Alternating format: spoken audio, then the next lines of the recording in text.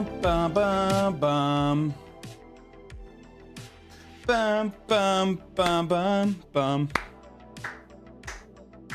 Beam ba da bum bum bum dum bum.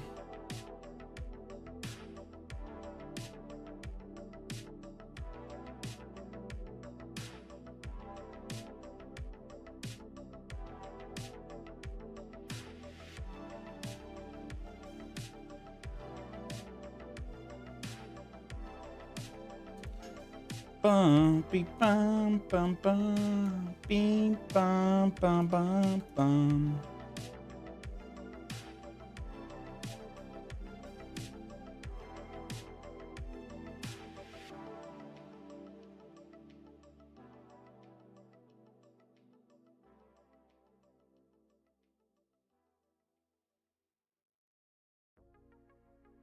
Okay. What's going on? Welcome in, guys. Welcome in. Welcome in. How you doing? Happy Friday. End of the week, huh? Welcome back.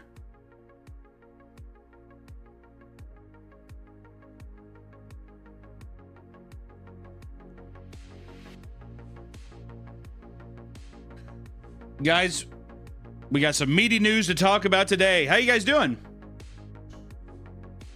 I won $8,000 at the casino. Here's your cut. Oh, 8,000. Go get yourself a nice used Dodge Caliber. Would you ever do live shows for your music? Hell no. Pop Meat, love to see you. How you doing? How you guys doing, man?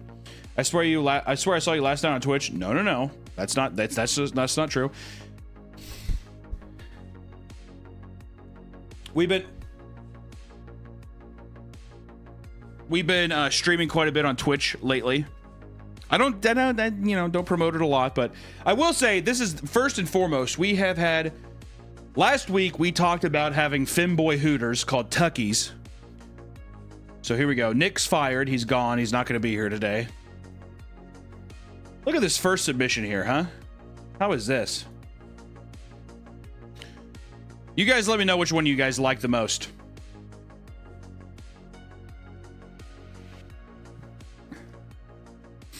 We got our first Tuckies, Wings and Thingies.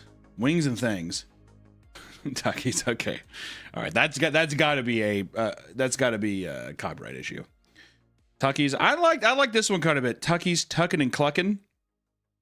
It's pretty good. It's not bad.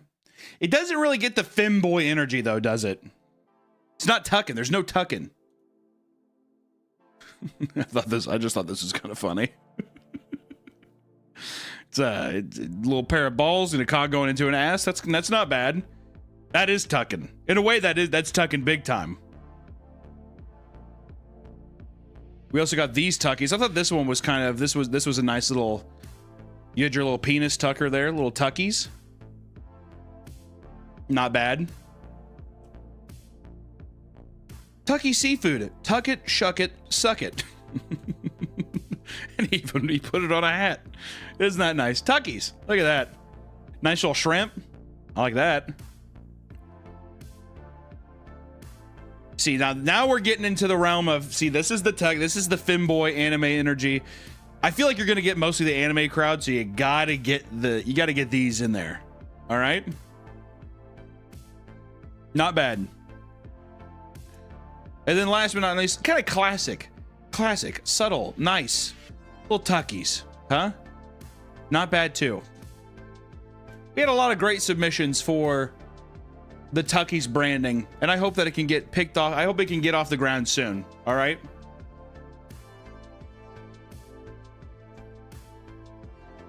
Chappie, thank you for joining the Meat family. Appreciate you. Please me, I'm a femboy. You know, here's the thing. I see a lot of people's obsession with the femboy thing. I don't understand. Is the idea of a femboy, is it just to dress like a woman or just dress feminine-like? My old bones, I feel like I don't know. I feel like I don't know. Wish I knew.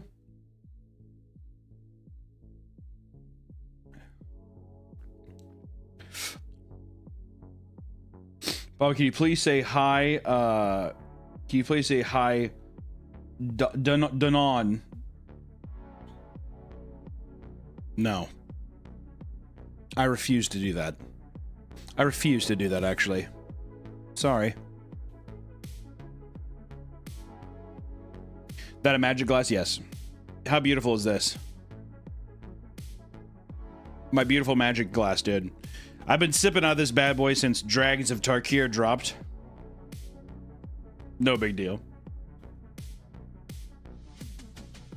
Do you live in your studio? Pretty much. Is the cavity in Margaret toy big enough to fit a fleshlight inside? Asking for me. Well, I like how forward you were. No, I mean, not really. Well, I don't know if you have a chode, maybe. This is how wide she is. She does have. You can put this in. You could maybe put a fleshlight in there because her little grill is also. You can take that out. So you know. But she's very handsome, and you see her butt crack in it, which is very nice.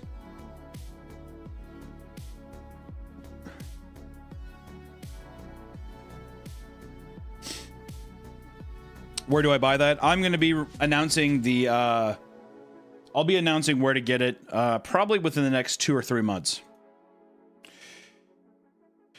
And for the kids, Tucky Teases. Okay, we can't make a femboy restaurant called Tucky Teases. Sorry.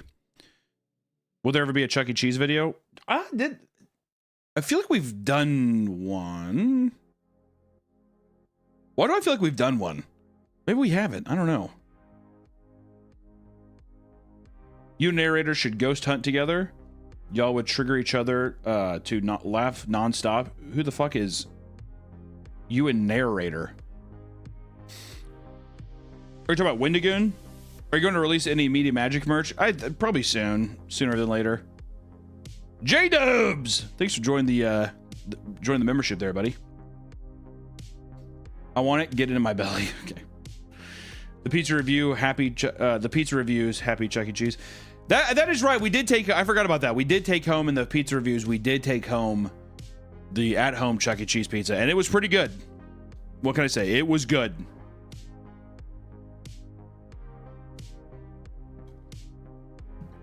Did you actually fire Nick? Yes, I had to. There was simply no way he could continue working here. Margaret's true feminine beauty. Oh, that's true. 200 smackaroos, my God, from Zero, who says, "Hey mate, hey meat man, just wanted to say thank you for making content. Few can recreate joy you give. Here's Juan, hell of a dono." I appreciate you, bro. Thank you. That's very kind of you, dude. Thank you so much. I appreciate you. What did he do? What didn't he do, dude? Right? What hasn't he done and said in the last fucking 4 streams? Right? He had to be gone. I killed him. He's dead. I strangled him to death. You know, I would say I feel bad about it, but I don't know if I ever do. Hey, Vamp, how you doing, man? Ever since I left the city, you got a reputation for yourself, nah. Loading error. Thank you for joining the Meat Canyon channel, the membership. Appreciate you. Did Nick get kidnapped by his friends? No, I strangled him to death. I strangled him to death. I want to take you away from all this. Please do.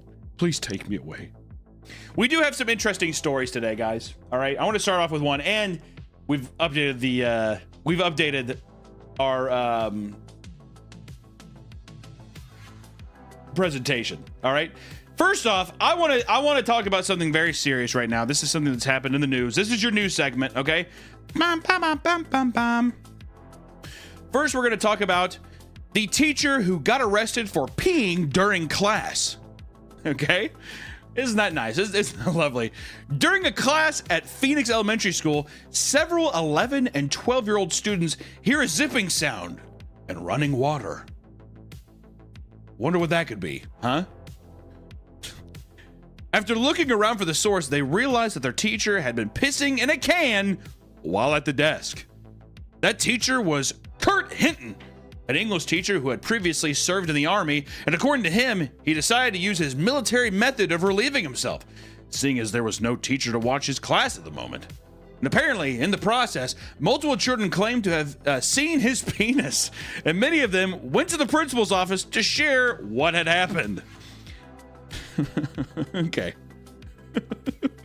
Yo, I don't I don't think the Marines are like, hey, Semper Fi, if you gotta take a piss and kids are around and you gotta watch them, you just gotta piss in a can right in front of them. Sorry, it is what it is.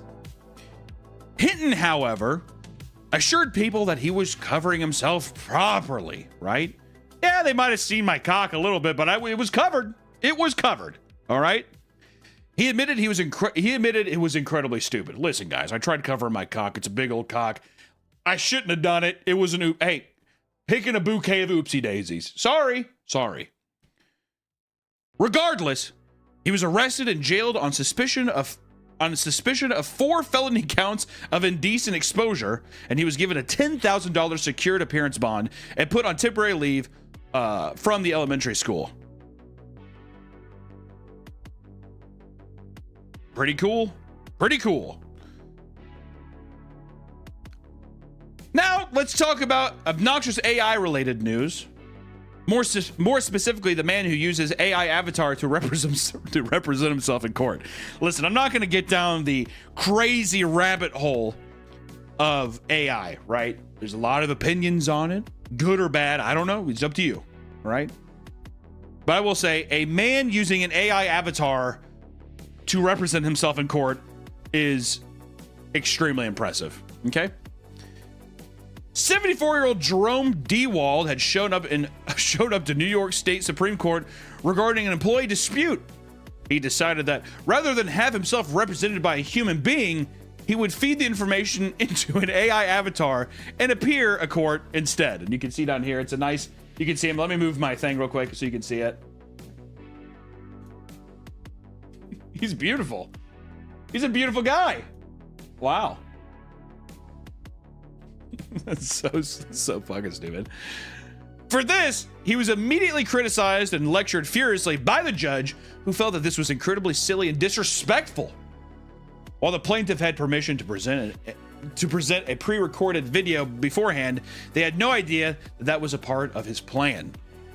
After being yelled at for quite some time, he was forced to shut it off and represent himself. And apparently, he wanted to do this because he often mumbles and mixes up his words when he speaks.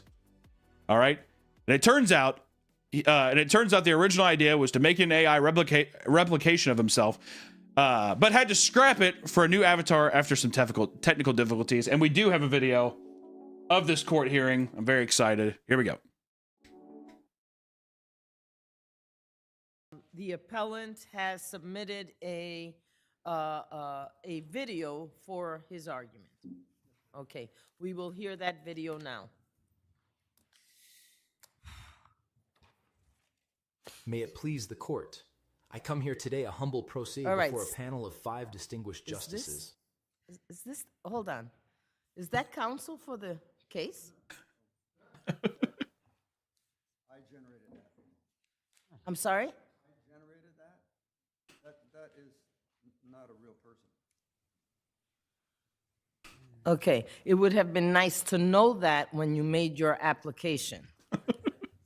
You did not tell me that, sir. I received the application. And you have appeared before this court and been able to testify verbally in the past. You have gone to my clerk's office and held verbal conversations with our staff for over 30 minutes. Okay? I don't appreciate being misled. So either you are suffering from an ailment that prevents you from being able to articulate, or you don't. You are not going to use this courtroom as a launch for your business, sir. So if you are able to shut that off. I love him sitting there doing this.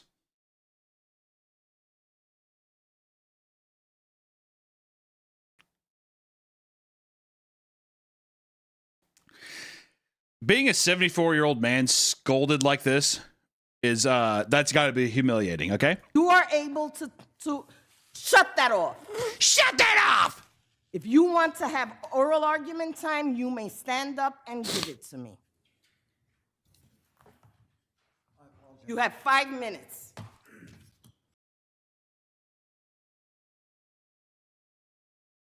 You know what? Ladies and gentlemen, he messed with the bull and he got the horns. Dare I say, he got the horns. Now let's get away from the goofy stories and talk about something a little more insane. All right? The Like this. Teens that try to kill their mother over disabled Wi-Fi. Ladies and gentlemen, where are we at? Huh? Teens try to kill their mom.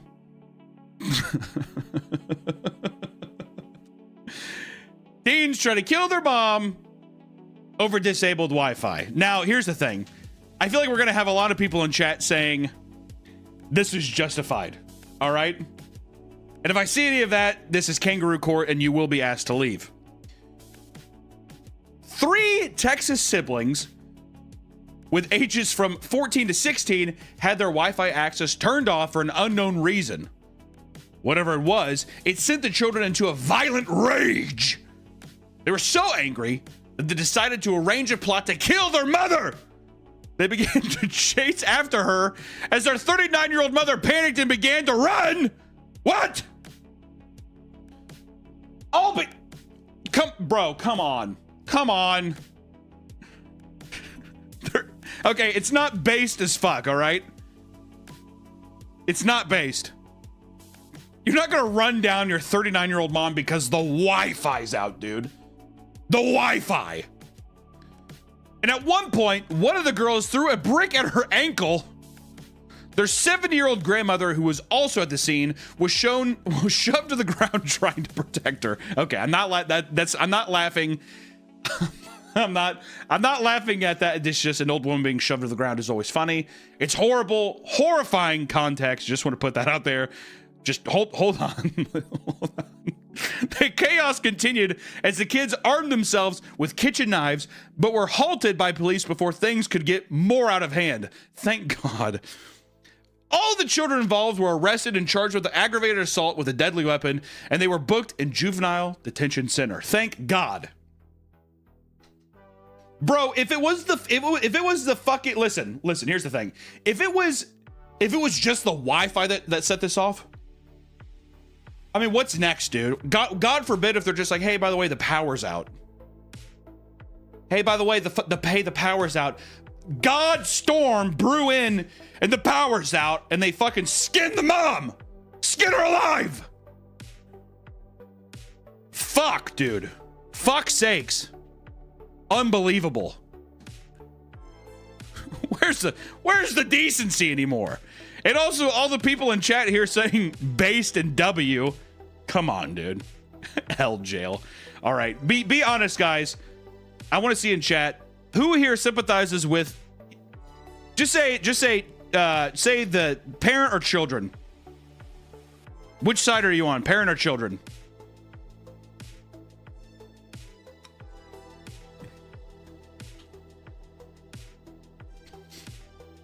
All right, good.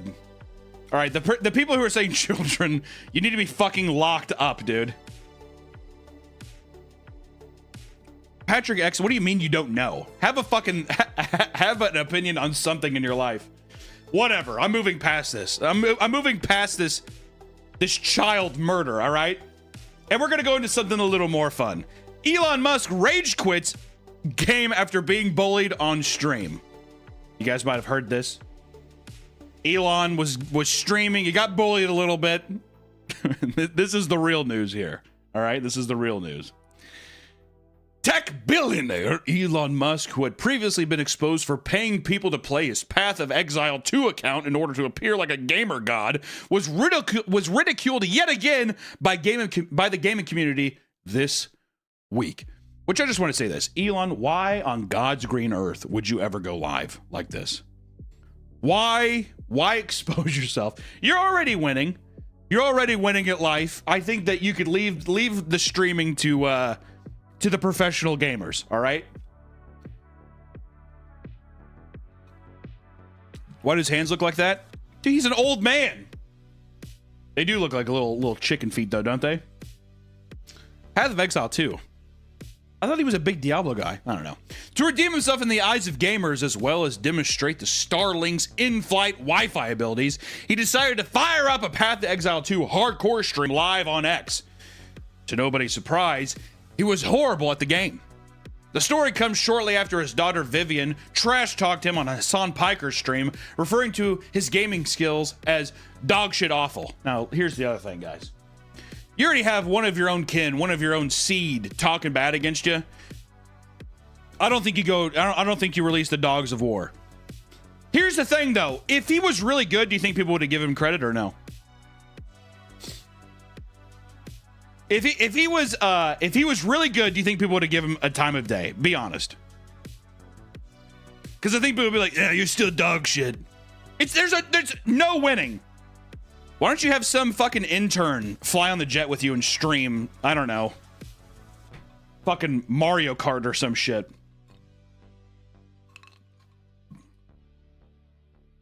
Not only was the gameplay bad, ladies and gentlemen, not only was the gameplay bad, but people began aggressively trolling him and sending personal attacks. Some of the messages included, and I quote, these are quotes, "You ruined the country just like you ruined all your marriages." Elon, it's me, Ashy St. Clair. I have no other means of contacting you, so I bought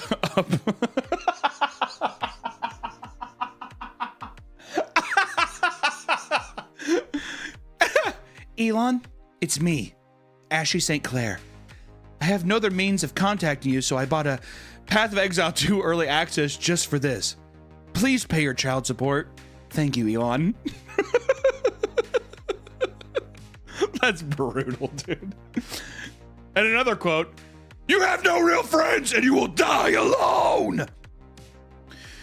And of course, an account named Elon is a pedophile simply stated, "Die, die, die." And we do have a nice little video to follow this. We have a nice little video here. Roll the clip.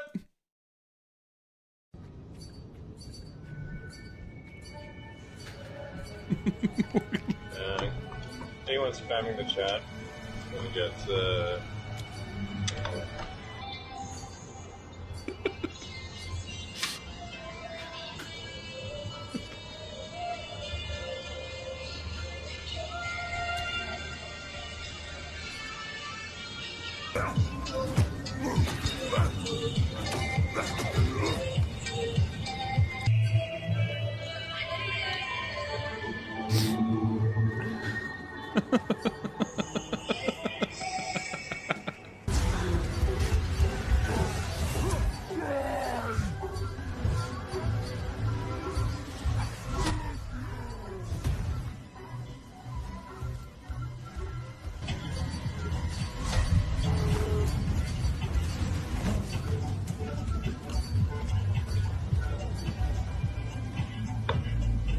lost connection.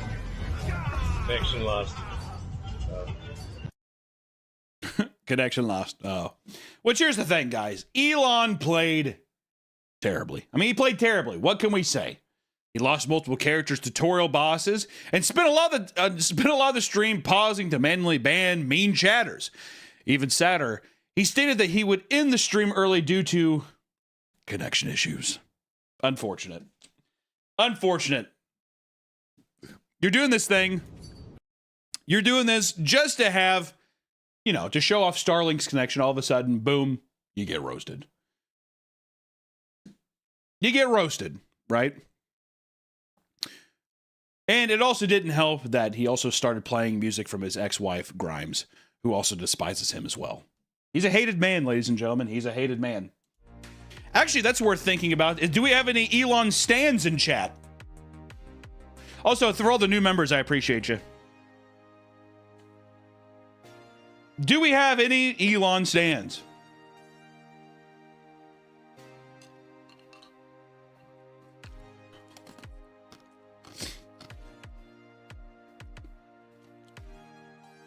All right, looks like I was just gauge the room. You can be an Elon stan if you want to. I don't give a shit.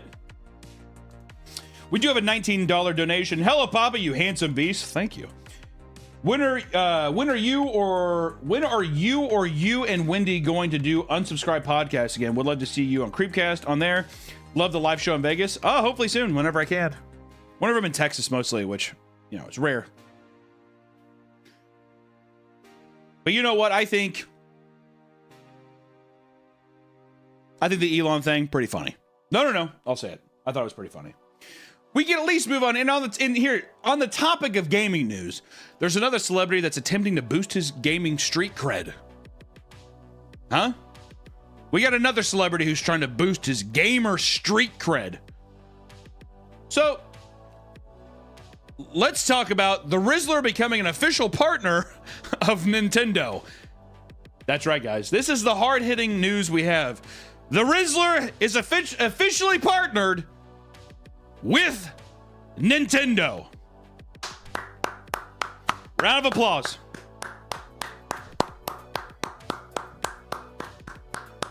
If there's one meme child, the Rizzler is by far the best. We got to pay respect here, guys. Clap it up. Very, very nice. And for you who don't know the Rizzler, famous for the viral Costco Guys TikTok series, has become an internet sensation. And because of this, it appears that Nintendo wants to enlist him as an official Nintendo partner. Which I just want to say this, regardless of what you think of all this stuff, a kid becoming a Nintendo partner is huge. That's fucking awesome. Serious congrats there, that's sick. This basically means that Nintendo will pay the Rizzler to make content promoting the Nintendo brand. Just recently, he posted a sponsored video hyping up Donkey Kong Country. And don't worry, guys, we do have this nice little promo. This video is sponsored by Nintendo. Dude, what are you playing right now? Oh, I'm playing Donkey Kong Country Returns. This video is sponsored by Nintendo. This video is sponsored by Nintendo. This video is sponsored by Nintendo. Almost sounds like this. Who's the celebrity that sounds like this? This video is sponsored by Nintendo. This video is sponsored by Nintendo. Dude, what are you playing right now? Oh, I'm playing Donkey Kong Country Returns HD. What? It's for the Nintendo Switch? Yeah, it's Sick. so fun. We gotta help Donkey Kong and Diddy Kong recover their precious banana hoard. Does the Rizzler have a drinking problem? Are we asking the right questions? Does the Rizzler have a drinking problem? From the villainous Tiki Tak tribe. Tiki Tak tribe? Yeah. Sounds dangerous, dude. The dad, how do we know that there isn't a clone of the Rizzler recording this? Because they sound literally the exact same. I wish I had another player I can play with, though. Wait, don't they have co-op? They do? Yeah. Oh, yeah, they I do. can play with you. What the? Daddy, did you know that there's 80 dynamic platforming levels? It's Goddamn, dude. Goddamn, Nintendo, just let him fucking play and do the face. Holy hell, they got him reading scripts for days. Goddamn. Those Japanese son of a bitches are just like, you have to read this word for word, okay? Also making him say HD in the title? Fuck. full of secrets, surprises, and banana galore. Secret. All right, I'll say it right now. The banana galore line, that was heat. The banana galore line was actually heat. I'll say it. Surprises. And bananas galore! Oh wow, it's an HD. All right, immediately ruined. All right, never mind. That it was immediately ruined right there. I've been saying this thing on my Twitch stream, been saying Goonies never die, but this sounds just like it. Surprises. And bananas galore! There was some anguish in that there was some anguish in that part of the and bananas galore. And Bananas galore. galore! Got a little heat behind it. Listen. Some people feel that it's incredibly cringe and strange to have the Rizzler doing ad spots at his young age. Either way, it's just another reason why the Rizzler is making an absolute fortune off his internet fame. And I say, Rizzler, I tip my cap to you. I tip my cap to the Rizzler. I think he's a good man. No. I'll say it. I think he's a good man. Bananas galore! But on the topic of viral internet celebrities, we could talk about the fucking Hawk Tuah girl This going video's- to Hollywood. Huh? Ho! Hawk Tuah goes Hollywood doing her thing with Glenn Powell. Huh? You guys like that? Anybody else want to put a fucking gun in their mouth and want to kill themselves? It's awesome. Haley Welsh, renowned penis spitter and crypto scammer, will be making a cameo appearance on Chad Powers, an upcoming Hulu sports comedy series by Glenn Powell. Awesome. Awesome. I have a shotgun in my closet and I can't wait to taste what the steel. I can't wait to taste what the steel tastes like. Can't wait to feel that steel in my mouth. God, who gives a shit? I don't even give a fuck. This pisses me off, dude. Fuck this. I want to talk about a different thing. Let's talk about, you know what? Fuck that. I'm not reading this bullshit. I'm not reading this one. Fuck it. We're going to talk about Vitaly and his prison sentence in the Philippines. Now we're back on track. See, now this is where we get back on track here. That's right. Vitaly and his prison sentence in the Philippines, guys. All right. Which Vitaly is the Russian YouTuber. We know him for beating up pedophiles and stuff. Vitaly is a Russian YouTuber who has been widely hated for quite some time now. All right. He's a very controversial figure on the platform. You know, I say hated people hate him. I don't know what to say. He's been around for over a decade, typically in the form of pranking people and downright harassing them, all right? He has lost his relevance for a long time after going on a drug-fueled rampage that led to innocent jogger being severely beaten. Don't want to forget about that. Kind of like when Mark Wahlberg beat that Vietnamese guy to blind. Remember that? Remember, you guys remember when Mark Wahlberg blinded that Vietnamese guy? Just want to give that time to sit for a second. Over time, he was able to revive his career using sites like Kick, where he streamed himself harassing people and just generally being a nuisance. He even participated in the pedophile hunter trend, which seemed to be incredibly staged and played up for clicks, obviously, right? Vitaly's most recent stunts include terrorizing people in the Philippines, and you'll notice that most of its humor is still on par with a middle schooler's, all right? Let's take a look at that. Let's take a look at that. Sir, I have a question. I have a very important question for you. Can I shove this up your booty? What? Is that Woo! Oh, yeah! Banana galore! Banana galore! okay or no? Okay. Hulihin mo, kuya. Hulihin mo. Hulihin mo yan. Vitaly, this is He's not chasing hilarious. me. I know. Boss, I want you to chase me. Can I have a hug? You mad at me? Okay. Look at that ass. This is awesome. I love this. Dude, you guys stoked on this? This is so funny. I love it. It's like a Papa Meat video. Some of his antics are much more obnoxious, like trying to kiss security guards and grab their firearms. And after his video became viral online, people began treating him similar to Johnny Somali, essentially pushing the idea that anyone who sees him in public should teach him a lesson, right? He was eventually arrested, partly for attempted theft, and according to Interior Secretary Jonvik Roman, quote, "We will not deport him. He will be held accountable under law here in the Philippines." Nice. You know what? Keep him in the Philippines. We like that. Reportedly, he may face up to 24 years in prison.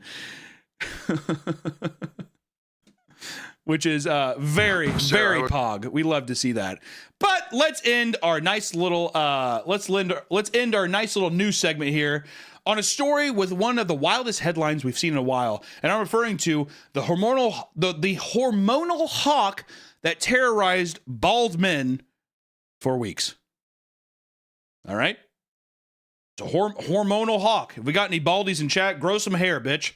The balding population of a small English village was under attack by what seems to be a hormonal hawk. It's not clear why his targets consisted of mainly bald people, but it had become a serious threat. People would be going about their day when they were suddenly dive bombed by the hawk. Their heads would be clawed up to the point where one man had to be hospitalized. In another case, a 75-year-old man named Jim Hewitt was left covered in blood. The poor man was already on blood thinners. Huh. Oh, Jim. Oh, goddamn. He's already on blood thinners, and he was forced to wear a bike helmet outside of his house for fear of a second attack. And this wasn't just a few unfortunate incidents. Around 50 people have been attacked by the unhinged hormonal bird. The bird itself had some sort of flare-up in the middle of a breeding season. Hey, listen. Hey, I get it, all right? And for some reason, this turned his anger onto people of this small village. He was pissed off for some reason. He fucking put all of his angst and hostility into the village. Eventually, it was lured into someone's shed and captured in a cage before being taken away. And that's what I have for you on Meaty News today. Pretty nice. You know, we're getting into this little slideshow format deal. Now we can chat and hang out, but I think that we're going to try to keep this going and keep it longer and stuff. I think it's going to be fun. I was stoked. I think that went nice.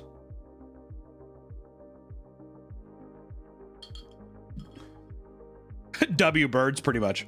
My husband is a baldy and I'm hormonal hawk, sadly. No. You know, I guess you have to take a kitchen knife and stab it into your husband's skull. I'm not the person who makes the rules. What are you drinking? Cherry Pepsi. Cherry Pepsi Zero. What the fuck is this? Pepsi. Wild cherry, 0 sugar. There may or may not be a splash of Jack Daniels in there. Or several splashes. Do I like salad? Listen, if that's a fat comment, my giant ape-like tits will tell you that I love salad. I eat it all the time. I love it. I'm a big fat fatty. There it is. Boom, boom, boom, boom. Wendigoon, can you explain the title? Listen, sweetheart. At the beginning of the stream, we had a nice little rebranding here. Last week, for people who missed the beginning of the stream, we had a Hooters Femboy idea called Tuckies, and we had a bunch of people submit in branding, and it was very nice. All right? It was very, very nice. Also, Isaiah. Let me see if he's around. I'm going to try cutting him a call. Let's see if he answers. Let's see if he answers. Hello? Yeah. Hello? Hello. What are you trying to do? Sabotage my live stream like this, dude? I'm completely naked in the shower right now. Okay, that feels. Can you explain just what came over you to think of a Femboy themed restaurant and call it Tuckies? It's pretty good. Listen, dude. Just because I'm entrepreneurial brain doesn't mean that I should be fucking punished for it. All right. Tuckies. Yeah, Tuckies, because you tuck your cock. I should be able to call someone over that. I don't know if it's Adult Protective Services or the police. You should. What. You should fucking call. You should call. Who's that rich guy? Who's the rich guy at the stock market stuff? Warren Buffett. Call Warren Buffett and tell him I got the next fucking thing. I got the next big thing. Because here's the thing with Tuckies. You get the hot wings. It's pretty much just like Hooters. You tuck that. You have people, and let me tell you, these femboys, from what I've seen online, let me tell you, they got big old dicks. So then you tuck them, and then it looks like a goddamn goat's brain peeping out the other side. Not a bad idea. Pretty good. You just want to see boys with their tucks going on? Is that what this is about? No. I want to see green, baby. I want to see green. Dollar bills. You're just a marketeer. You're just a man of business in the midst of this. You're just willing to exploit these vulnerable young men. for your it's not exploitation. It's them getting paid too, dude. It's a full, hey, everyone eats is what I like to say. Hey, get your spit bibs and fucking and sit up at the table because it's dinner time. Everybody's eating. All right. Did you tell them about the 8-hour Creepcast we recorded that will probably never see the light of day? No. We don't need to talk about that because if that doesn't happen, then we're gonna look like fools. Okay. It's 8 hours. Yeah, that's what makes us look like fools. Nothing else. Yeah, nothing else with it. All right, I'll let you stay naked and take a shower. Bye. All right, thanks, baby girl. Always trying to sabotage my beautiful streams. Always trying to sabotage things, dude. Yeah, we recorded an 8-hour episode, and it might not ever be able to be seen. So I'm supposed to tell you. All right. We got a couple of donations here. Life on the verge of collapse right now, so finding someone to provide some light in my life is good. Thanks for the laughs. Logan, you should get help, is what I would say. Coming to an obese streamer and thinking I'm light. I'm not light. I'm hell. Run away from me. Get a hobby. I've always wondered if you were a fan of the movie Street Trash. Love that I caught you live. I do like Street Trash quite a bit. It's very beautiful. It's a good film. Didn't really care for the remake. Doesn't matter though. But I do love the neon colors they used for all the slime in Street Trash. Really appreciated that.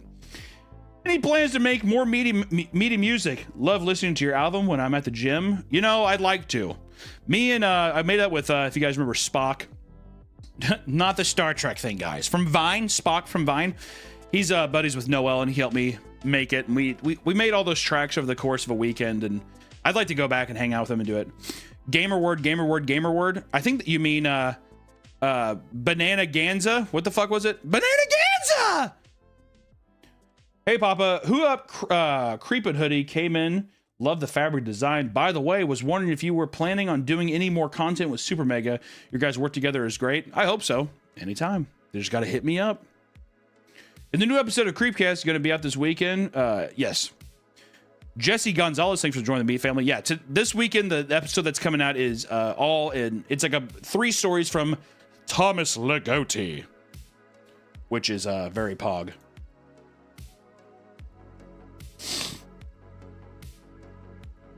Let me call. Hold on a second. Let me see this.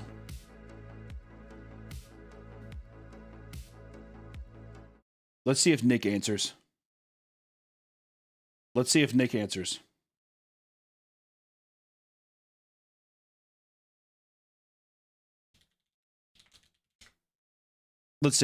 I'm just going through all my Rolodex of contacts right now. I think Nick's still upset that he got fired. He hasn't been answering my calls lately. Oh. Hello? Hey, Nick. How you doing?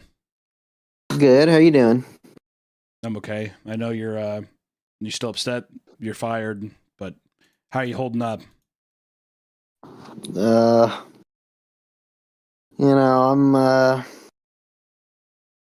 hanging in there, but yeah. I know you're back home this weekend trying to figure things out. I'm just here with the chat because I know that you really like doing the Friday streams with us. Is there anything, I don't know, you want to say to them this last time? Help me. I need help. Okay. All right. I'm not going to take any of that. I'm not going to take any of that first off. All right. 50 gifted memberships. My God, to from Cyber Orthos. Thank you for the 50, dude. That's fucking crazy. Thank you so much. Where's Big John? Big Jacob's upstairs. He's working. Maybe having a seizure. I'm not sure. Please, that Creepcast. I need it. I'm paying good money. Damn it. I don't know. You know what? Now that people want it, I don't want to give it out. All right.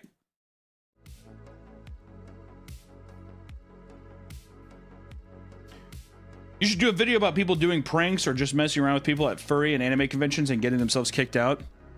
Is there enough to talk about there? I've been wanting. So we're sponsored by Bad Dragon, who is obviously very pro furry and that kind of stuff. They've invited us out to what the fuck is it? It's like some huge furry convention in Chicago. and we've thought about going. We've thought about going several times, but it's just never. It's never. I don't know. Not panned out, but like, just like schedule conflicts, I guess. Vlog it. See, we might. I don't know. Kenio, I'm gonna bust once for my dad watching live. Hey, Dad, you should fucking slap the shit out of your kid. He's a nuisance. All right. I know he's our little comedian, but slap him. Hey, Papa, please can continue to rock a love series. Me and my husband absolutely loved it. So funny, we keep quoting it. I think we will. I love Henry and Big John. I think it's Harry and Big Jacob. That's Henry and Big John. Laughing cry emoji. Yo, Papa, why can't we get that 8-hour Creepcast? I love. I can't say publicly why we can't, but it's complicated. Any plans for cast music videos? Probably not. No. What's your P.O. box? Live near a huge motorcycle rally and could probably find some vintage Harley tees. Oh, baby. If you go on my Instagram, underneath my profile picture, there's like a little fucking, I don't know if they're like saved stories or something, but my P.O. box is there. I don't have it memorized. I don't know why. What's your favorite Creepcast story? Probably Pen Pal. I love Pen Pal, man. Wonder if I could shave my bum and have a hormonal hawk attack it. I need some excitement in life. It would be pretty crazy to have a hawk dive into your asshole. That'd be pretty fun. You and Nick could be a furry couple. Okay. Yo, Papa, what's your thoughts on the new Magic set? I love it. And you think it will do... what do you think it will do to the meta and standard? I don't know yet. I'm not sure. I haven't really kept up with the standard meta at all. I'm hoping it gives some diversification. There's a lot of good cards in it, so we'll see. Molden Mini, thank you for the little cute little sticker there. Is the Tucky's brand comp over? No. If you have Tucky's branding to share, I say you get out there and you share it. Is what I say. Don't be afraid. Don't be afraid.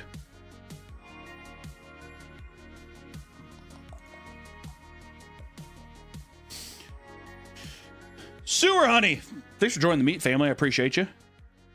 Hey, but have you played No, I'm Not Human? Seems like a horror game you'd like. No, there's that one. There's another one too. Let me see. I had it on my phone saved. Let me see here. There's another horror game I was thinking about playing on. Let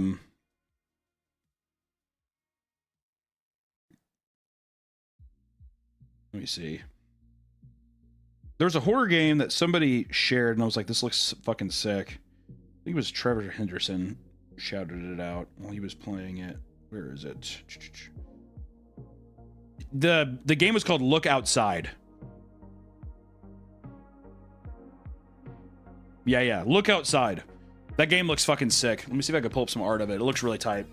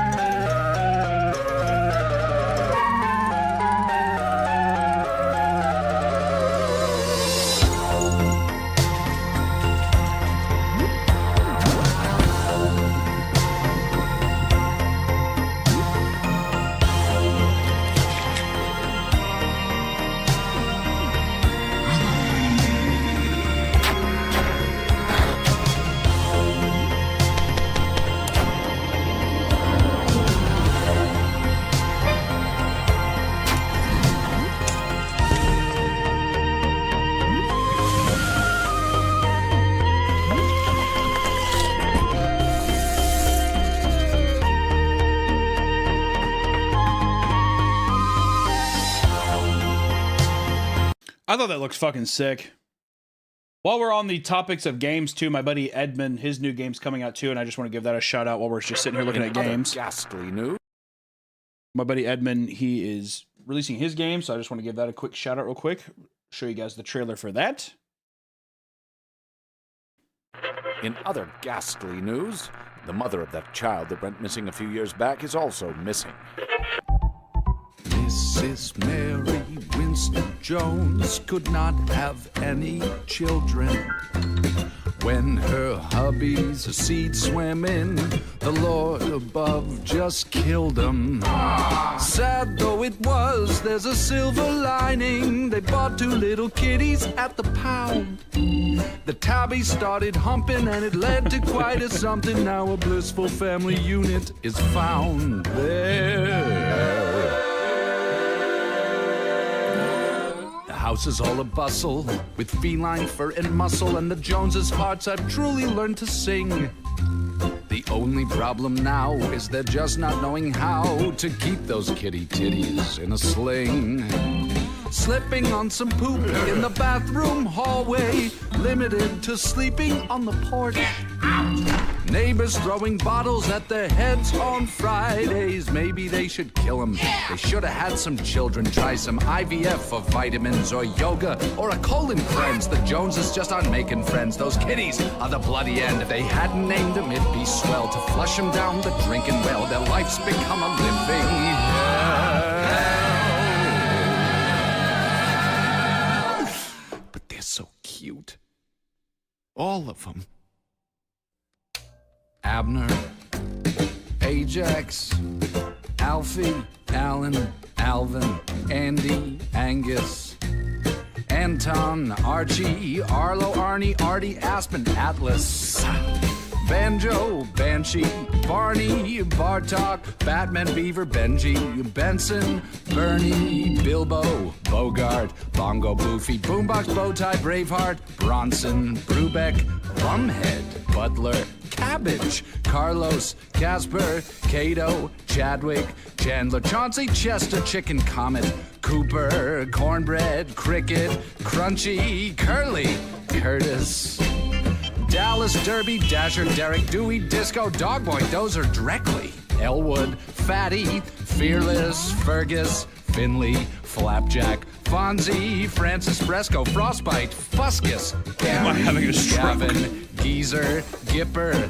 Gizmo, Gobble, Grimble, Guido, Gumby, Gustav, Haddock, Harold, Harvey, Hedwig, Herbie, Hobson, Hopscotch, Ian, Igor, Ivan, Jasper, Jelly, Jesus, Jimbo, Jojo, Jordat, That's a lot of fucking Jumpy, cats, goddamn. Kirby, Larry, Lennox, Lewis, Liam, Linus, Magnus, Mandrake, Marvin, Maynard, Mickey, Monkey, Moses, Mustache, Nobby, Nomad, Norman, Novak, Nugget, Outlaw, Pablo, Papa, Pedro, Peppers, Pippin, Playboy, Quimby, Raffles, Rampage, Reggie, Ringo, Rolex, Sanchez, Sandstorm, Scooby, Skillet, Slapshot, Sacco, Sooty, Sultan, Swayze, Taboo, Tarzan, Tito, Toaster. I still love these like flash sprites things. I think they look so sick. Tofu, Toothless, Vespa, Victor Webster, Whammo, Woody Wrangler, Yoda, Ziggy. That looks tight. Mary Winston Jones could not have any children. When her puppy seed swam in, the Lord above just killed them. Eugenics. I think he's been working on that a long time. So if you guys like Edmund's stuff, then you should check it out. It's on wishlist right now on Steam. On Steam. On Steam. Check it out on Steam.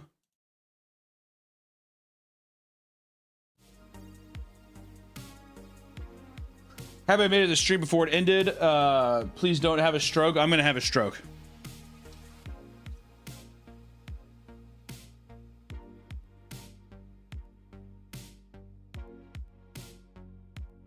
L game. You guys haven't played it.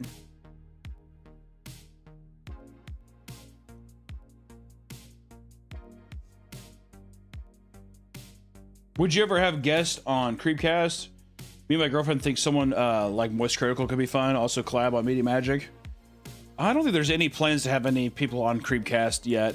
It's kind of hard because we have the dynamic is Isaiah reads the thing, I joke and do the voices, whatever, and then it's just kind of our dynamic. I feel like it'd be kind of weird if you had a third wheel there to where it's like, what do they do, you know?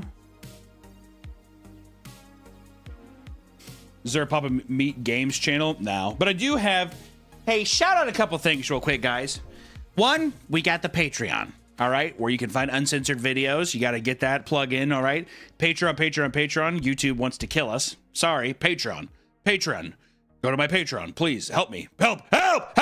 And then also I stream quite a bit on twitch.tv/meatcanyon. If you like watch me play games, which I only play like 3, and then usually I draw and I do that kind of stuff. Very you know, the Twitch thing, not going to say it's good. All right, it's there. I'm there. I'm live if you want it, but just saying. It's not. You're not going to get revolutionary gameplay.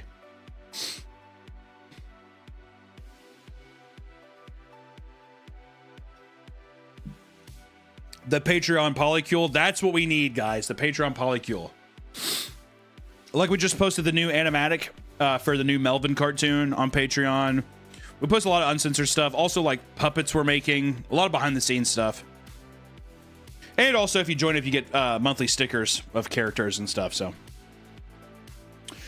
What's your favorite game?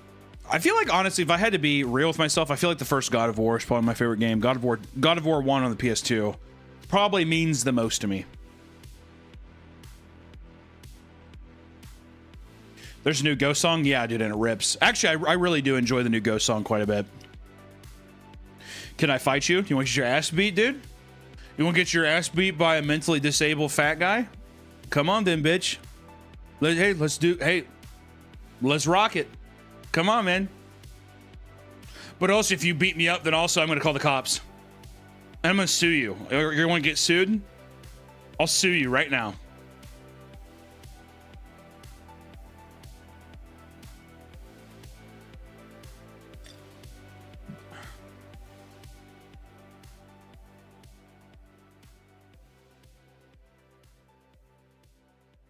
Can I goon to you? Why even put that into the aether? Why?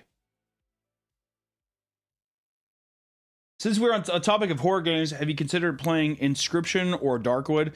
I feel like I've seen both of them and I haven't played. Those are the kind of games, I feel like Inscription and Darkwood, those are the kind of games where I feel like I just want to watch somebody play it. That's the big thing. Like when the new Resident Evil 4 remake came out, whatever, we all hung out, but Nick just played it and I watched him, and I had a better time doing that than actually playing it, because I'm so fucking bad.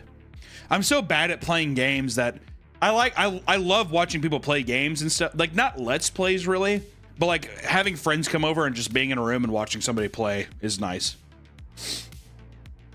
How are the donkeys doing? Oh, dude, so good. So good. And we've gotten some rain in too, so our pond is kind of full, so they keep going down there and like putting their like legs in. It's been really cute. Just join the stream. Why you look like you can control fire? Please don't. Please, God, please don't. Not you two. Inscription's a card game, though. Yeah, but still, it's not necessarily that it's just a horror game. I just mean, it's one of those games I feel like I still would just like watching somebody else play it. Cut gaming. That's right. You bet your bottom dollar.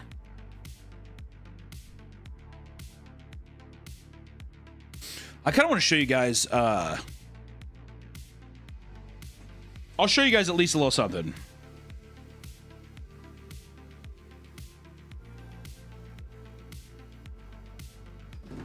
Let me see here. I'll show you guys one thing we're working on. A little sneak peek on something we have here. See if I can open it up. It's something that we got some prosthetics being made for, whenever I do a public event, like I'm going to MagicCon this year, so I'll be wearing these there. But then also anytime you see my legs in videos, you'll see this, and it's going to be pretty fun. I'm stoked. One second. Got to open it up.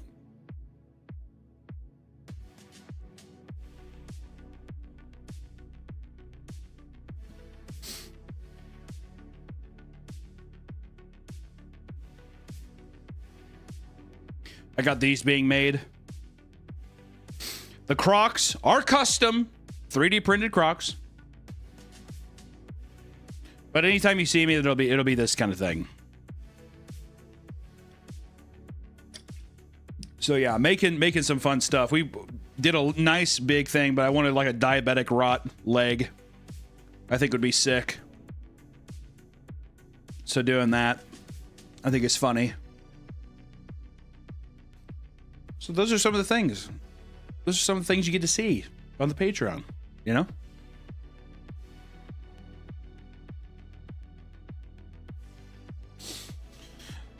Real life casting. Okay, no. My leg is much my leg is much slender and much cuter than that. Okay? Just want to say that first off, all right?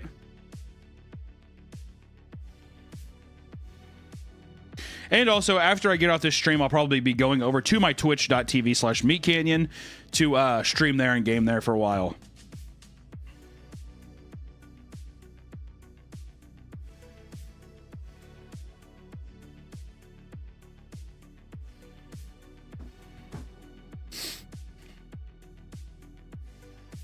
Almost looks like Boogie's leg. Boogie 2988's leg. Boogie 2988's leg. Also, we posted a cube draft today on Meaty Magic. Pretty stoked on that. Trying to get people out of the commander sphere. Let them know there's other stuff to play, dude. Cube is my favorite.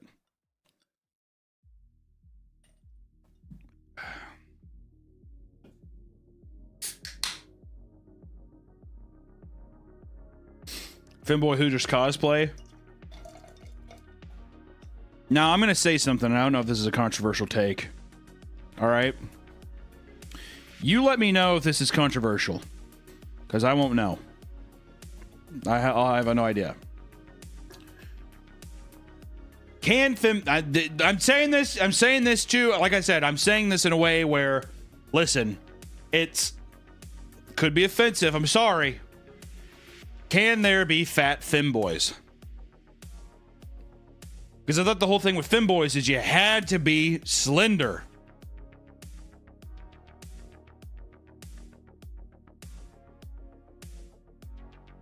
All right, I'm saying literally no's and yes.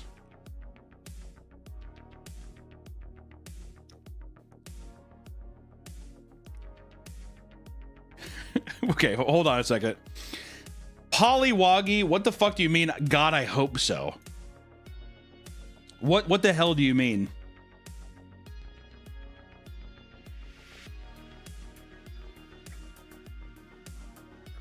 Poll? Actually, yeah, if we can get a poll going, that'd be good.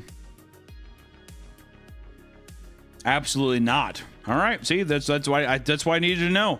I had no idea. All right, Vamp, you goofed up there, and everyone saw it. You're a silly goose. It's a legitimate question.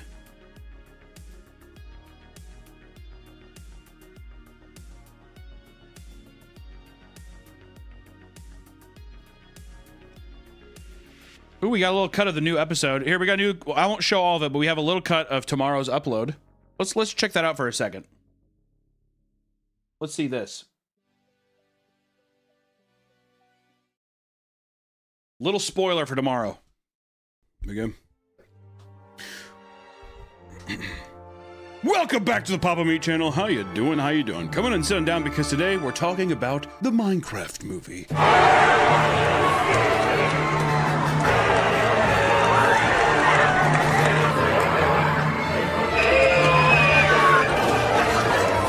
Let me just say, we're talking about, I think, the theater experience again. We did go and see the Minecraft movie. I didn't think it was, I liked it more than the Super Mario Brothers movie. I liked it more than the FNAF movie. Even more controversial take. If anybody goes into the Minecraft movie and they're like, I like FNAF better. Well, I guess both fan bases are autistic, but... Well, we're not critiquing that. Really, we went into it because it was the same thing as when we went into the Wicked movie, right? We went in because what we found was people going hog wild, right? We mostly went and saw to see if there'd be anybody singing in the theater, which there was, thankfully. And this time, instead of gay people singing Defying Gravity, you have a bunch of teenagers screaming, hooping, and hollering, and throwing popcorn. Ladies and gentlemen, What are we in? This is the state of movie theaters right now. This is also advocates who push for just, I'm going to watch it at home, right? Which is unfortunate because I do think the movie theater is a special place. And this pains me, Nick. I'm pained. My feeble little heart can't take it. Similar to like the Eras tour too, with Taylor Swift, fans getting up and doing. Oh yeah, circles. the Eras tour. Well, there's a difference between. Well, here I'm not gonna blame the fucking Swifties for that. All right, I want to, but the Eras tour. Look, the only people I blame at the Eras tour is like the girl who's sitting outside the stadium and she starts crying when she hears the song. Ah! It was the song that saved my life. Ah! Well, I'm talking about when they were playing the theater. The theaters, yeah. Doing the cult mentality. Well, I mean, it's a concert thing. It's a difference at least, right? So today we're gonna talk about the absolute pandemonium that's the Minecraft movie. From trashing theaters to body slamming theater staff. Let's Minecraft. To better understand how we got here, we have to go back to the beginning. When the trailer of the Minecraft movie dropped in late 2024, people were immediately taken back by how bizarre it looked, right? Remember people being like, what the fuck does that sheep look like, dude? Why does a sheep look like that? And you're like, it's Cube. It's Minecraft. Not a big deal. Which, once again, we saw the movie. Thought they did the zombies and pigs pretty good. No. I'll say it. Villagers. Love the villagers. The only reason I'd go back is for the villagers. I'd watch that every day of the week. People were already prepped for just. All right, that's it. That's all you get. You're cut off! You're cut off! Rock of Love 2. It's coming. It takes time. It's so long. It takes so much. Also, we were trying to do a video ranking every Adam Sandler movie. Bruh. All the movies that he wrote and produced. Not like, we're not going to watch Uncut Gems and Punch Drunk Love and all that, the good shit. I'm talking about the Happy Madison produced ones, all right? Do you realize how long that would take? I mean, it would legitimately take, I think it's going to take, it's like 28 hours of view time.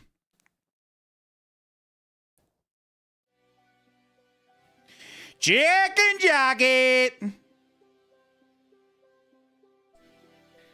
8 Crazy Nights. No, not the animated stuff. Even though I do love 8 Crazy Nights so much. Why did you fall? Right? My favorite part of 8 Crazy Nights is that part whenever Whitey's trying to leave. And he's like, you got these sand or rocks back there. I need to get some traction. God, these sand or rocks back there. I love that.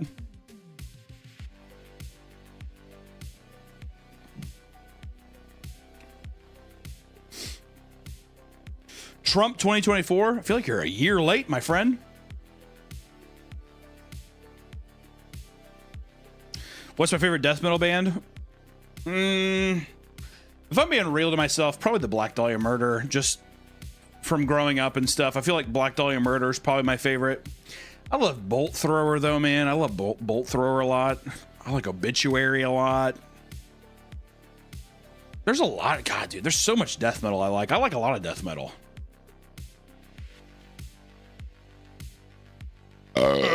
Mayhem, that's black metal, but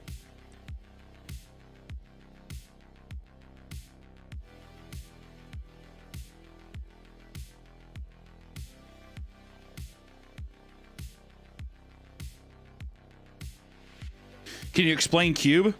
I think in the Cube episode, we talk about, like, if you want to play Cube with your friends. I will say, if you're trying to get into Magic and you have 4 buddies and you're like kind of on a limited budget, Cube is a great way to start. Cube is great.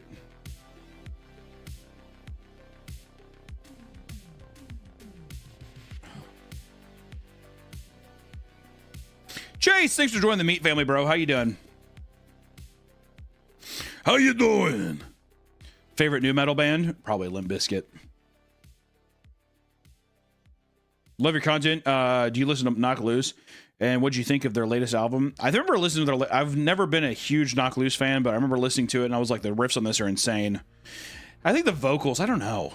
They're fine. It's just not my. It's not like something. I don't think I got into them at the right time. So it's one of those things where if I hear it, it's obviously like undeniable, like headbanging shit. But like, I don't know. You should do a review of all Howling movies. Oh, the Howling series.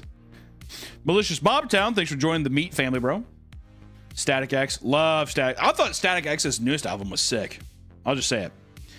Pumpkin, thanks for joining the Meat family. Just got out of work. Glad I could catch some of the stream. Hey, right on. Hormonal Hawk magic card. See, we need that. We need the Hormonal Hawk big time. Do You have a favorite Pantera album? Far Beyond Driven. Far Beyond Driven. Far Beyond Driven. Far Beyond Driven is my favorite by far. You should rank all the Wrong Turn movies. Dude, Wrong Turn 1 fucked me up so bad when I was younger. Oh my God.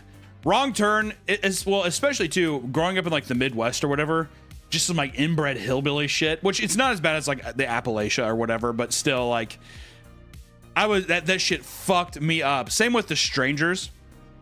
Dude, The Strangers, because I lived on this old farmhouse, or like I lived on this like tiny house on this farm, basically, out in the middle of the country, basically. And The Strangers scared me so bad. The idea that somebody could just show up and they're like, hey, we're just gonna fucking kill you. I was like, huh? No. Wrong Turn 5 is pretty great. I don't think I've seen any of the, are the sequels of Wrong Turn good or no? Thoughts on A Day to Remember's new album? I don't listen to that shit, dude.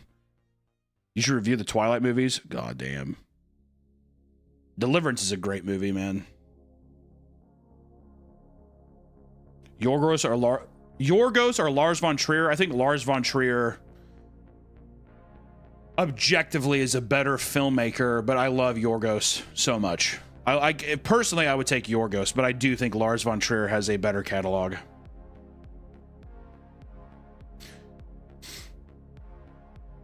Do you like playing with Pauper decks and Magic? My husband and I found a good way to utilize a lot of the common cards. Yeah, Pauper's great. Just got new precons for Magic. Excited to watch your cube draft.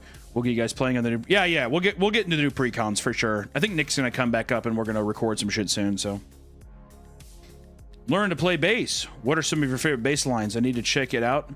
Anything Rush, dude. Anything fucking Geddy Lee straps down, dude.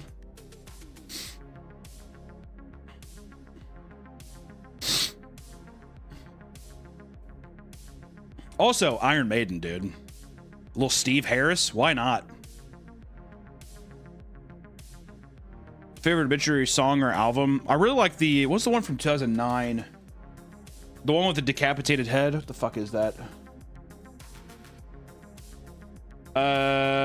Inked in Blood. Yeah, 2014. I thought Inked in Blood was sick. At least that's the one that I got in on.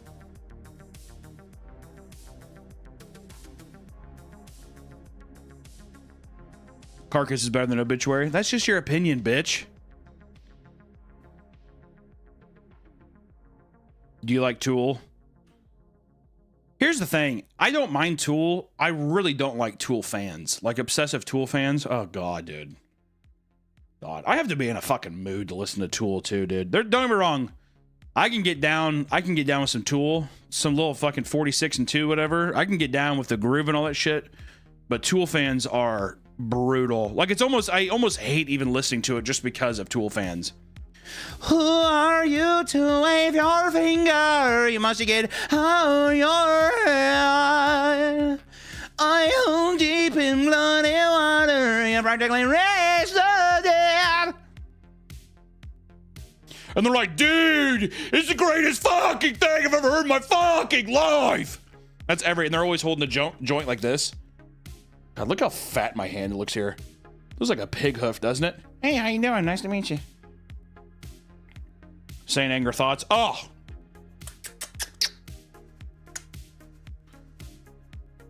Here's the thing, too. I'm not a rep. Don't listen to me, dude. I'm not a reputable person. I'd put on Saint Anger any day of the week. Any day of the week, I'd throw it on. There are some tasty riffs on that album, dude. Are you a fan of Chelsea Grin? I don't mind him. I don't think I've really heard much of their catalog. Favorite Lars movie? I mean, I think the Lars von Trier, my personal favorite, I think of the Lars von Trier catalog, I really like Nymphomaniac a lot. I thought that was a good one. That's probably my favorite. I've watched that one the most, but I think objectively, I mean, probably Antichrist is his best one.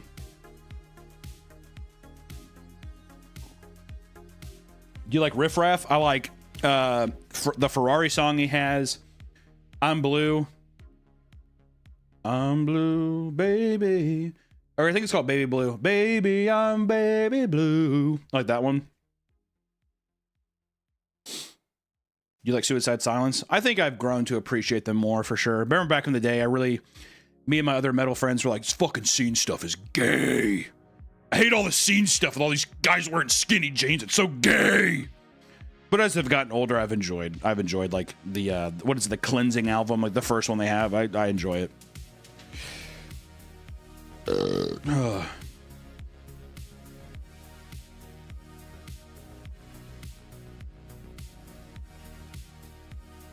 Peeling Flesh is dope.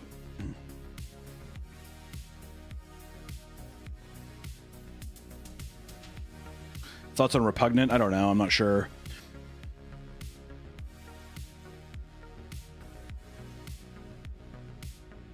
Stoked for Eggers Werewolf? Yeah, anything Eggers puts out, I'm gonna love. I hope he keeps going more. I really hope he doesn't keep doing just like Dracula Werewolf, because I know Nosferatu is his most successful film so far, but give me back to Lighthouse, dude. Give me back to The Witch, you know? Give me some weird shit, which also at the same time, I get it though. You have to make successful stuff in order to keep continuing for, you know, people to want to make your shit, so. Do you like Revocation? Yeah, dude. That Revocation song, I forgot what it is, but it starts with the banjo. It's so sick. The Ritual. I think that's probably Netflix's best horror movie. Does Netflix have any other good? I'm trying to think, like Netflix original horror films. That's got to be the best, right? I know Mike Flanagan does all the best horror series, like Haunting of Hill House and Midnight Mass, but The Rituals has got to be probably the best Netflix original. I'm trying to think. Yeah, Vampire is a very big adamant for reading the Ritual book. I actually need to read that, Vamp. Sex and the City is a good horror movie. It is. It is. It's a good horror series too.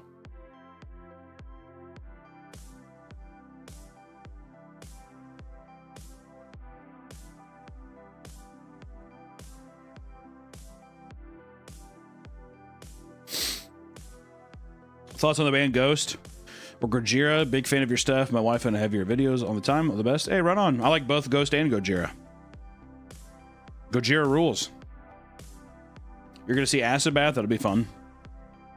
VHS movies are great. It's true. It's true. Ooh, Incantation is good too. I feel like I'd probably prefer Ritual over Incantation. Incantation is a solid fucking Netflix horror film, though. I do love Incantation. That's a fun one. I still think I'd lean into the Ritual.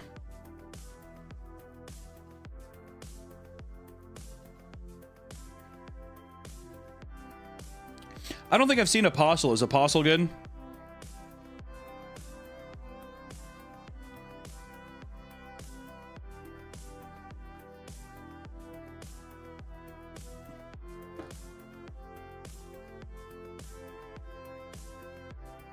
Thoughts on Bring Her Back? I can't wait to see it, man. I've got to see a couple things, like not scenes, but some other stuff in the production, and I'm really stoked. I can't wait to see it. Bring Her Back is going to be, I think, beautiful. I think the Raka Raka Boys have so much momentum, and they're just so creatively charged right now. I think they're going to be an unstoppable force for the foreseeable future.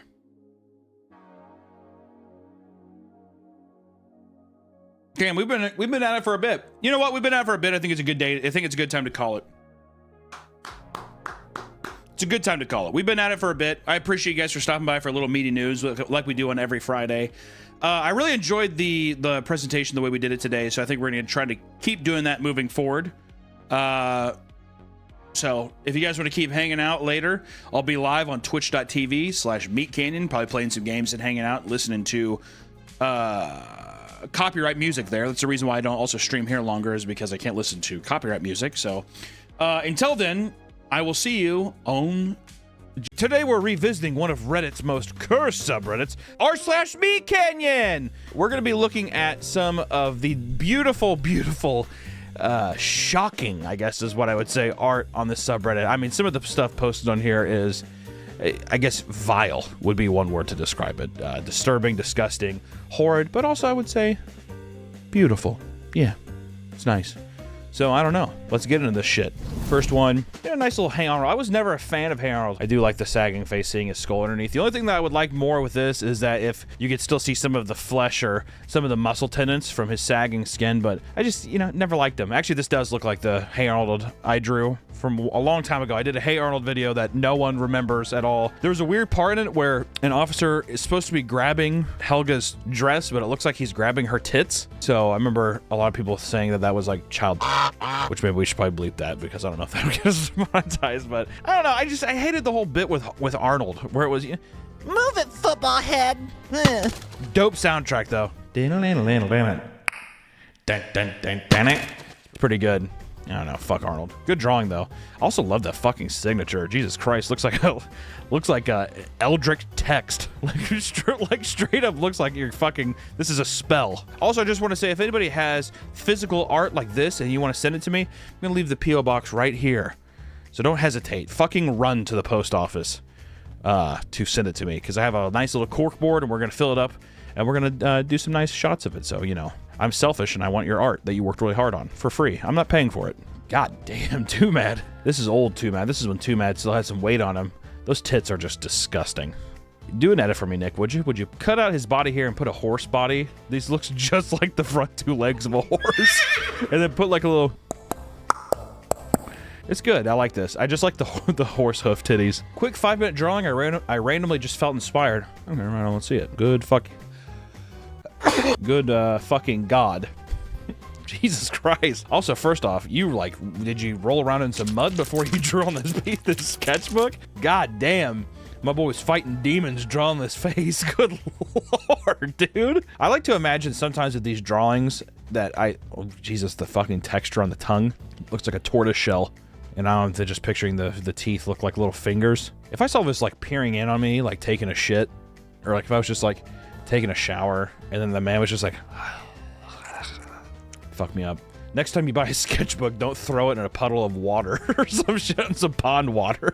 Yeah, it's good drawing though, I like it. POV, Femboy, and Fat Bitch. What was the real name of the show? No, Fanboy and Chum Chum. Oh, it's really good. I'm not attributing that I did this, but I just love really gross titties, like grotesque tits. Also, it's like the nipple is going over the clothing. Oh my Jesus Christ. Look at that down there. What the fuck is sneaking out over there? Great line work and everything. This is disgusting. I absolutely hated this show when I was younger. I hated it. It was the worst. The worms coming out of the mouth's fun, and just some chicken in his ear. Don't know if that's a joke from the show or not, but a lot of interesting thoughts going on in this one. Good job. Boomhauer, you okay? Is that a taser? What is this? Those fingers. Those fucking fingers and those nails are really good. God, everybody just has nipples. Everybody has to include nipples into their drawing. God damn it, Boomhauer. I drew Harry Potter. Yes! Oh, I definitely want his voice to be like, I'll cast a spell on you. I love this drawing, dude. See, like, this is like, whenever you see like a guy, like a punk kid, and he has a bunch of tattoos that are shitty. Like, if a tattoo was like this on somebody, this is a great Harry Potter tattoo. The scar is fucked. Like, you can't tell what the fuck is going on with that scar. Kind of looks like a Nazi SS thing. You gotta watch out for that, buddy. I just love the mouth. The mouth is fucking haunting. I love it. I need ideas of who to draw. I like that. I'm gonna put, how about Spyro with the body of that fat kid from the Goonies. Lol. ... JK ... unless. It's like the worst fucking idea ever. I took way too long on that. History was made today. God damn, dude, that's a beautiful drawing. What the fuck? That's great. Also, I really appreciate how cute I look here. I kind of look like Dream. Oombaville is so fucking spot on. That's crazy. And Nick. This is great. The table was definitely not that clear. There was a lot more food, but I don't blame you for not wanting to draw that. Also, yeah, I met Nick Ikado, so hopefully this, I don't know if people knew or not, but there it is. Okay, so people definitely knew. Okay, so, was this an actual graffiti thing? No, okay. Yeah, bored, cringe. Cringe on board. Getting ready for the weekend. Okay. First off, why would there be an outlet right here? All right, could you not have just drawn the cord coming off this side? Instead, you have this. What bathtub ever has the faucet in the middle of the fucking wall And then you got this little fucking uncircumcised cock just peeking out of the water. This is so confusing on so many levels. And 49 people were like, you know what? That's awesome. You know, fuck it, I'll give it a like. You're at 50. Me when I'm sitting and a pair of balls is in my face. It's a good mouth and head and everything. Those balls are very like detailed. It's a very three-dimensional pair of balls. It's pretty good. I like it. I don't like how small this foot is though. You know, I gotta humble you a little bit, but no, it's great. Today's video is brought to you by Manscaped. Manscaped knows what you need this holiday season, and the Performance Package 4.0 is your one-stop shop for all the trimmings. Inside is the holy grail of men's grooming, the Lawnmower 4.0 razor, the Weed Whacker trimmer, plus the Crop Preserver deodorant and toner for your balls. But let's not forget the brand new Body Buffer, an exfoliating scrubber that purges all of your outer demons. But wait! It wouldn't be the holiday season without a couple gifts. Manscaped threw in a pair of boxers and the Shed travel bag to hold all of your goodies when you grab the new Performance Package. So head over to manscaped.com and tell them Papa sent you. When you enter in promo code PAPAMEAT, you'll enjoy 20% off plus free shipping. Thank you, Manscaped, for sponsoring the video, and back to the video. I drew John F. Kennedy, rate it question mark out of 10. Why is he a baby? And there's a guy shooting him from the building up there. First off, you definitely just trace this face. All right, let's get that out of the way right really quick. What kind of building is this? Where a man he's like, what is happening here? What? There's just so many. The foot. It's like a turtle foot. And then a bird foot. There's something that says baby seat with a mark to it. It's like, okay. And then 2 American flags, different kind of like I voted American flag stickers with a USA diaper. You know, I'm gonna say it, I don't like the image. I hate this face. I hate this Trey's face. God damn it. I'd give it a fucking 0 out of 10. That's what I'd give it. That's not true. I'd give it a 1 out of 10. You gotta give it at least a point for a create. Yeah, come on. I drew Jack in the Box, sexy as fuck Jack in the Box. Where's his other arm at? You just give up? You drew like nice thighs and everything, and then you're just like, I didn't like that arm actually. It looks good. I mean, like, I don't know why the fuck did you stop? Why? Just you started to draw it. He started to draw. It's right. It's there. It's right there. Why did he upload? This is beautiful cross-hatching and everything. Very anime-esque. He had the whole thing. It was right there. And he just, this is it. Also, it's just dirty paper. Is everybody using the same fucking pad of paper that they found in a puddle of water on the street? God damn, dude. It's good, though. Wish it was full. You know, I had to give it a fucking 0.5. I had to give the JFK one more points. Because at least it was finished. Goblin pissing. I hate how bright the dick is. It's like everything else is very buttery smooth, and it's like a spotlight from God just went right on his fucking gross, bright dick and balls there. A lot of people like to draw dicks, though, I'm finding. I'm just gonna leave this here. Crying, laughing emoji. My dude's got a pussy. That'd be awesome. I wish I had this. That'd be a dope toy to have, dude. Look at that. That's a full-on fucking camel toe right there. They tucked up there. What's some of the comments? Vagina. Okay. Okay, dude. All right, back out of that. God. Okay. All right, a lot of people, this is turning into just like an erotic fight or seduce. Jesus fuck. Everybody, I've noticed that like 90% of these drawings have been people in diapers, like piss-stained diapers. Fight or seduce, I'd fucking flee. Option 3, I'd flee. I like that little cleft lip on this guy, though. Just with the piss and diapers and everything. One wing angel. Okay, dude. Why do I have to be every fat? Why can't I just be skinny and pretty? I want to be a femboy. I want fan art of people of like me making out with like a fucking anime character or like a fox, and I'm slender and I'm like 97 pounds and I'm 6'8". Look at this. I do like the stylus.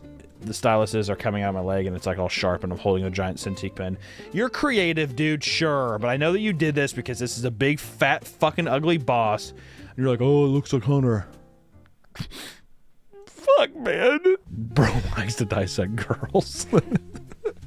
This image is pretty funny. I like how good the shading is and the highlights. My bro is sweating. Jeff video in 3 weeks, not another ad. I had to watch a fully produced video. You know what, dude? This really grinds like my channel.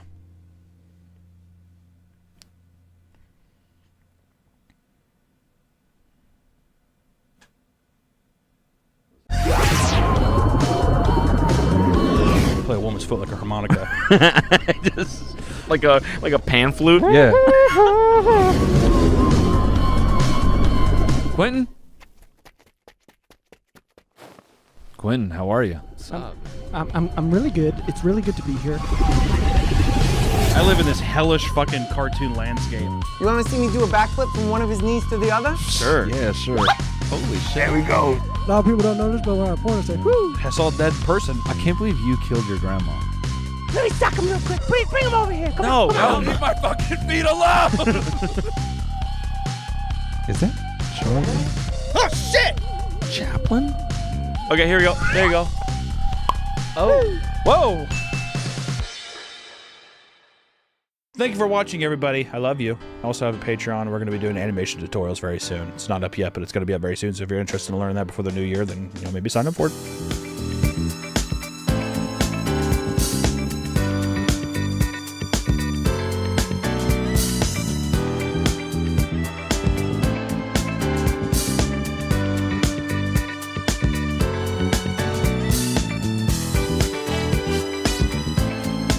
Hey guys, just hanging out outside. I just kind of woke up. It's been a long day getting the new video uploaded on the main channel, Meat Canyon channel. Sitting by my pal, Ronald, being a severely overweight, obese man sitting next to a Ronald statue. The irony isn't missed on me. I know how ironic and stupid this looks, so, but he's here. I got this remember that I did a promo for my Cameo video back in the day, and that's with the money I made from that, I got this Ronald statue. 1985 Ronald statue, mint, boys, fucking mint. I wanted to talk today just about the Sneako video I uploaded. It's been like a whirlwind of weird comments and all kinds of stuff. Also, we made it in like 4 or 5 days, so it was just something crazy. And I remember last time I made a video, I did Nikado Avocado's response video. I did that one, but I don't think Charlie or Sneako are gonna watch this one, even though Sneako did watch the video he was in last time with Andrew Tate, and his reaction was very, very funny. I've never said classic Tate W. Why the fuck are my arms that small? I've never said that. I don't say this is sus. I don't.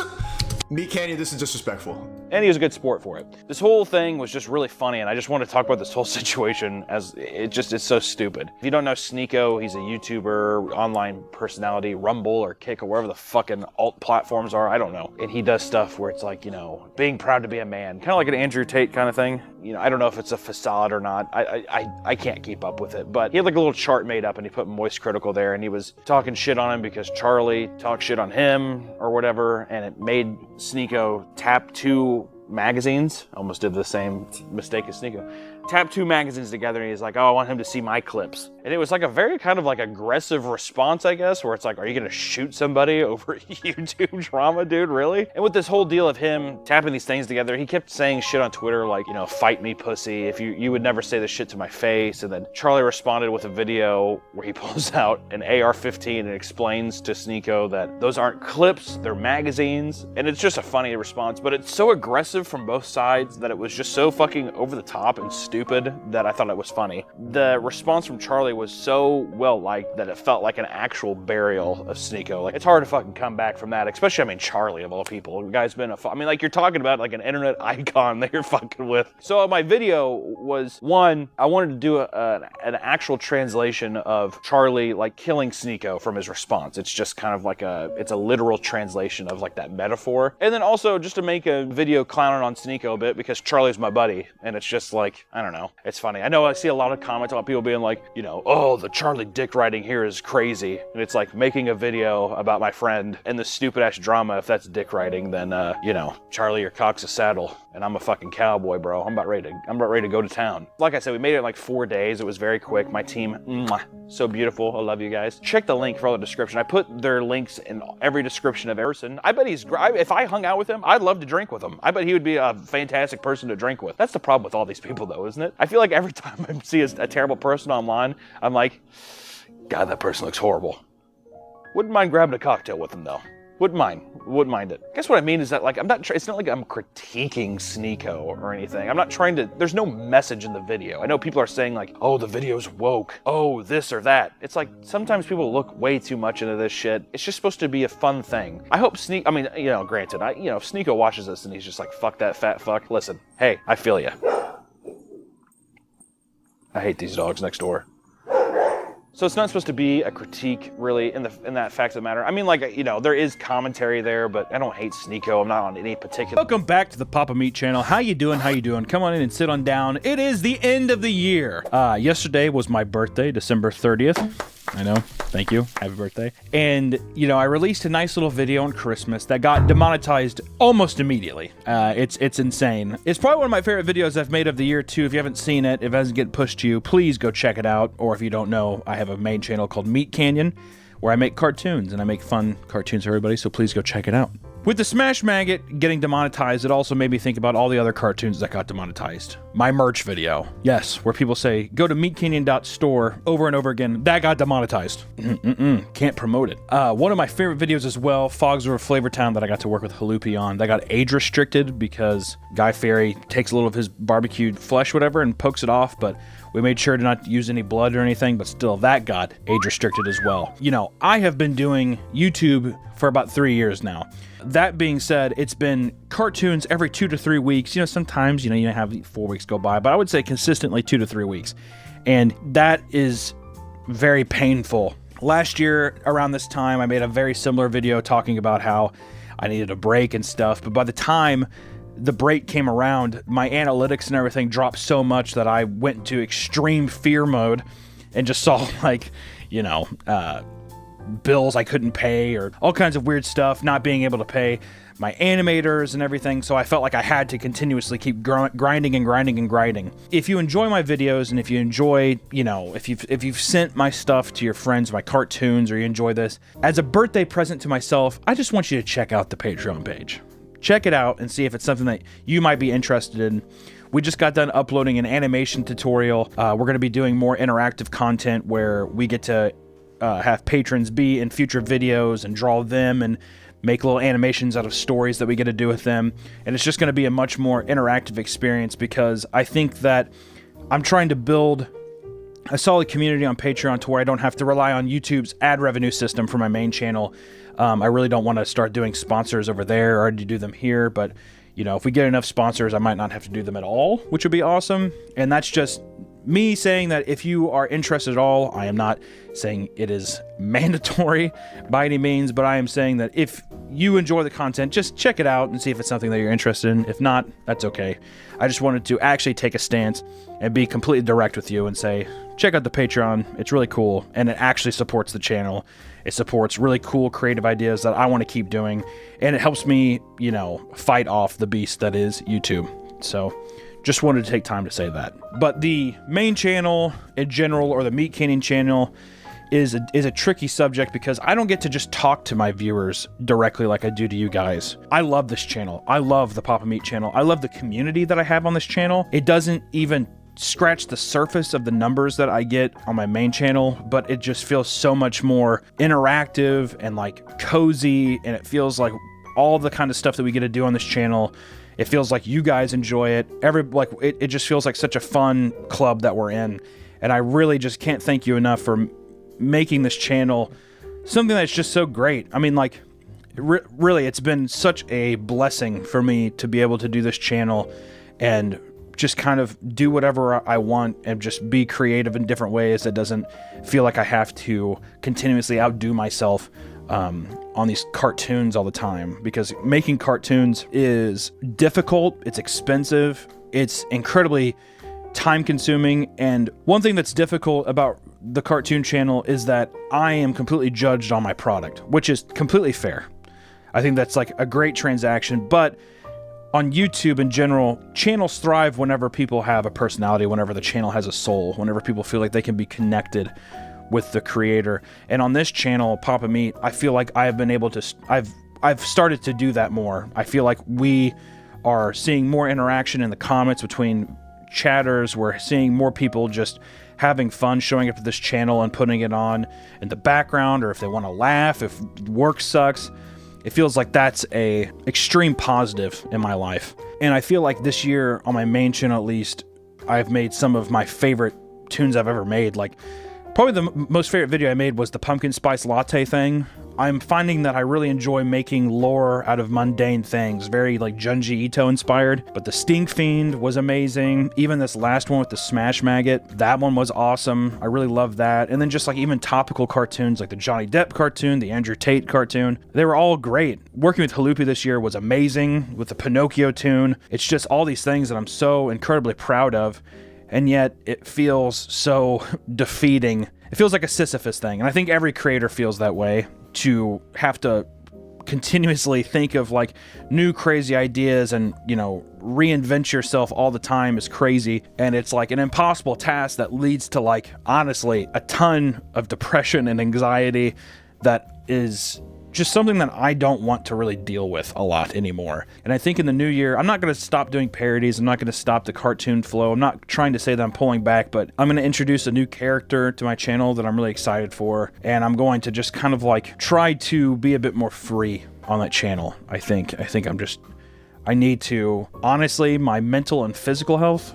I know that I get comments a lot saying that I'm a big fat piece of shit all the time. And I agree. I mean, it's gotten out of hand. And I think that's just come with, you know, a very unhealthy relationship with food mixed in with depression and stuff and anxiety. And I think that in this new year, I really just want to work on being better with myself while still being creative, not using this as an excuse to slow down or like not be creative, because I love making things for you guys. I love feeling like any little stupid idea we can run with and see if it fails or if it becomes something that blossoms into like a really fun video or creative idea. That's like what gives my life purpose right now. And I am so unbelievably lucky to even be in a position where I get to say that this is my job. But I am so grateful for everybody that watches my videos and comments and is just like supportive and everything that they do. I just cannot tell you how much I appreciate it. And I know this is like a big sappy kind of like, oh, thank you thing, but I'm so tired of the facade of like ironic humor of like nothing matters, you know, we're all just joking all the time. I wanted to take this time as my last video of the year to be completely transparent and honest with you guys and just say I love you so very much. And you just give my life so much meaning and so much purpose that I cannot thank you enough. And it really, I'm just very grateful every day. So I thank you for that. All right, now that I've got done patting you all on the back and giving you all the love, I just wanted to quickly go over what are we going to do in the new year moving forward on the Papa Meat channel. One, more uploads. I think that we're doing one a week, and I think that's fine. It seems cool, but I think we're going to try to do some where maybe we do 2 a week. It's not going to be like an everyday thing. No, for the love of God, no. But I do want to do more content on this channel. I think that we can do more, and I think that we have a couple ideas for stuff that's going to be a bit more on theme. I feel like this year we've been all over the place. We've been doing movie reviews. We did a Lego build, a drunk Lego build, drawing videos, VTuber stuff, you know, like story time stuff, weird like Disney fetish stuff. I think we're going to try to be a bit more streamlined. We're going to be trying to be a bit more consistent so you guys know what this channel is exactly and what we know what it is. But we're still going to do whatever we want. I think we just want a bit more like a North Star to follow a bit more for this year coming up. Also, probably going to make more cartoons on this channel or just try to implement more cartoon stuff if I end up pulling back on the Meat Canyon channel, if that just feels like I'm like wanting to pull my hair out over there. I think I'm just going to bring more cartoon stuff onto this channel that's probably a bit more loose, a bit more fun, and kind of continuously interact more with more like cartoons and live action stuff that we've been doing. So I think that's going to be fun. I think it's going to like hopefully make us stand out a bit more on the channel. And with the animated content mixed in with the live action videos like we did with the Doctor Strange video, like we did with the Osmongold AI art video. Did you like that they were 2D animated? We'd like implemented like regular cartoons, or do you like it more whenever we animate it like the sleep paralysis video where it's like more of like an internet historian kind of vibe, or more of like the PNG animated thing? We enjoy doing both, but we're just kind of curious what the audience likes more. So I don't know, just wanted to pose that question and see what you guys thought. So comment that below if you're interested. If not, then you don't have to do anything you don't want to. Just have me hold a gun here and be like, do it. I want you to do it right now. But once again, I just wanted to reiterate the Patreon. We are going to be doing so much content on the Patreon. We've already uploaded a 15-minute long animation tutorial on how to take a poopy. So if you want to learn how to animate and you want to learn the fundamentals of animation through showing how a butt poops, that's, I'd use more graphic language, but trying not to get this video demonetized. That's up on the channel. It's going to be fun, but I think we're going to be doing a bunch of interactive stuff with content with patrons and trying to animate them, draw them, use their stories, and just like, I like collabing with internet people, with other YouTubers. I think it's fun, but I would like to do more content where it's just like, it's our group, it's our gang making stuff. It's not about trying to get clout from other people. It's just trying to find interesting, fun stories to animate or to share for the internet. And I think it's going to be a lot of fun. I really do. And once again, I just got to say thank you so much for this amazing year. I can't wait for 2023 to kick off and start seeing how we can innovate this channel more and just make some more stuff for you guys. And I ramble a lot. I ramble. I ramble a lot. I know I do. But I just cannot stress enough how much you all mean to me as an audience and how much I sincerely appreciate you guys even clicking on my videos, responding to them, doing whatever. It really, really means the world to me. I can't thank you enough. And that's just one to end the year saying thank you for watching my videos. You guys rule. And if you have any suggestions below about some stuff that you liked this year or didn't like, any criticism below is awesome. Any feedback, we want to, feel like we're making stuff that people want to see, and we want to feel like we can innovate on things that maybe we didn't do very good this year. So, yep, that's all I got. I love you all so much. Like I said, once again, sorry. Check out the Patreon. It's awesome. I'm telling you, it's going to be great. It supports the channel, and I love you all. Thank you all so much. I love you. I love you. I love you. I love you. See you in the new year. Bye-bye.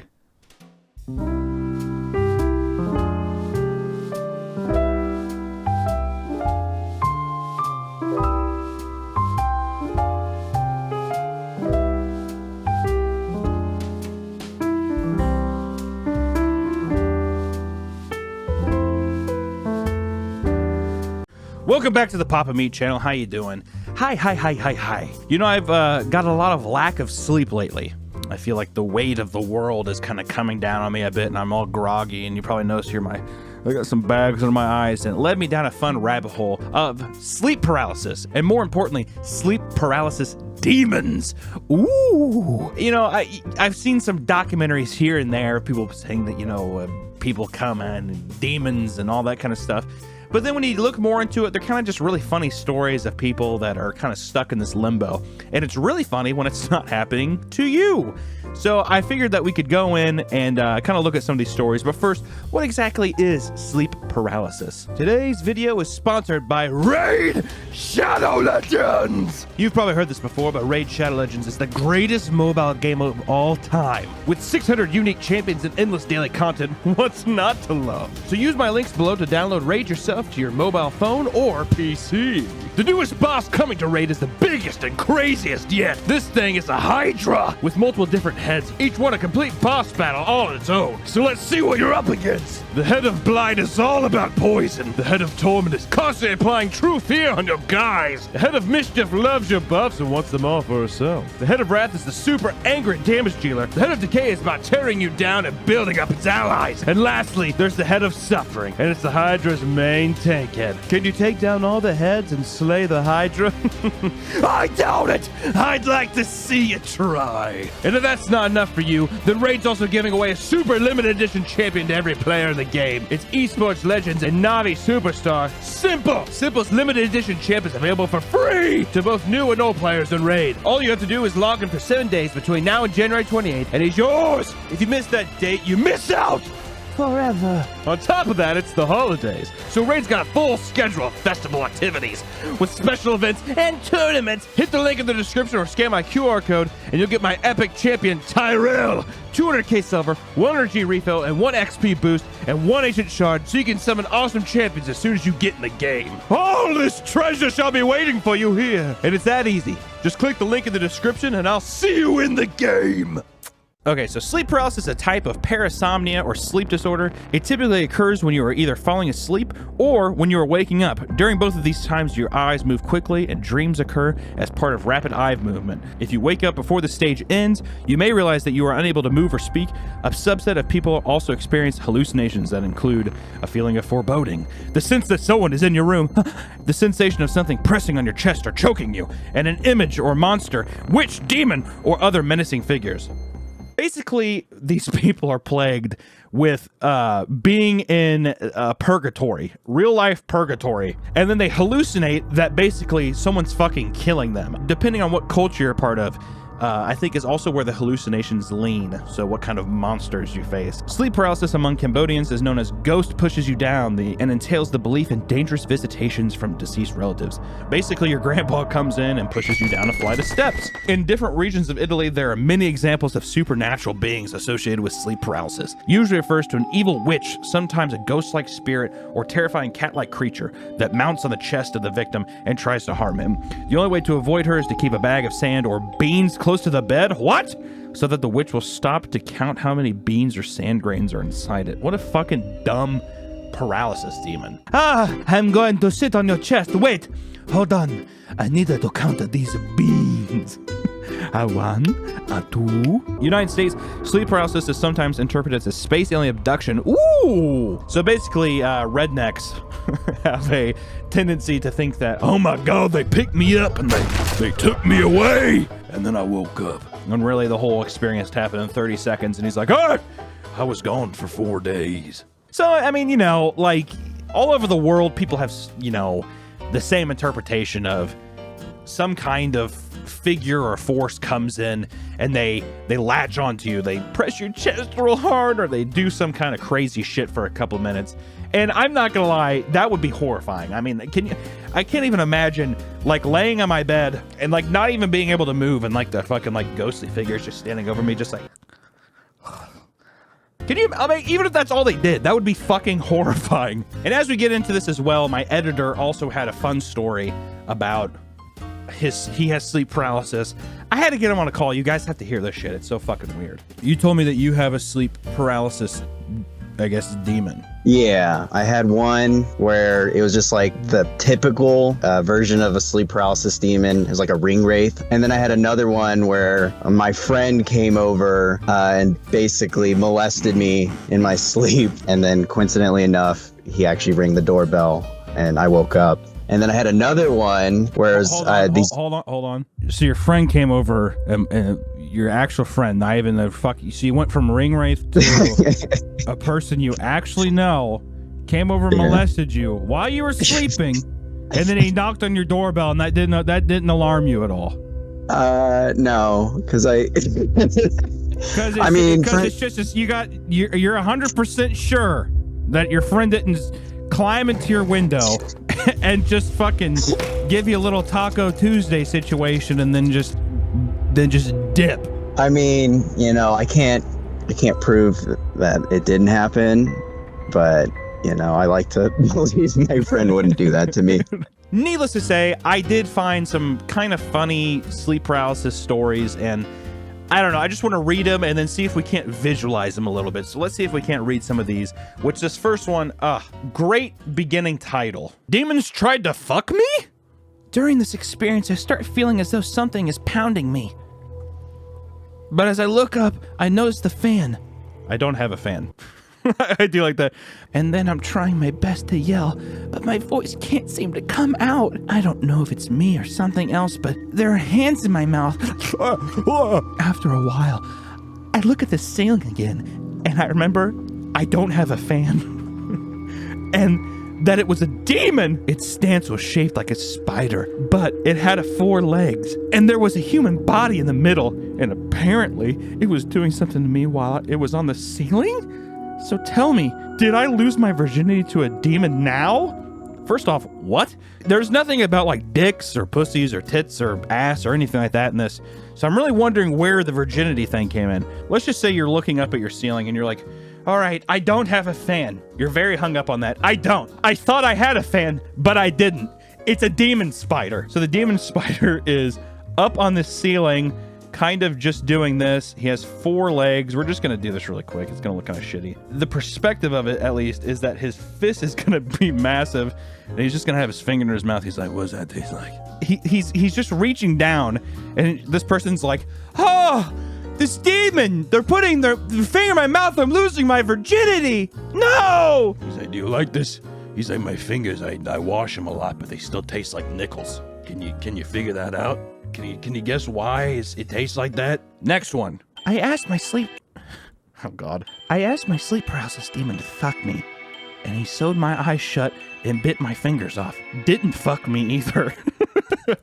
I like how during the whole thing is like they sewed their eyes shut and cut off their fingers, and it's like he's like laying there with like no fingers or anything, or the girl's like laying there, eyes sewed shut, all swollen and bloody, just like, it didn't even fuck me neither. Okay.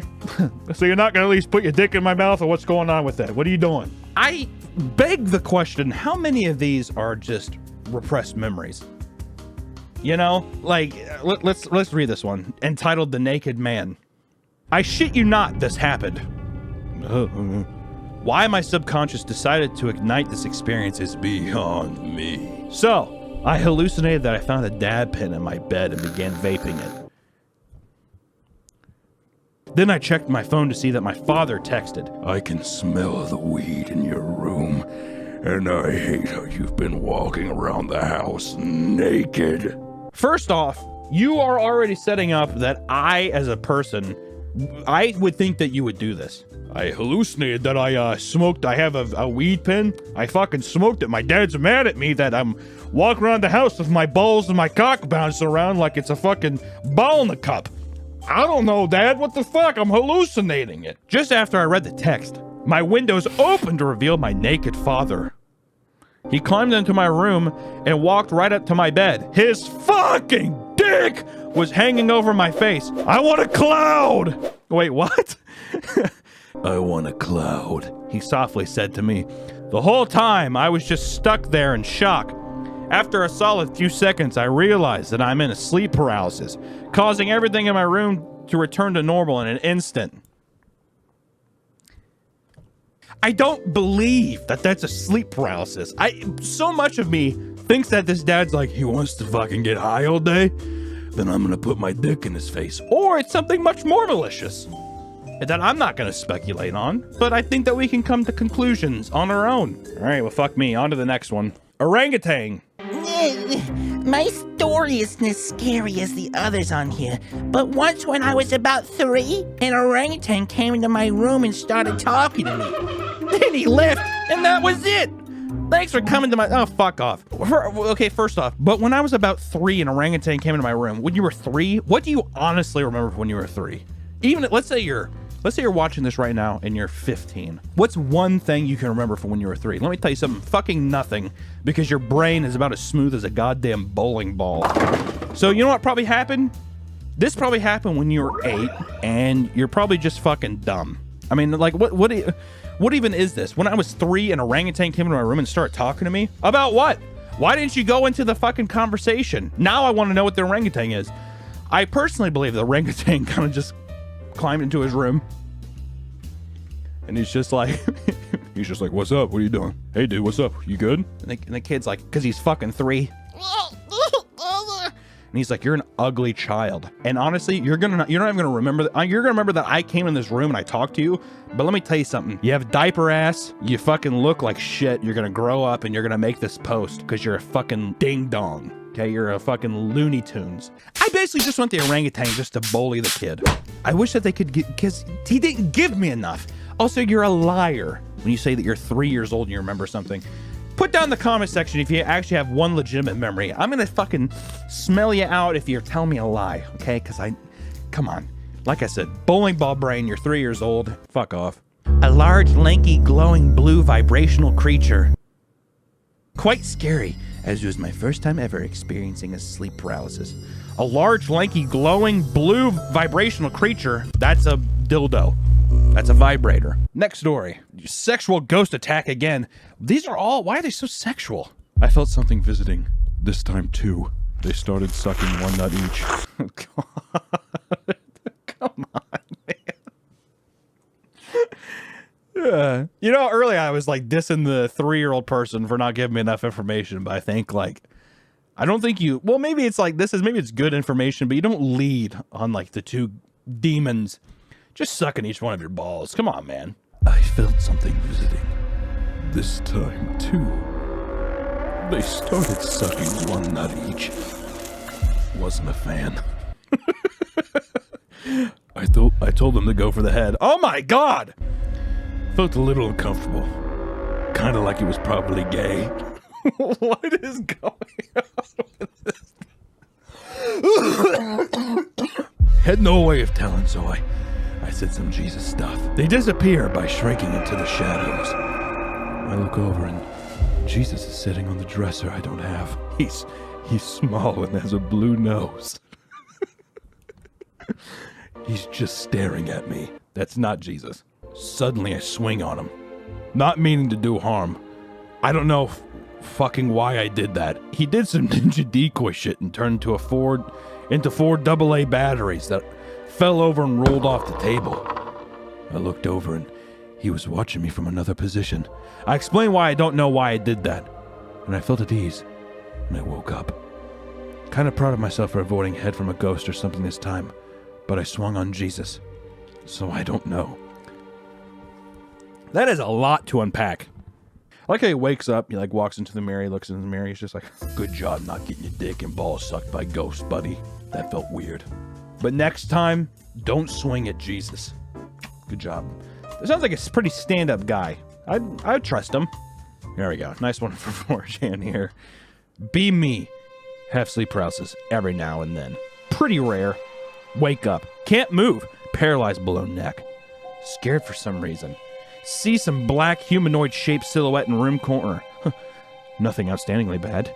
But don't want to deal with it anymore. Start jerking off aggressively every time before bed. Wait, what? Hold on! Stop sign. How does that correlate? Start jerking off aggressively every time before bed, staring into the corner to assert dominance and show that I don't fear. You! Spectre! Demon of the night, Wraith! Just slowly takes out his neck and he's just like, looking at him like he's Rocky Balboa. Come on! Bring it on! You know what I mean? Anyways, it showed that I don't fear. One night, wake up. Can't move. Heart racing. Skinless woman looking thing with dozens of eyes on her face sitting on me. Straddling. Has hands with claws like Freddy Krueger knives, fingers, but on both hands. Nearly shit myself. It whispers, sleep naked, you coward. I'll fuck you so hard you'll never be able to get off to any other human again. My God. I'll be waiting, worm. Shut my eyes, praying to Lord to deliver me from this evil. Surrounded my bed with salt the next day. No longer try to assert any sort of dominance. I like how after the demon's just like, bet. I saw that hog. Let's ride. Honestly, that's pretty horrifying too. Like, the more I read these, and they're kind of silly or whatever, but at the same time, this is like a real thing where you're trapped in just this sleep, this prison. It's pretty fucked up. But you have to give the guy credit though. He's just like, I like how as soon as danger comes, it's like a fucking guy trying to scare a bear. Ah! Instead, he just whips out his dick and he's just like, "You want to fuck with me?" That's a pretty good. That's a good defense strategy. It could work. Don't try that. Please don't. You know, I just thought this was a fun thing. I had no idea really the in-depth analysis of what like a sleep paralysis demon was, right? This whole idea today has made me think that I wonder how many of you have sleep paralysis demons out there. Let me know in the comments below what your sleep paralysis demon is, or you can submit a drawing of what you think your sleep paralysis demon looks like to my Reddit. Maybe at me on Twitter, do any of that shit. And then, you know, let's see if we can't recreate some of your guys' sleep paralysis demons in Meat Canyon fashion and draw some of it. I think it could be a really fun idea. Also, wanted to give a huge shout out to my editor, Nick. He just created this amazing remake of The Thing. Back to the Papa Meat channel. How you doing? How you doing? Come in and sit down because today we're going to be talking about fishing. When the hustle and bustle of everyday life has you stressed out, there's nothing quite as relaxing as a fishing trip with the boys, with the fellas, right? Which I've been trying to get the team to go fishing forever because it's been stressed, but Nick doesn't want to go. I'm scared. Fish scare me. They're kind of scary, aren't they? Put up a picture of a fish. Ever had to gut a fish? while they're alive. I never feel good about it. Oh. Well, yeah. I in any of the hunting or fishing, I never ever actually liked doing any. I didn't like killing any of them. Sad. It is. Even for hunting, I remember my dad would take me hunting, and I'd intentionally shoot over the deer. Oh, yeah, you told me. Or this. sometimes I just wish I would have it in my sights, and I just do bang. And that's it. You should have pointed the gun at your dad. Yeah. Sorry, Dad. Hunter, Jesus Christ! You're the deer now. What if you could probably get away with that, right? You shoot your dad, bury him in the woods. I don't know where Dad went. He ran off with a tall Puerto Rican woman. Mommy said that he wasn't even sorry. I guess we shouldn't look for him. I would shoot him and be like, "Oh my God, it was an accident. He got in front of me." Like, oh, so you're like Dick Cheney. You're like, "Sorry, Daddy." Boom, and then you run off, and you're just like, "He was showing me how to do it. He walked in front of the gun and accidentally shot it." How are you gonna? Is anyone gonna know? It's you and the deers. Tree cam. Tree cam. Or like the trail cams. You see deers in night vision. And then all of a sudden you see you standing there just point blank shooting your dad, and you're like dancing over him stuff. I will say the only way that works is a one and done. You better not miss. Because Oh, if you got a double tap, they're gonna be like, "Why is it?" There are people out there that claim fishing is one of the most boring and uneventful ways to spend your time. So it's hard for them to understand how people within the community live every day looking forward to their next cast. But it's true!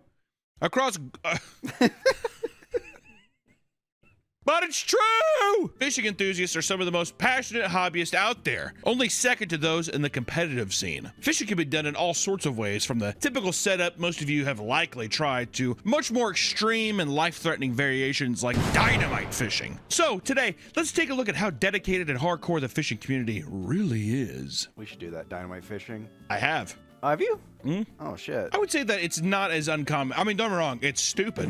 You shouldn't do it. But, you know, I would say if you're from the South Midwest region, whatever, a lot of these things are a lot more normal than you would expect. Or whenever people are like, "You did what? You fished with dynamite?" You're like, "Yeah." I've seen too many videos of people losing their hands with explosives. Dude, the amount of even fireworks now. Yeah. The amount of videos I've seen of a guy like holding something, and you like literally see his hand. It's like all falling off. What's crazy is they don't react really. No. They do. They're in shock. Oh shit. The worst one I've seen was these kids put like an M80 in a glass bottle. Why would you do it? Yeah, I have no idea. Just rip them to shreds. Yeah, for shrapnel. Well, I mean, I think it's always that pause. Oh my God! You got the slide. It's the bang, absolute sides, then. Yeah, no, I know what you mean. Nick, let me ask you this. This is a fishing video. If you were a fish, which fish would you be? I already know the fish I'd be. Be a trout. I was gonna say the same thing. Really? I was gonna say a rainbow trout. Rainbow trout, yeah. Ah, Rainbow Trout Brothers. Yes. We're gay. Fishing isn't just some kind of boomer sport. In fact, younger and younger generations are flocking to it. It could be due to the influx of fishing content that has hit short-form platforms, making it easier to see the highlights the sport has to offer, working as an approachable guide to entering the hobby. It's a way to separate yourself from the busy world and spend time with friends or even just yourself while enjoying nature and the potential of catching something impressive. I think it's the same thing. People, younger generations, are going in droves to fishing the same way that I see a lot of younger people also crocheting again. It's going back to a traditional thing where you have an actual, like you're working towards something. It's the same thing with like when catching fish. If you're doing it of like even catch and release, it's the satisfaction of being like of the ritual, or even catching something and eating it for dinner that night. Or so. I think people are coming back to a more traditional way of wanting, at least a younger generation. I've been saying, just crocheting, crazy. The amount of crocheters I see now. I've tried catch and release, and it just always kills the fish when they rip the hook out. How are you ripping this hook out? You're just tearing it all the way down its belly. Sorry, fishy. It gets stuck back there, and you're like, and then you throw it back in, and it just floats. Here, come on camera and then float the way you said that this poor rainbow trout's floating. He's floating like this. Hold on. He's just going. You alive? That's you. Yeah. You alive down there, buddy? Come on, buddy. Exactly. He hasn't had the water in his gills yet. Yeah. Come on, buddy. Get down there. It's kind of like me and the hamster. Did I tell this hamster story? Did you kill your hamster? I think so. Or he was overheating. I like to believe he was overheating, and I just put the final nail in the coffin. But I had a mean hamster and a nice hamster, and I took the nice hamster out, and I tried putting him in his little ball, and I think I dropped him in, and he landed on his back, and I was like, oh no, scooped him out. Put him back in his little hamster hotel, and he wasn't moving. So I tried to wake him up by pushing him down the slide, and he just pathetically like went down, blopped, and I was like, uh-oh. So are you saying that you spiked the hamster into a ball on the ground? That's where he's not moving. Come on, Mr. Whiskers, wake up. We had like a Siberian hamster, most evil thing. You put your hand in there, just jack and stick to it. And you have to. I don't know what He's fighting for his life in there, Nick. It's overheating. You guys put him right by the fucking window. He's boiling alive in a plastic box. Carcinogens floating all around him. I'm surprised the Siberian hamster didn't die because he bit my finger and I went and flew that sucker across. You fucking threw that slingshot that motherfucker around the room, didn't you? Yeah, hit the ceiling fan and everything. Whoop, get shot around the room. Yeah. This video is sponsored by Helix Sleep. Gain some of your independence back with perfect rest and deep sleep with Helix. 1 in 3 adults do not get the right amount of sleep they need per night, and it all starts with investing in a brand new mattress. Not only is it important you get your rest, and nothing feels as good as waking up on a mattress that's made for you. Sleep is so important for your health, and a lack of it raises your risk for obesity, depression, and heart disease. So many of us are getting it wrong from the start. Good sleep starts with the right mattress. So how do you know which one is right for you? Helix has 20 unique mattresses all set to serve a specific purpose. Before you buy, Helix has you fill out a quick sleep quiz to establish what kind of sleeper you are and your specific needs. Each of these personal details allows you to find the right mattress for you. Every person is different, but whatever the need, Helix Sleep has the right mattress for you. The quiz they have you take is very quick, and your answers lead to your dream mattress. Ever since I made the switch to a Helix Sleep mattress, my mood and my energy has been way up. It serves my particular needs, and it lets me get deep, restful sleep each night. I'm getting more work done each day and looking forward to sleeping in my mattress each night. All it took was a few extra minutes to find out what I was missing. Helix Sleep provides proven better sleep, with 82% of the participants in their Wesper sleep study saw an increase in their deep sleep cycle when using their mattresses. Their Helix Midnight Lux mattress has been ranked best overall mattress by both Forbes and Wired. And if you're still not sure, Helix Sleep has a 120-night sleep trial to test the mattress to ensure you love it. Plus, all the Helix mattresses come with a lifetime warranty.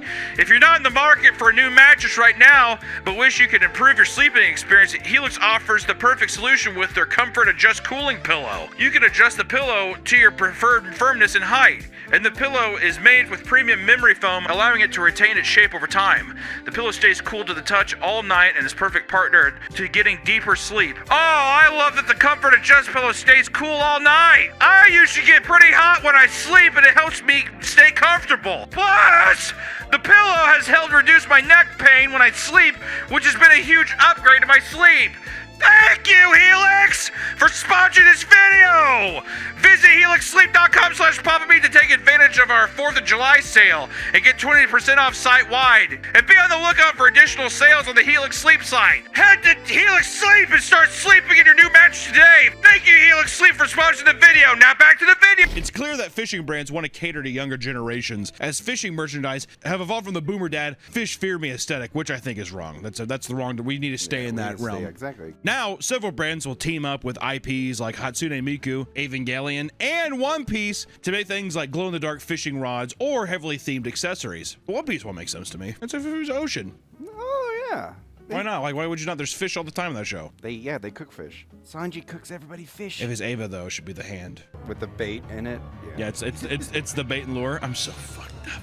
However, some still gladly go on shops like Etsy to buy insanely raunchy fishing shirts that read things like, and I quote, "I like it when she bends over, and I love it when she tugs on my worm and swallows." It's a pretty sweet shirt.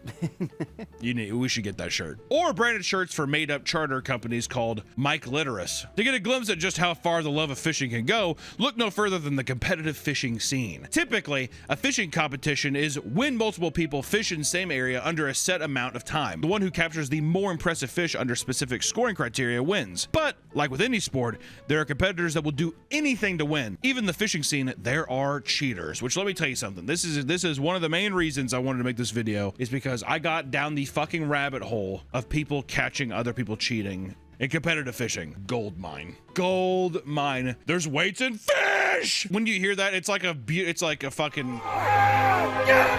That's how I feel every time. It makes sense. Like, is there thousands of dollars online? Oh, dude, yeah. I'd be You'll pissed too. see. I'm sure we'll talk about it here, but over in Guernsey, in the Ballywick Bass Club competition, was hosted in 2012 and held a 800-pound prize. Matthew Andrew Clark had no interest in losing the payout, so he devised an elaborate plan. He snuck off to a local aquarium in St. Peter's Port to scope out a fish that was big enough to win the competition. After spotting a 13-pound bass, he reached in and stole it from its home of over 15 years. And during the competition, he pretended to fish like his life depended on it before yanking out the stolen bass. Matthew won the competition, proudly posing for photos with a shit-eating grin on his face. And what he didn't count on was another competitor somehow recognized the fish after visiting the same aquarium. He informed the police, and Matthew denied committing the crime as long as he could before he was at the end of his rope. He was put on probation and sentenced to 100 hours of community service, which I gotta say, very sad. Poor fish. Where are we going? Glub, glub. Glub, glub. You think if he just put it back, though, there'd be no crime?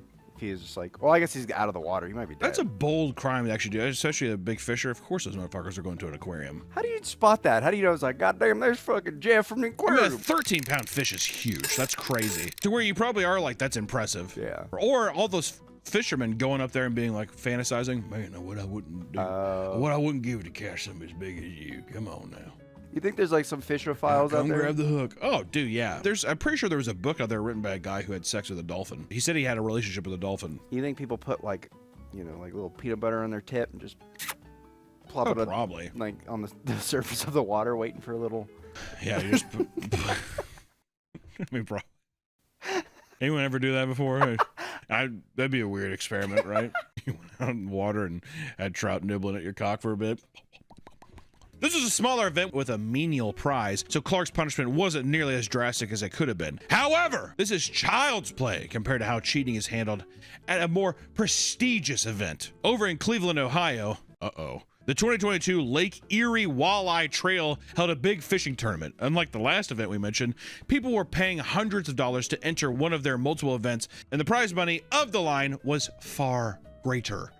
Look at the dollar amount here. Ooh. Not just that, but official events like this pave the way to brand sponsorships and other benefits, so competitors take the circuit very, very seriously. It not only is the prize money, but it's also a potential professional fishing career that you could have. The goal was to catch 5 of the heaviest walleye fish possible, with the highest weight to beat after the contest ended being nearly 17 pounds. Somehow, the team consisting of 43-year-old Jacob Runyon and 36-year-old Chase Komsky dominated the competition with a total weigh-in of around 34 pounds of walleye fish. They were crowned the winners, but people were heavily suspicious about the turnout, especially because they'd already been under suspicion of cheating doing consistently well in previous year's events, right? No one can be that hot forever, right? As complaints started to swarm event officials, tournament director Jason Fisher, good name for that, decided to put things to rest by slicing open the fish and checking inside to confirm their weight was natural. In a now viral video, Fisher opens up one to immediately find lead weights and fish fillets pouring out of them, and he screams, "We got weights and fish! We got weights and fish!" And all at once, a crowd descended upon them, screaming and cursing him out as Jacob is seen standing in stunned silence. Get the out of here! Let me tell you, the first time I watched this video, it's so hyped. I didn't know what was going on really at first, but it's I mean, it's like finding out that the guy that they're screaming at has like kidnapped a child. He's like, "She's over here," you know, that kind of thing. It's insane. Jacob and Chase's $28,000 worth of prizes were quickly denied. I mean, 30 grand. I'd be pissed too. Which I would be fucking pissed for too. And also, how many times have they gotten away with it? To where now there's like word of mouth kicking around. Oh, I'd take every prize they won. Oh yeah. Just like Magic. Yu Yu Watanabe. Yu Yu Watanabe style. Yeah, do the same thing. Fortunately for them, Fisher was a police sergeant and was able to get them to leave before they were torn apart by the mob. Everything was turned over as evidence, and the processing investigation led to their fishing licenses being suspended and a $2,500 fine, and the $130,000 boat they used in the event being seized. They're now the laughingstock of the pro fishing world. 130 grand fishing boat gone. Was it worth it? Yeah. Fishing is such a fixation for some people that it makes companionship hard to maintain, especially if you haven't found a fish-loving partner. That's why across many fishing communities online, you'll find frequent posts about dating and relationships. I didn't know this is where we were going with this. Some of the biggest posts of them consist of men showing off the big fish they got despite being dumped by the love of their lives that same day. I mean, how could you leave me when I just caught this? I mean, like, seriously, Rebecca, Just fucking leave if that's the case. I like how this guy zip tied his wedding ring to the fish's tail. Feel. What is the point of that? Yeah, I don't know. The fish is clearly dead on the sidewalk here. What if this is outside of his house? That's his wife's ring. Yeah. Fucking keep it. Keep it, bitch. Oh, maybe that's what he did, threw the fish in. Here! Yeah, exactly. Fucking take it! Some men will get much more theatric, like Captain Jason Rose, who had been divorced after a near 10-year marriage. Eventually, he wanted to get rid of his wedding band while also expressing a stern fuck you to the woman who never supported his fishing hobby. He zip-tied the ring around the tail of a steelhead trout and threw it back into the water, where it was eventually caught by a man named Jim Nelligan while fishing in the Lake Michigan, turning the event into a public news story. Oh, so okay, so the guy who with the photo we just saw, that's the guy who caught it. And he's like, "What the hell is this?" And then yeah, the guy showed up with took off his hat. Sir, you just found my wedding ring. Some avid anglers can't even be bothered to attend a wedding. One woman rants online about how her father was so dead set on his fishing tournament that he chose to go to that over her own wedding, despite it being scheduled over a year prior. Kind of rules, actually. Well, exactly. Look, you know what, darling, you look beautiful, but I have got to get out there. That's just a guy who doesn't want to go to the wedding. Do you fucking blame him? When have you ever been to a fun wedding, actually? I mean, if you were not the bride or groom, you're not having a good time. Well, you get some pussy there from the bridesmaids. A little wedding crasher meme? Well, that's fun. Have you done that? You've never gotten pussy at a wedding, have you? I've gotten made fun of by the... Harry and our buddy Joey were dancing. I forgot I said something, and they totally dissed me. They're just like, I forget. But they embarrassed me, and I just sulked back to my table. What a colorful story. Thank you. Thanks for pretending to walk like a chimp, like I stole back to my table. To make matters worse, the tournament wouldn't even begin until a week after the wedding. He just wanted to get there a week early. Well, you gotta get there early. I mean, come on, I gotta get my spot. It's for like camping. Yeah. I'm still on his side. Yeah, it's a lot to prepare for, you know. I have to emotionally prepare for it. Gotta get out there, gotta feel the water. You're probably doing a couple practice rounds. Ooh. See, I would say, honey, I don't want to, or sweetie, I don't want to show up for the wedding, but I'll support you on this honeymoon. That's where the real fun's at. Do you think he did that so he didn't have to front the bill? Oh. Because isn't it the wife's dad's responsibility to pay for the wedding? Kind of fucked up tradition is that, too. You know what I mean? Well, because the man provides, you know, so it's like the woman's got to offer something. God, what is wrong with you today? What? That's first off, the woman's got to provide. You're talking about her dad. Yeah, her dad's paying for it. It's like it's a dowry. It's got to be like, basically, this is old tradition. It's a thing of like, you're accepting this woman into your family. If you're taking my little daughter away from me and giving her a new last name, you're paying for the fucking wedding. Hey, cha-ching, there it is. Put it on your card, dude. She's not mine anymore, apparently. The dowry is like, you know, you're about to take on this heavy burden of this woman who will not do anything. My daughter, and she is a big old girl. No, I'll get the bill because you have got your hands full. She's there. She's like, thank you, Paul. You look beautiful today. Now I'm going to get the hell out of here. You guys have fun. When it comes to dating, women claim that one of the biggest turnoffs ever is guys posting pictures holding the fish they've caught. In fact, a survey consisting of 2,200 adult dating app users from the UK revealed that this type of photo was one of the quickest things that made them swipe left, only next to the men posting photos of themselves with their ex-partners cropped out of them. That is very lazy, isn't it? God damn, I look good in that. Yeah. Put that in. Oh, this is weird about the UK. I would expect UK women to be like, I like that, because they like fish and chips. Oh, that's nice. I'll take a baked potato with tuna. Wouldn't you expect a British girl to like a fisherman, though? Oh, I think fishermen are notoriously abusive. Where are you getting this from? You've brought up domestic abuse so much. For what? For what reason? Is there actually anything that's backing that up? Or is that it's the stereotype of they get drunk, you know, they go out fishing, they come home and beat their wife, and daddy's little girl doesn't like seeing that, so they want to marry a different man. Daddy's little girl doesn't like seeing that.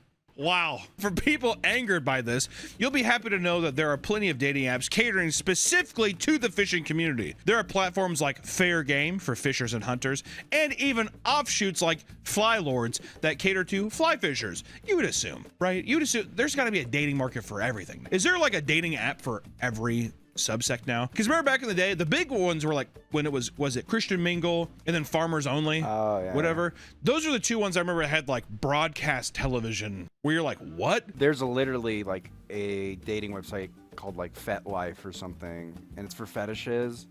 So then you like, I would imagine that would be, because then it's just easier just to, like, let's just cut to the chase. Exactly. Let me ask you this, as someone who's still in the active dating scene and stuff, does these dating websites, do they have things now where there's categories? Like, I'd almost expect these dating websites like Tinder or like Facebook dating or whatever to have a thing where it's like, okay, it's this, and you literally, it's like a spreadsheet thing of like, you're a fucking Christian furry, whatever, and it puts you in this category or like a certain box, or is it still just free for all? It's free for all. The biggest one is just interest. It'll like there's filters on some of the apps, but you have to pay for them. But it tries to match you up, like if you like reading or going to museums or art, it'll be like this person likes these same things. Oh, so it's just it's basically saying like what your checklist is versus your check or their checklist and comparing them. Because these apps are still conventional dating, where it's just like a lot of these specific ones feel like fetish ones, where it's like, you think so? Yeah, I think so. Even like Farmers Only, or even like the fishing ones. You think that's like a fetish website?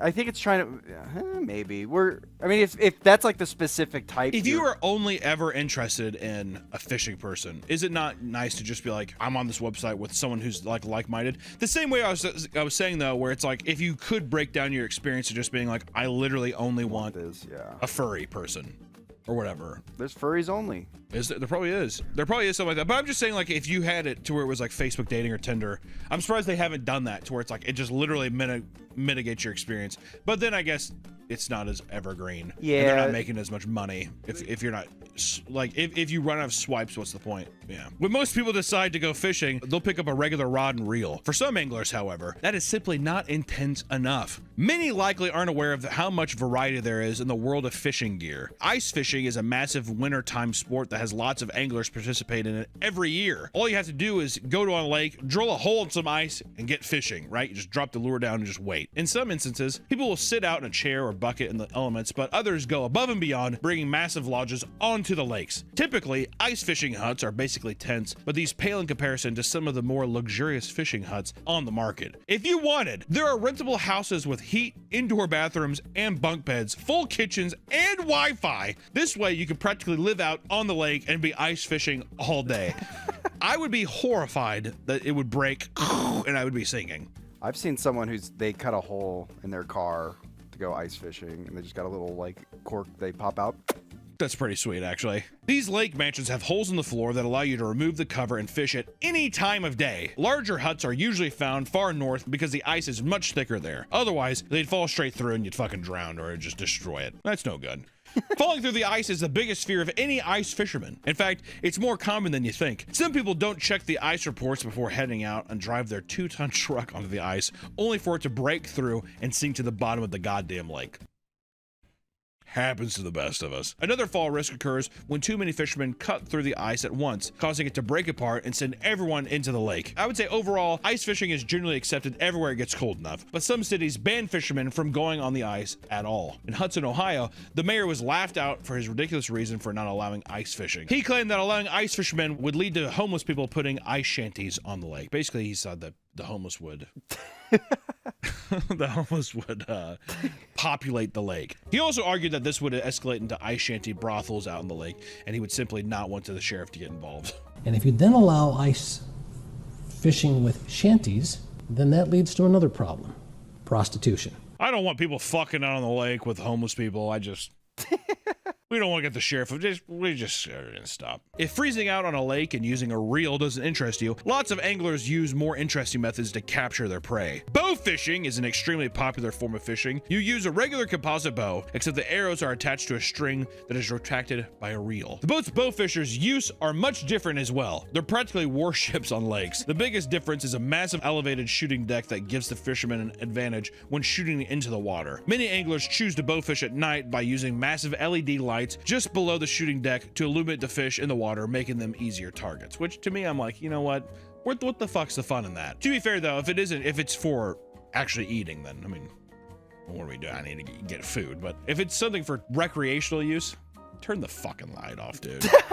You already have a fucking crossbow you're shooting into the water, you know? While fishing is generally pretty regulated in the US, plenty of fishermen still bring firearms out into the water and turn their catches into red paste. You know.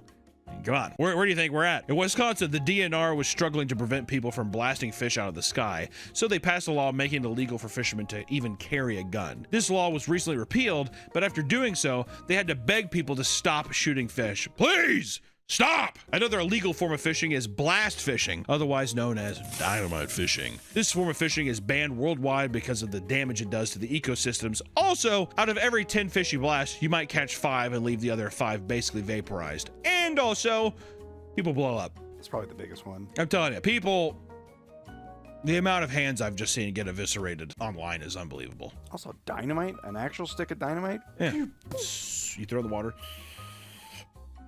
Blast up. Little Wile E. Coyote stick of dynamite, dude. It's also fairly common for the fishermen to get caught in the blast regardless of whether they're on or off land. For example, in 2025, 2 blast fishermen from the Philippines died after they leveled their home making ammonium nitrate bombs. Be a bummer, wouldn't it? Yeah, that bummer. I thought about getting into pyrotechnics when I was younger, but I was too scared that I'd blow myself up. Why? Why? Why would you think about getting into Oh, pyrotechnics? for filmmaking. I was like, oh, I'm gonna make a. Oh, you want to script. be? You so what you're saying though is you're like, I wanted to get into special effects. Yeah, exactly. But I was too scared because like, oh, I'm gonna make a squib, and I was like, get black powder. It's like, and I'm just afraid that. Oh, because it has to do a little pop. Yeah. Which I mean, the small amount on you is not gonna cause harm, but it's just getting like the big gallon bucket of powder, and my ass would Yeah, blow it up. Over in Malaysia, 2 tourists and a local diving instructor were found dead surrounded by fish after a fisherman dropped bombs on them. After diving about 20 feet down, the trio was hit by a homemade bomb that damaged the nearby coral, broke their mask, and killed several fish. Their bodies were discovered when the boat driver returned to the area and saw their bodies along the massive amounts of sea foam. Nobody in the area heard any explosions, but the victims' autopsies confirmed that they had suffered from major internal injuries from a blast. Police would launch an investigation and arrest 2 fishermen in connection with the murder. How crazy is that, actually? I didn't even think about that. Yeah, I've never even thought about divers or just being like, oh, you're fishing and you don't know people are diving down there. Well, you know, I think that you would probably just assume that you would see their boat. Yeah. Or something, but even then, you never know. Exactly. You don't know how far they've traveled. Yeah, that's fucking horrifying. Also, yeah, you can probably see their boat over there. Can you imagine being like swimming? Yeah. And you just see. Or just something. I mean, that'd be fucking wild, man. Also, that doesn't sound like an instant death. That's No, like, I think they probably got injured and drowned or something, which would it's just fucking horrifying. Oh god, or like their ears are ruptured, their tank ruptured too. Ooh. Brutal. What a fucking horrible way to die. My god. I like how they drove off too. Yeah. You guys okay? Yeah, you with your hamster.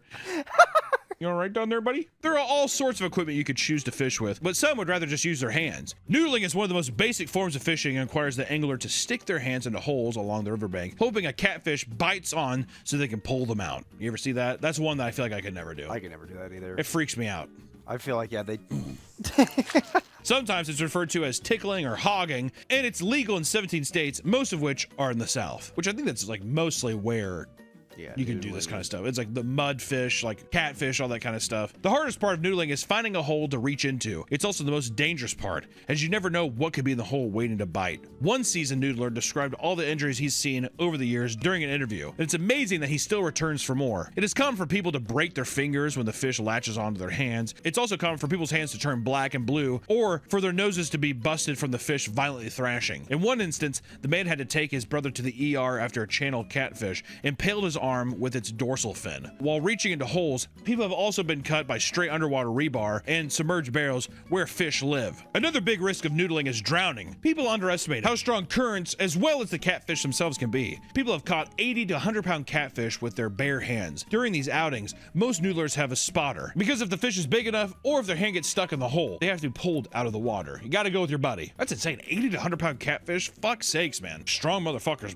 doing that stuff. Can you, I mean, fuck. Also, And yeah, I was gonna say, it's fighting shit. Yeah. My God. We can go on all day about fish-related accidents, but fish aren't the only threat out on the boat. Fishing is a sport that can get people pretty worked up, which is why some of the biggest threats to a fisherman are the people around him. Recently, an unhinged video went viral in which an adult man from a lakefront property was furious to see a 14-year-old kid and his friend fishing in the lake. What started as threats of physical violence immediately escalated into the adult slapping the child before pushing him onto the ground and holding his head underwater for several seconds. Eventually, people stepped in and ripped them apart, which is just fucking insane. See, that's the kind of guy where I'm like, like when it's a adult man, it's first off, you're fishing. To not have the mental fortitude to just be like, you know what? They're not supposed to be here. I'm gonna like call somebody and get like to back off, but to escalate to violence like that, for me personally, but my opinion, Nick, can I say my opinion? Say your opinion. You may. People like that should have their legs broken. Well, conveniently, the kid in the story had broken legs. Well, that's why he couldn't fight back. That is what you're saying, yeah. He was on crutches, and then the guy went up to him, slapped him, threw him in the water. What's weird is that his friends didn't pull him off for like a good couple minutes, which I was like, the second they hit the water, I'd be trying to break it up. I don't think. I mean, to me, that's not that crazy. You're shocked. You're young. You're shocked. Oh, okay. Whatever. Oh, well, I don't want him to hurt me. Yeah. Whatever. Granted, it's easy in hindsight to be like, if it was my boy, I'd help. Whatever. That's true. But Nick, somebody slapping you around, I don't know. Maybe I hide around a corner. I'd snap. I'd go banana. Yeah. Jump on his back. Yeah. So I thought if I ever got into a fight, I would go straight for the kill. I wouldn't mess around. Get on the back, choke him out, bite his ear. That's what you gotta do. Yeah, got it. Yeah, I ain't messing around. A lot of people don't know how to do that though. Like me, I'm too fat and clumsy. There's no way it would happen. Try to go immediately trip. Fall to the ground. All right, we're good. Most people think of fishing as simply as a hobby, but that is far from the truth. Fishing is an entire lifestyle for some. One that can be extremely rewarding and almost therapeutic. If you're unsure about whether or not it's for you, start small. Grab a few beers and a couple buddies, and you just might understand why people are absolutely hooked on it. See what we did there? But no, seriously, if you haven't fished before, try it. It's fun. And also you do a thing with catch and release. You have to be like Nick. I don't know what the fuck. It's usually very easy to grab a fish and just do and throw it back out. I don't know what you're talking about. I think Nick is like sticking his whole hand in there being like, that's weird fishy dead. It's a good time though. It's therapeutic. Also, it's an excuse to even if you don't even fish, get on a boat and just float on some water. I'm telling you, it's heaven. Literally just sit out there and float. Oh. That's what we would do. We just go up to the lake and just drink and then get sick. There it is. And that's our video today. I hope you liked it. Stay fishing, friends. Bye. Are we going fishing? Let's go fishing. Welcome back to the Papa Meat channel. How you doing? How you doing? Come on in and sit on down. I am talking to you today about Velma. If you've been living under a rock, or if you haven't been on Twitter, God bless your soul, then you might have missed the tsunami, the absolute tidal wave that has been the first reception of the new Scooby-Doo spin-off show, Velma. I don't know why I decided to wait till basically 3 in the morning. It's 4 o'clock now, and I watched the first 2 episodes, but I don't know why I waited till this time to watch it. But, you know, I was just thinking to myself, is it as bad as people say? Is this show as bad as the public wants you to believe? 1.6 right now. The rating system out of 10. That's a big stinky, that's a full diaper. That's a big stinker. So I decided, you know what, why not now? I'm staying up anyway, so I thought I would just give my quick thoughts and ask the question, is Velma as bad as they say? And in today's overcrowded market, in pop culture, on TV shows, every teen show ever, in teen movies, minorities on TV, television actors, so help me Shonda Rhimes.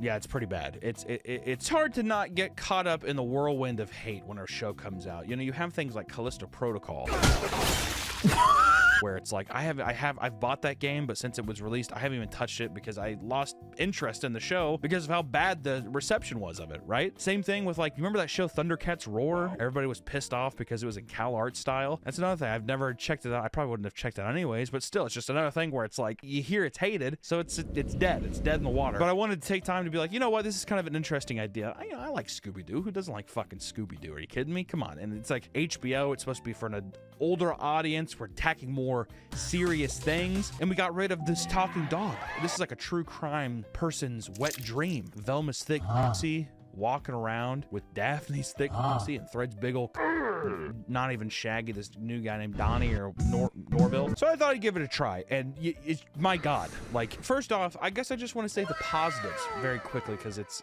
kind of a shorter list. The visuals. The show is animated beautifully. I think the style of the show is very fun. It has like a very, oddly enough, it kind of reminds me of a Harry Partridge cartoon. If you guys like Harry Partridge, it kind of gives me like similar human designs to that. Beautiful animation with horror sequences and stuff, and just visually, it's very nice. All the artists that worked on it should be very proud because they did a lot with, I mean, just very simple Scooby-Doo setup. Just wanted to take time and say, artist, I see you out there. I appreciate you. You guys rule. I'm sorry that the next part is pretty much bad. It's all bad after this. Which leads into basically the writing. And the thing about this show is that we follow Velma, right? It's the name of the show. You know, we're not going to follow fucking Norville. We're not going to get people asses in seats over Norville. Should just call the show Not Shaggy. What? That was terrible. I'm very tired. Basically, the biggest conflict and the biggest like draw to the show, I would say, is that Velma, who historically has loved to solve mysteries, in this show, she still loves solving mysteries, except it plagues her. You know, her mother started giving her mysteries when she was a kid. That's how they bonded, but her mother is gone now, and it's the biggest mystery of all because Velma's solved the mystery of where her Christmas presents were, and then her mommy left and never came back. So she has like a Christmas gift that her mom left in the car, and it reads a lot like that scene in 8 Crazy Nights, that Adam Sandler animated movie, where Adam Sandler's character feels horrible about his parents' death, and he never opens up a Christmas card from them. And I thought that was weird. I was like, this is like some 8 Crazy Nights shit. I don't know. Because of her mother's disappearance, every time she wants to solve a mystery, she has a heart like failing panic attack, and she hallucinates all this horror stuff. And it's done very well. Like, I think that's like the funnest part of the show. And in the first episode, you get a little bit of it, and then the second episode, I think it happens like 1 or 2 times. And I was like, why don't we do more of that? That's fun. But that's the biggest conflict is, you know, she has all these mysteries that she has to solve, but they might kill her. That's a fun conflict. I like that as a setup. You could run with that and make some very interesting, you know, choices in a series. Why not? But the show is so suffocated by its poor joke telling. It's almost as if they did their absolute hardest to make Velma the most unlikable character that I've seen in a long time. I would say to me, and I hate to put this out there, but this show feels like it's on par with Hoops. If you haven't seen Hoops and you want to feel like, if you want to experience what Snowside is like, watch Hoops. If you want to know what it's like to really like have a near-death experience, try sitting through the first season of Hoops. That's about as close as you'll get to meeting Death himself. He's right at your door. They're doing this thing where it's a lot of meta humor, and it feels like just the industry standard right now, no matter what, especially a lot of people who aren't in animation will copy what's just the most popular thing, which is Rick and Morty right now. So Rick and Morty was very much meta humor, but it kind of served a purpose where it was like, oh, Rick's a huge narcissist. He's like talking down to the characters in the show, and he's talking down to the audience. It does make sense. As much as you want to like slam your fucking desk and be like, Rick and Morty, it has purpose. You know, you can bitch about the formula you want, but it's pretty good. It's good stuff. They're copying, it feels like they're trying to do like a Rick and Morty thing where everybody just feels very pretentious and very like, you like that? Well, what are you, an idiot? You're such a stupid idiot for liking that. Also, Steve Harvey, and they throw in pop culture references. So like, oh, white people are, Fred's gonna do this because he's a white rich guy, just like, and you're like, you just feel like you just got blindsided. And it's weird because I see a lot of people online saying it's like, oh, this is woke comedy at its worst. But the weird thing is, I don't even think that the show's trying to be woke. I just think it's really, really bad writing. It's bad writing because I feel like they're trying to say a message, or maybe they're attempting to be woke, but they're not really saying anything of value. There's rehashing things that we've heard in like the 2015 presidential election type stuff. I mean, there's a hashtag joke. I'm also hashtag the owner of Spooners. In 2023, there's a what? Did a 73-year-old woman write this? Which, if that was the case, that'd be hilarious. Because then it's like, oh, it's funny because all the jokes are untimely. And that would be very interesting, but it's not. It's from people. It's from Mindy. What's her name? It's not Mindy Lewis. Kisling or like Keeling or something like that. Mindy, whatever. Put their fucking name up on the screen. I don't give a shit. It's Kelly from The Office. She was a big writer on that show. That's like one of the most, that's probably like the most successful show of all time. And it just feels so odd that it's like, did you learn nothing from that show? Like it just feels so oddly tone deaf and like weird and not funny. And the weird thing too is like, you know, comedy is subjective. You can sit there and have the strongest opinion about something, but at the end of the day, your opinion doesn't matter. You're just a regular fucking person person just like everybody else watching something. So if you like something, right on, cool. If you don't like something, whatever. You can bitch online, do whatever you want. But with this stuff, it was just like, it was like I was at like a 9-year-old stand-up comedy special. Like if a bunch of 9-year-olds came up and they were decided to do stand-up comedy. It was just kind of like very basic stuff like that. It was just, it's odd. Like Norville, who's Shaggy in this, he doesn't do drugs, and they make a point to have him say, "It has something to do with drugs, which I hate." Isn't that hilarious that he doesn't like drugs? Isn't that so funny? And then also he talks about weed humor. You know, I've never been into weed humor, but if I was, whatever. And then Velma is just like, oh, well, the only people who like that are adults who still watch cartoons.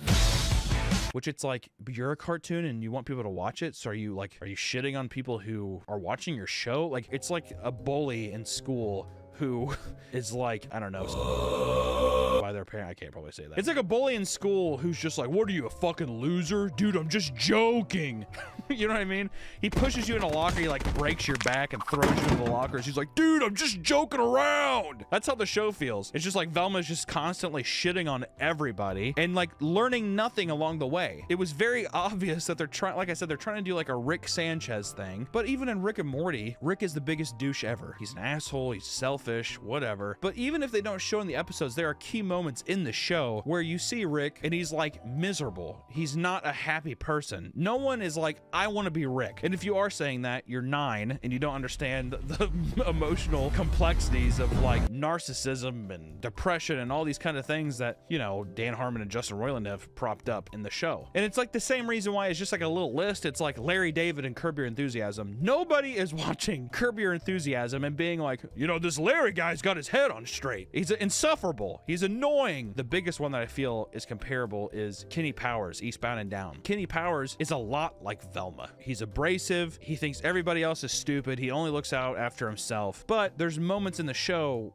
that cause Danny to be human. He gets humiliated. You feel sympathetic for him because you can tell that he's like, you know, he's just a guy who's trying to find acceptance and respect from all these people. There's these just little human moments with other characters in the show that so far, and I know we're only on 2 episodes in, but it's like you haven't had one little nugget of like, oh, maybe I need to change as a person, right? And there's a moment in the second episode where we find out Fred hasn't hit puberty or something, and his dad's like, oh, if people find out, you'll make fun of you. And it's like, who cares? I don't know, dude. Like, hey, sorry, I can't control how fucking fast my balls and hair come in. You know, like, I don't know. It's just weird. But it's like obviously like a very shaky issue. And then she kind of just like spoils it for everybody. And she like insults him so much in the court, but it's prefaced in a way where she was like, unfortunately, I was wrong about Fred. And it's like, oh, this is a character moment where she's going to admit that she judges people too much, and she just kind of states all the facts that Fred says and insults him so much that Fred puts himself in a position to where he like looks like a maniac that's gonna kill somebody, and then he goes to prison, and that's how the episode ends. And you're just kind of like,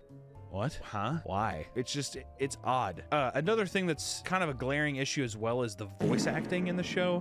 Glenn Howerton, who's Dennis Reynolds, is like an amazing actor, but it's like they chose so many bad takes from him. And I think they like put a little high pass filter on his voice, so it sounds really weird on Fred, but there's just some spots where it just sounds very emotionless, but I would say Mindy is the worst. Like Velma just... Oh God, my heart! Is so one note, and she doesn't, it's like she's incapable of going over this register, so there's like no real emotional resonance when she's yelling and she's being like, I'm not the killer! It'd be like, I'm not the killer! Imagine that. You're being framed for murder, and my response would be like, murder? I didn't fucking murder anybody! I didn't murder anybody! And then Velma, it's kind of like, what? I didn't murder anybody. Don't put my dog down! Yeah, he bites people, but please, he's my best friend! Don't put my dog down. Please, he's my best friend. I don't know. It's just my opinion, but I'd rather have maybe some professional voice actors in there. That's just me. But I will say that, you know, I'm also biased because I did make a little scene for the show. They asked me last year, they saw my tunes and stuff, and they were like, and this is real. This is real. I did have a very small stint with HBO Max, and they asked me to come in. They asked me to like write this scene, and it was in the second episode that it aired, and they didn't, you know, obviously I pulled my name from the show, but it's after the scene when Daphne kisses Velma. Oh yeah, they're gay, by the way. I wanted to have a scene after that where Velma comes back to Daphne's house. So I'm just going to show it here since it's technically mine. So. Daphne, I'm gonna cut to the chase. I feel a panic attack coming on, baby, and I think the only medicine is a taste of that stinky jinkies. You know what I'm saying, baby? Come on. Wait, hold on. Just wait. I mean, that kiss earlier today, it's got me thinking all kinds of crazy things. Things I'm a bit nervous to say. Like how I bet your bean is bigger than a Scooby snack. You know, little beanie baby down there, huh? Bet it looks like a middle-aged man's thumb. Come on, give me a hand. Oops! Oh, man, I'm so clumsy. Like what you see? Bet you're wondering if I got an Arby's beef and cheddar between my legs, huh? Well, there's only one way to find out. I know that tongue's as flat as an old hound dog. Use the tools you got to solve this mystery for the both of us, huh? Wait, hold on, come on! You know, I don't need my glasses to see that you and me, we're a great pair. So why don't you drop this attitude and let me get a peek at Vernon Troyer's head down there? Come on, but the panic attacks! Yeah, that's cool. I got mysteries to solve anyways. But if I had to put money on it, I bet it's as bare as a silverback's belly. I'll find out, baby. Just you wait. Just you wait. And there it is. You know, I was really upset when they said that they weren't going to use it, and I think creatively, I was just like, we're going to have to split ways, because this is just not going to work. The only thing that could break Velma's cold heart is Asian Daphne's power of love. My sworn nemesis is actually somebody that I want to bang. That's gonna stop my panic attacks. So I don't know, you know, in conclusion, I guess I just wanted to come and talk about the show because it's like, I don't know, man. Sometimes shows are just so, it's just subjective. Like, if you like the show, like the show. Don't let the mob mentality totally skew things that you like. You could watch this and be like, I love the humor. That's fine. I just wanted to give you my opinion on it. The biggest thing is, like, I'm very curious to see where it goes. I will be watching the rest of the season to see if it gets any better because they've already renewed it for a second season, which is insane after the backlash that they've gotten so far. Because usually that shit happens, they will cut that shit quick. You know, I want to check in again after the season is over to see how it is, but, you know, I can't even really recommend the show. I feel like a lot of the watches people are getting is just the curiosity of, like, is it as bad as people say and people are just hate watching it? You know, it's just odd. But I just wanted to come and, I guess, give my 2 cents about it.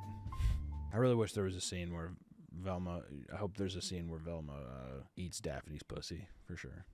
Wait, how old are they? I'm gonna retract my statement of wanting Velma to eat Daphne's pussy on camera. So there it is. Velma, season 1, episode 1 and 2. I give it a 4 out of 10. I'm tired. I'm gonna go to bed. I'll probably rewatch them again too, and it might be lower.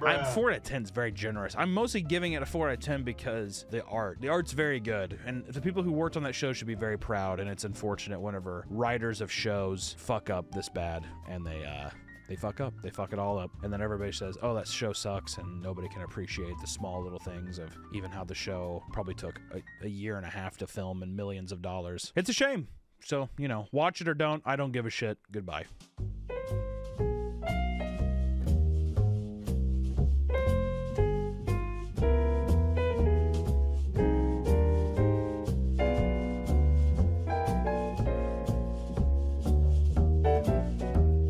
Welcome back to the Papa Meat channel. How you doing? How you doing? Coming on Sundown because today we're going to talk about fraternities. As the summer winds down, the fall air begins to blow in, high school seniors get excited to start a new year and head off to college. Going to college gives us numerous options for socializing and choosing whom to hang out with, right? One of the most popular routes for male students is joining a frat or fraternity. These organizations on surface appear modest and draw in wealthy members to fund their events and parties, right? Or hang out and maybe have a couple brews. However, in recent years, numerous disturbing and insane stories have emerged detailing what it's really like to be a part of Greek life. But in order to understand how it got that way, we first need to learn what are fraternities. Which, buckle in.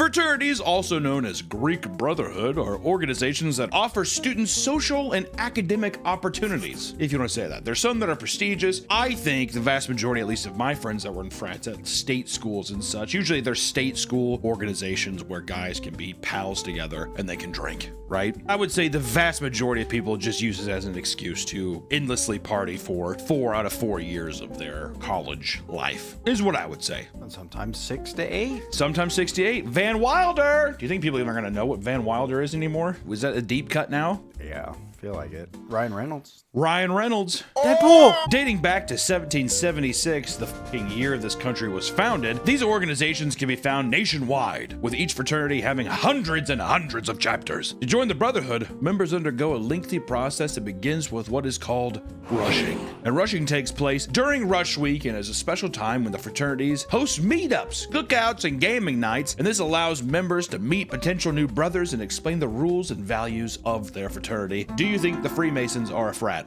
The ancient frat. Following Rush Week, the fraternity will select people they believe will fit into their organization and conduct both formal and informal interviews. And after all that's complete, potential members will be sent a bid that contains an offer to join. That's not all. New members are also expected to pay dues. These payments can range from $2,000 to $1,000 per semester to maintain their membership in the fraternity. This doesn't include other fees such as housing, food, clothing, and various other charges that differ from chapter to chapter, from frat to frat, blah, blah, blah. Some fraternity houses are huge and luxurious with things like private chefs, cleaners, and game rooms, all which add to the cost of being in the frat. These are Nepo baby frats. And despite criticism of paying for friends, I don't do that.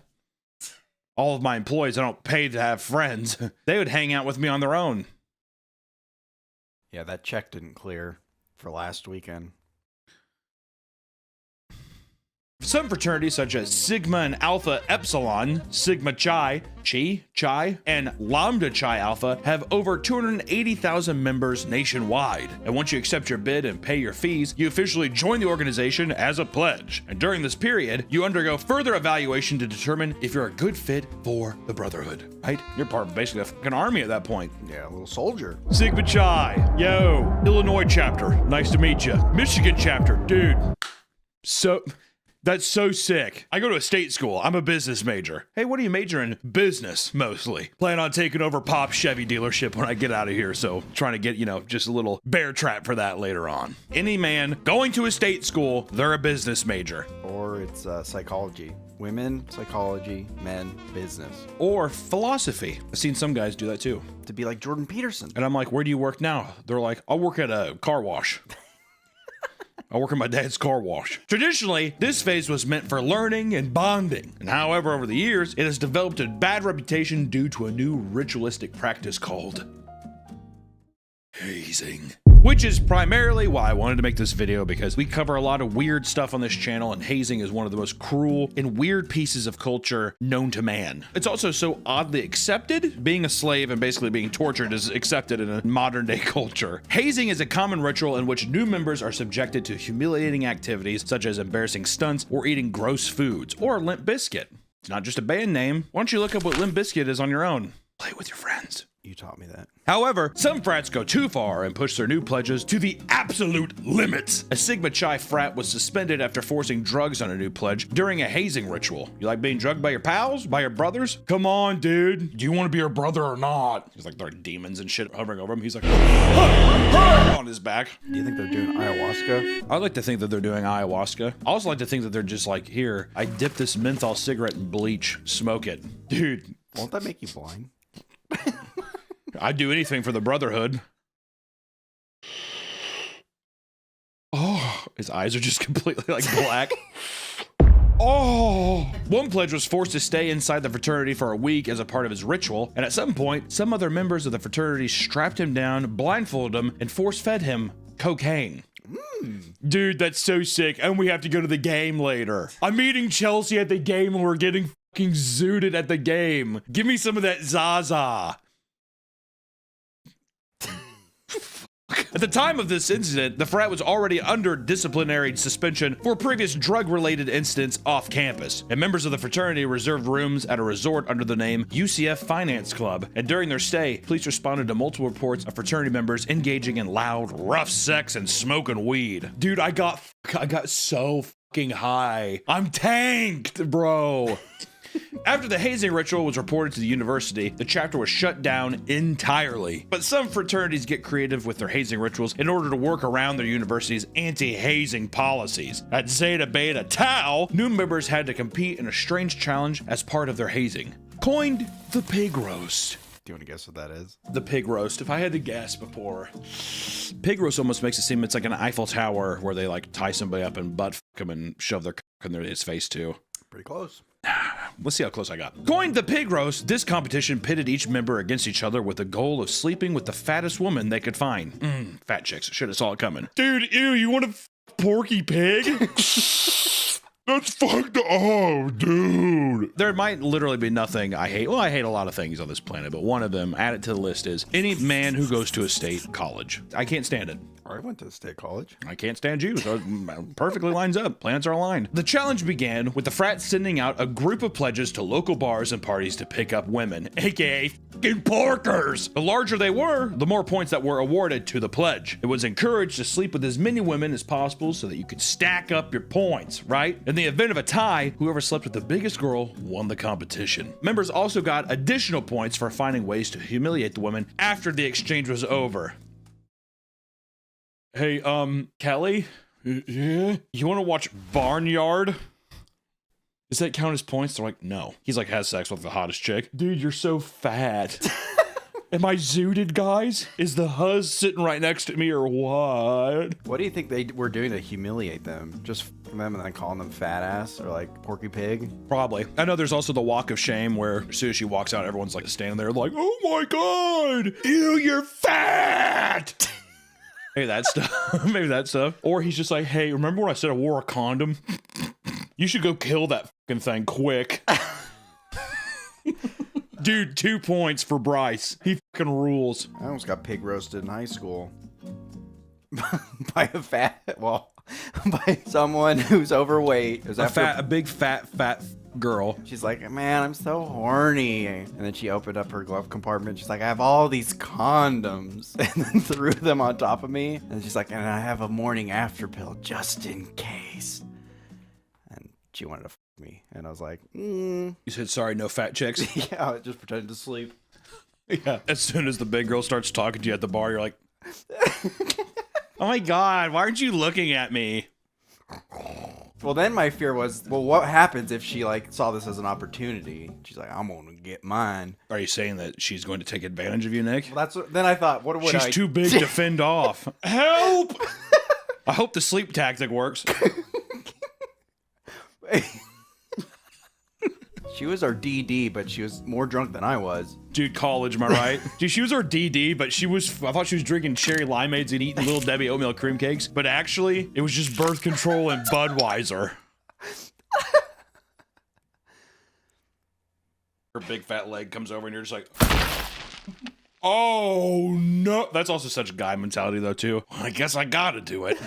No saying no to this. I won't tell anybody though. This fat girl will stay my secret. Also, we should have saved this for the end of this segment. Anyways, once you got done sleeping with someone, pledges were required to come back and describe the event in detail to confirm their points. It was sick. And I opened it up and it was like, and it was just smelled like bacon and it was so, she was making pig sounds. Dude, and they're like, dude, Trevor, yes, that is so fucking tight, man. Many female students on campus were disgusted by the behavior. God, what blankets, right? When Cornell learned about When Cornell learned about the challenge, it launched an investigation and the fraternity was placed on probation for 2 years. In addition to the probation, an in-house advisor was required to be present at the fraternity at all times to ensure that such an incident would not happen again. First off, I just want to say that's a show waiting to happen. Cornsworth, could you just let us these fat chicks? What if you hurt their feelings? Don't go out without this. Thanks, Cornsworth. No one told me that. Wouldn't that be sick? Well, I was gonna say, is the guy just standing there at all times? Hey! Well, yeah, what's he gonna do? That girl is comically large. Ask her to leave, brush your teeth, and go to bed. Oh yeah, that'd be even more humiliating. You're not partaking in a pig roast, are you? Yeah, he has his measuring tape. It doesn't even go all the way around. Daniel, tell the young woman good night and have her pig hooves off the wood in this house. He's making fun of you. He's going to finish in you, and he's going to laugh about it later with Steven over there. Steven's like, he's right. Cornsworth, you're such a hawk, man. Actually, I'm not gonna lie, I love that. I would watch that show. Cornsworth, that's my sister. My bad. He's also Sly himself. I didn't see her on the visitor log. Cornsworth. I like that. I like it. What would you call it? Cornsworth?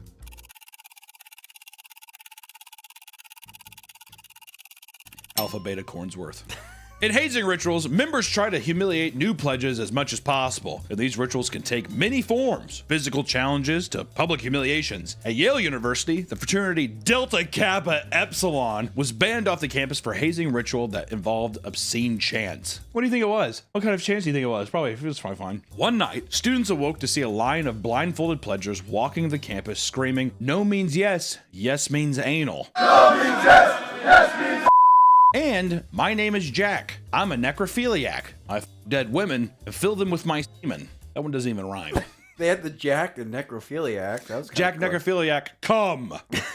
The frat received immediate backlash from women's groups on campus, and a petition was created to remove the organization from Yale's campus. What a bunch of fucking wet blankets, dude. It's a fucking joke. I would never fucking dead like chick. My girlfriend's very much alive. She's a fucking smoke show. No frat members were charged, but some students filed a complaint against Yale, and the school later agreed to make changes to prevent something like this from happening again. They got Cornsworth. That's season like 4 or 5. It's a new frat. Or every 4 years he changes. We're graduating. I just want to say I think I'm a better man because of you, Cornsworth. You boys make me very, very proud. He has one gift for him. It's like just a big busload of fat chicks. Cornsworth! He's like, have your fill.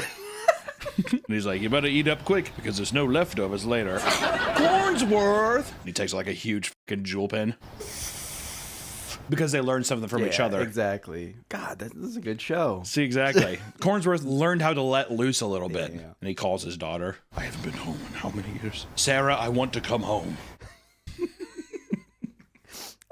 I can't tell if this is any good. At a college in Ohio, a fraternity was banned for performing such an insane ritual that it left one of the pledges permanently disfigured. Gamma Phi Gamma fraternity was hosting a hazing ritual at their house called the Gobbler House. When the pledges arrived, they were immediately blindfolded and brought down to the basement of the home. And at the bottom of the stairs, pledges were instructed to lie down on the floor, which had been flooded with up to 3 inches of water, and told them to act as if they were swimming. Next, they were told to stand up and strip naked and listen to the president of the frat read off a hazing script. All while this is going on, other members rubbed icy hot on the pledges' nipples, back, butts, and genitals. Following that, the pledges were force-fed sliced American cheese and told to the sheep, which was just a ball of stuffing. When they were done, frat members grabbed towels, tied knots at the end, whipping the ritual members. One member, Tyler Lawrence, was whipped in the balls by a towel and immediately fell to the ground in pain. After the ritual ended, Tyler was still complaining of pain in his groin and was taken to the hospital. He was immediately rushed into surgery because the hit from the towel had caused a testicular contusion and needed to be removed. Following the incident, the chapter was put on disciplinary suspension and was later permanently banned. Which I just want to say this. This is one thing that we need to say at least once in the video to make sure. Frats are some of the easiest displays of closeted homosexuals. Oh, yeah. What if we just got them hard and they like, we're fucking this thing in front of us? Come out and just say it already, you know? All right, everybody come here, get hard. Let me put icy hot on your cock. Isn't that just what boys do, though? You just get naked? That's just what boys do. They get naked and they whoa, and they put icy hot on their buttholes and their hard. And we women that look like men. We women that remind us of our dads, big fat broads. That's awesome. Is that not the case? All right, your punishment is you have to kiss my balls. Get on your knees. You have to kiss my balls. You have to drink my. Whenever they do it too, they're like looking down, like. Oh, okay, I'll drink your. The guy's like.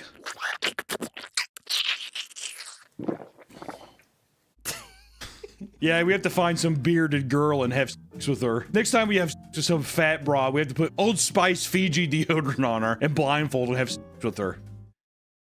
Kind of just sounds like you just want to emulate her being a man. No, I'm just saying we'll put a wig and like a fake beard on her. We'll have sex with her asshole. What? Can't tell if you're uncomfortable. No, the imaging is... I'm just imagining it. It's a fantasy of mine. Hazing has resulted in hundreds of deaths, and many of them related to alcohol. One death at Pennsylvania fraternity even led to the creation of a law aimed at preventing future tragedies. In 2017, Timothy Piazza was a sophomore at Penn State, majoring in engineering. Business major. Engineering a business. Excited to be more involved on campus, he rushed with the local Beta Theta Pi chapter. He got a bid offer shortly after. The chapter he joined was infamous for a specific hazing ritual called the Gauntlet. This challenge involved making quick stops at drinking stations, ensuring that every drink was finished to get as drunk as possible. Unfortunately for Timothy, as he was completing the challenge in a drunken state, he lost his footing and tumbled down a flight of basement stairs head first. Fraternity members carried him upstairs to a couch and tried to revive him by pouring liquor on him and slapping in his face. Dude, wake up! Oh, these fucking lightweights, wake up! Yeah, these fucking pledges, man. He's like all contorted. He's like wrapped up like a pretzel. Dude, these fucking... The other guy's like, do you put some Zaza on his face? I bet that'll wake him up. You know what I'm saying? It's sick. It's like I have a dead body on the fucking floor here. Yo, easy. We want to see those fat. We should have him fuck a fat girl. Yo, bring in the pig. I'm sure that'll wake him up. She'll sniff out a truffle real quick, man. Dude, yes! You're on it tonight, man! Eventually, he would wake up and stumble around, only to fall and hit his head on the ground repeatedly. Dude, look at him! Yo, Bambi. That's his fucking name, too, man. You're gonna fit in, Bambi. You're fucking cool. Oh, there he goes again. Little soldier. Where's your other woodland friends at? Yes! Timothy had suffered a major brain bleed and ruptured spleen from his repeated falls, and sadly, he died from his injuries, because those around him failed to call for help in time. All right, I guess we'll call the cops. Hello? Dude, even the Huzz and the Zaza's not waking him up. This is, like, fucking serious.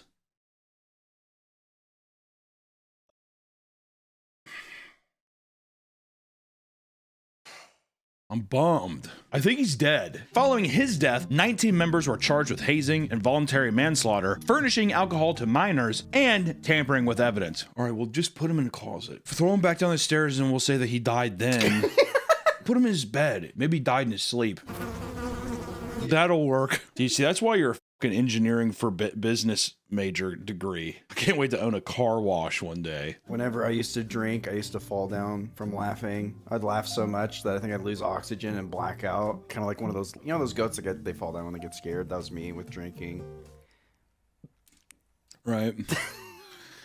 Were you a frat or is that just your drinking story? Just me. Yeah, it's just cool. Just let people know. Okay. Timothy's death made national headlines around the country as hazing deaths were becoming a more prevalent issue. So, the Timothy Piazza anti-hazing law was passed to make hazing-related deaths a felony offense. Fuck, dude. Okay, like, people fucking ruin this country, man. There's probably some fucking fat broad who made that. So stupid, man. I hate this. Alcohol is probably the most common thing found inside fraternities. It's something that is easily accessible to frats and deeply ingrained in the culture. So, let's dive into the world of frat parties. Attending parties is an essential part of the college experience. You gotta fit in, you wanna socialize outside the class, you gotta go to parties. And when going to parties, make sure you choose the right one, or else you could cost you an arm and a leg. Or in the case of 22-year-old Karen Huber, the tip of her finger. That isn't nearly as... That's not, yeah. While attending a frat party with her boyfriend at the University of Texas, the president of the frat and her boyfriend got into a fight after Karen's boyfriend was caught pouring beers on other attendees. Dude, party foul. Karen attempted to step between the two men to break up the fight, and as she did, fraternity president punched her in the face, grabbed her hand, and bit off the tip of her pinky. Dude! Party foul. Time out! You can't go fucking werewolf on Karen! Oh, fuck. Babe, are you okay? She's like, blood all. Oh, God. After her wounds were treated, the fraternity president was arrested and was facing 10 years in prison with a $5,000 fine. However, the two parties settled for a payment of $440,000 to Karen, and the frat was shut down. People are not the only thing you have to worry about at these parties. College mascots are beloved symbols that represent the school and help boost pride among the student body. However, at UC Santa Cruz, two fraternity members carried out a deadly attack on their school's mascot. In 2003, the MTV show Fraternity Life was filming an episode on the Delta Omega Chi chapter at UC Santa Cruz. During filming, two unnamed fraternity members crept onto the main campus early in the morning and stole the beloved school koi fish, Goldie. The university received the fish as a gift in 1995 and was beloved by all who saw it. So, she went missing. Students were devastated to see their pseudo mascot missing. But the mystery of the missing fish didn't last long, as the two members who stole the fish would eventually confess to their crimes. I think the fish was talking to him. Like something happened. They're like looking at it. It has a soul, dude. We have to give up. According to the confession, they went to the pond with a rake, using it to hit and scoop the fish out. After they had the fish, they took it back to their frat house where MTV was filming a kegger party. They then allegedly threw Goldie on a barbecue grill and ate her. That's fucked. Yeah, they're all full and it's like not post-nut clarity. It's like they were like, I was just hungry. I wasn't using my mind. I was fucking hungry, man. Low blood sugar. You know how it is. After hearing the confession, students and staff were outraged by the grotesque death of their beloved fish. And in the end, the two frat brothers were charged $650 to replace the fish they killed. That's it? To be fair, that's like a big deal. It's your mascot. If it's your mascot, you know what I mean? Like, Yeah. I think that's weird. It's like killing a fucking member of the school. I mean, it's not a human, but still. It's like if it was like a goat. We're the fighting Rams or whatever the fuck it is, and you kill that. Isn't that not a... It'd be one thing if they took it and it died, I guess, but they fucking ate it. I feel like... I mean, they literally just... I bet you they didn't cut it up. I bet while it was alive, they threw it on the grill. For the fish, it was probably a pretty fucking gruesome death, I'd imagine. The parties that fraternities throw often cause issues for college campuses, but sometimes that doesn't satisfy the chaotic nature of certain members. Some members go a little further and pull insane pranks. Fraternity pranks have long walked the line between tradition and trouble. Often framed as harmless fun or brotherly bonding, these stunts can range from silly to sinister, and sometimes they spiral into serious consequences. Devin Nodis was a new pledge for the Pi Kappa Alpha chapter at the University of Southern Mississippi. For his initiation period, he was tasked with a scavenger hunt that took him all over the city of Hattiesburg, including the zoo. And at the zoo, Devin and other pledges were supposed to break into the zoo after hours, take a picture of the Chilean flamingo, and get the hell out of there. But Devin had other plans and wanted to prank his brothers. At 1 a.m., he broke into the zoo and hopped into the flamingo enclosure, stealing one of the birds. He then took it back to the frat, hoping to get some laughs, but instead was scolded and instructed to return the bird immediately. When the zoo reopened, staff counted the flock and noticed that one of the birds was missing, so they began to investigate. A CCTV footage showed a group of pledges, including Devin, inside the zoo, stealing the bird. Which eventually the bird was found around 8:30 a.m. and returned, only to be put down due to its injuries. Fuck. Another flamingo also died from presumably attacking Devin during the heist. So Devin just like kicked this bird. I think that it was probably attacking him, and then he probably was like, off, and punched it. Devin and his fellow pledges were quickly identified from the CCTV footage and charged with trespassing, grand larceny, and 2 counts of animal cruelty. He pleaded guilty to these charges and was sentenced to complete the regimented inmate disciplinary program. In addition to his sentencing, the fraternity chapter he was pledging for was placed on probation due to his actions. Just want to say real quick, fuck you, Devin, you piece of shit. Yeah, but I'm a business major, majoring in business. I'm gonna start like an animal rescue. I've learned. Full circle for me, Devin. That's called character development for me, Devin. Fraternities were originally founded to represent morals and academics among societals on college campuses. But over the years, the culture has nearly devolved into near complete degeneracy. Dangerous hazing rituals, deadly pranks, and destructive parties are all staples of Greek life and are part of the reason why so many young men decide to join. It's fun! What can I say? It's fun. I've never been, but I mean, you know, I get to get drunk? Woo! If you ever find yourself walking on a campus near the fraternities, just know that outside of the house might look nice, but inside could be filled with unimaginable horrors. Stay safe, everyone, and we'll see you next time. Yo, who wants to haze the Papa Meat House, man? Me! Business majors only. My dad owns a Toyota dealership. Let's take one of his cars. Welcome back to the Papa Meat channel. How you doing? How you doing? Coming to sundown because today we're going to be talking about the sick and twisted world of false prophets. The world is a dark and scary place with uncertainty around every corner. In times like these, many turn to their faith for hope, the feeling that there is something greater out there looking out for your best interest. The only problem is that the business of religion can be an incredibly lucrative one. Because of this, there will always be unsavory characters that aim to take advantage of people's desperate need for hope, whether it be for fame or for money, or both of them. Sometimes they both come together. Some of the people we're going to be talking about today go to absolutely wild lengths to prove that they speak on behalf of God himself. False prophets are an issue even today. Look no further than the bizarre and widely publicized antics of Ebo Noah. Not all prophets stand behind a podium giving speeches all day. Ebo Noah actually gained prominence posting to platforms like TikTok, currently sitting at 1.3 million followers. He'd gone from posting comedic skits and religious videos like any normal person to suddenly posting it from in front of a gigantic boat he claimed to be Noah's Ark. Noah revealed that he was spoken to by God himself, who warned of a catastrophic flood that would commence on December 25th, 2025, on Christmas Day. We're still here, so you know how that went. This was supposed to be due to several years of non-stop pouring rain. He was then instructed by God to build several wooden arks that would bring humans as well as animals aboard. His building progress videos would start to rake in views, with some people starting to get genuinely worried about their safety in the case that he was telling the truth. And out of nowhere, Noah decided to update his fashion from casual clothes to tattered up sackcloth outfits. And you gotta sell the part, you know what I mean? I've discarded my earthly possessions and now I'm in a potato sack. And I built a boat. According to Noah, just one of the arks would be able to somehow hold 600 million people. It's a big boat. The story began to go viral, with more and more people believing that they would have to actually travel to the ark sites for salvation, which is exactly what thousands of them did. He'd film a random crowd of people and claim that they were coming specifically to join his vessel. As silly as this seems, it is believed that some people actually did take his claim serious enough to travel to Ghana, and one man in particular actually flew from Liberia to Ghana, only to realize he completely wasted his time and money getting there. Many even quit their jobs, prompting Noah to rush to his phone to claim he never once told people to do that. Don't do that! What is he telling people? If you're telling people that in the world, I mean, what is he saying? All right, keep the 9 to 5. Do you think that he was rolling back because he was like, oh shit, if people actually quitting their jobs are gonna get really pissed at me, versus people who find out that I was just kind of around? Yeah, he's like, oh shit. Yeah, he's like, this was a troll. Yeah, exactly.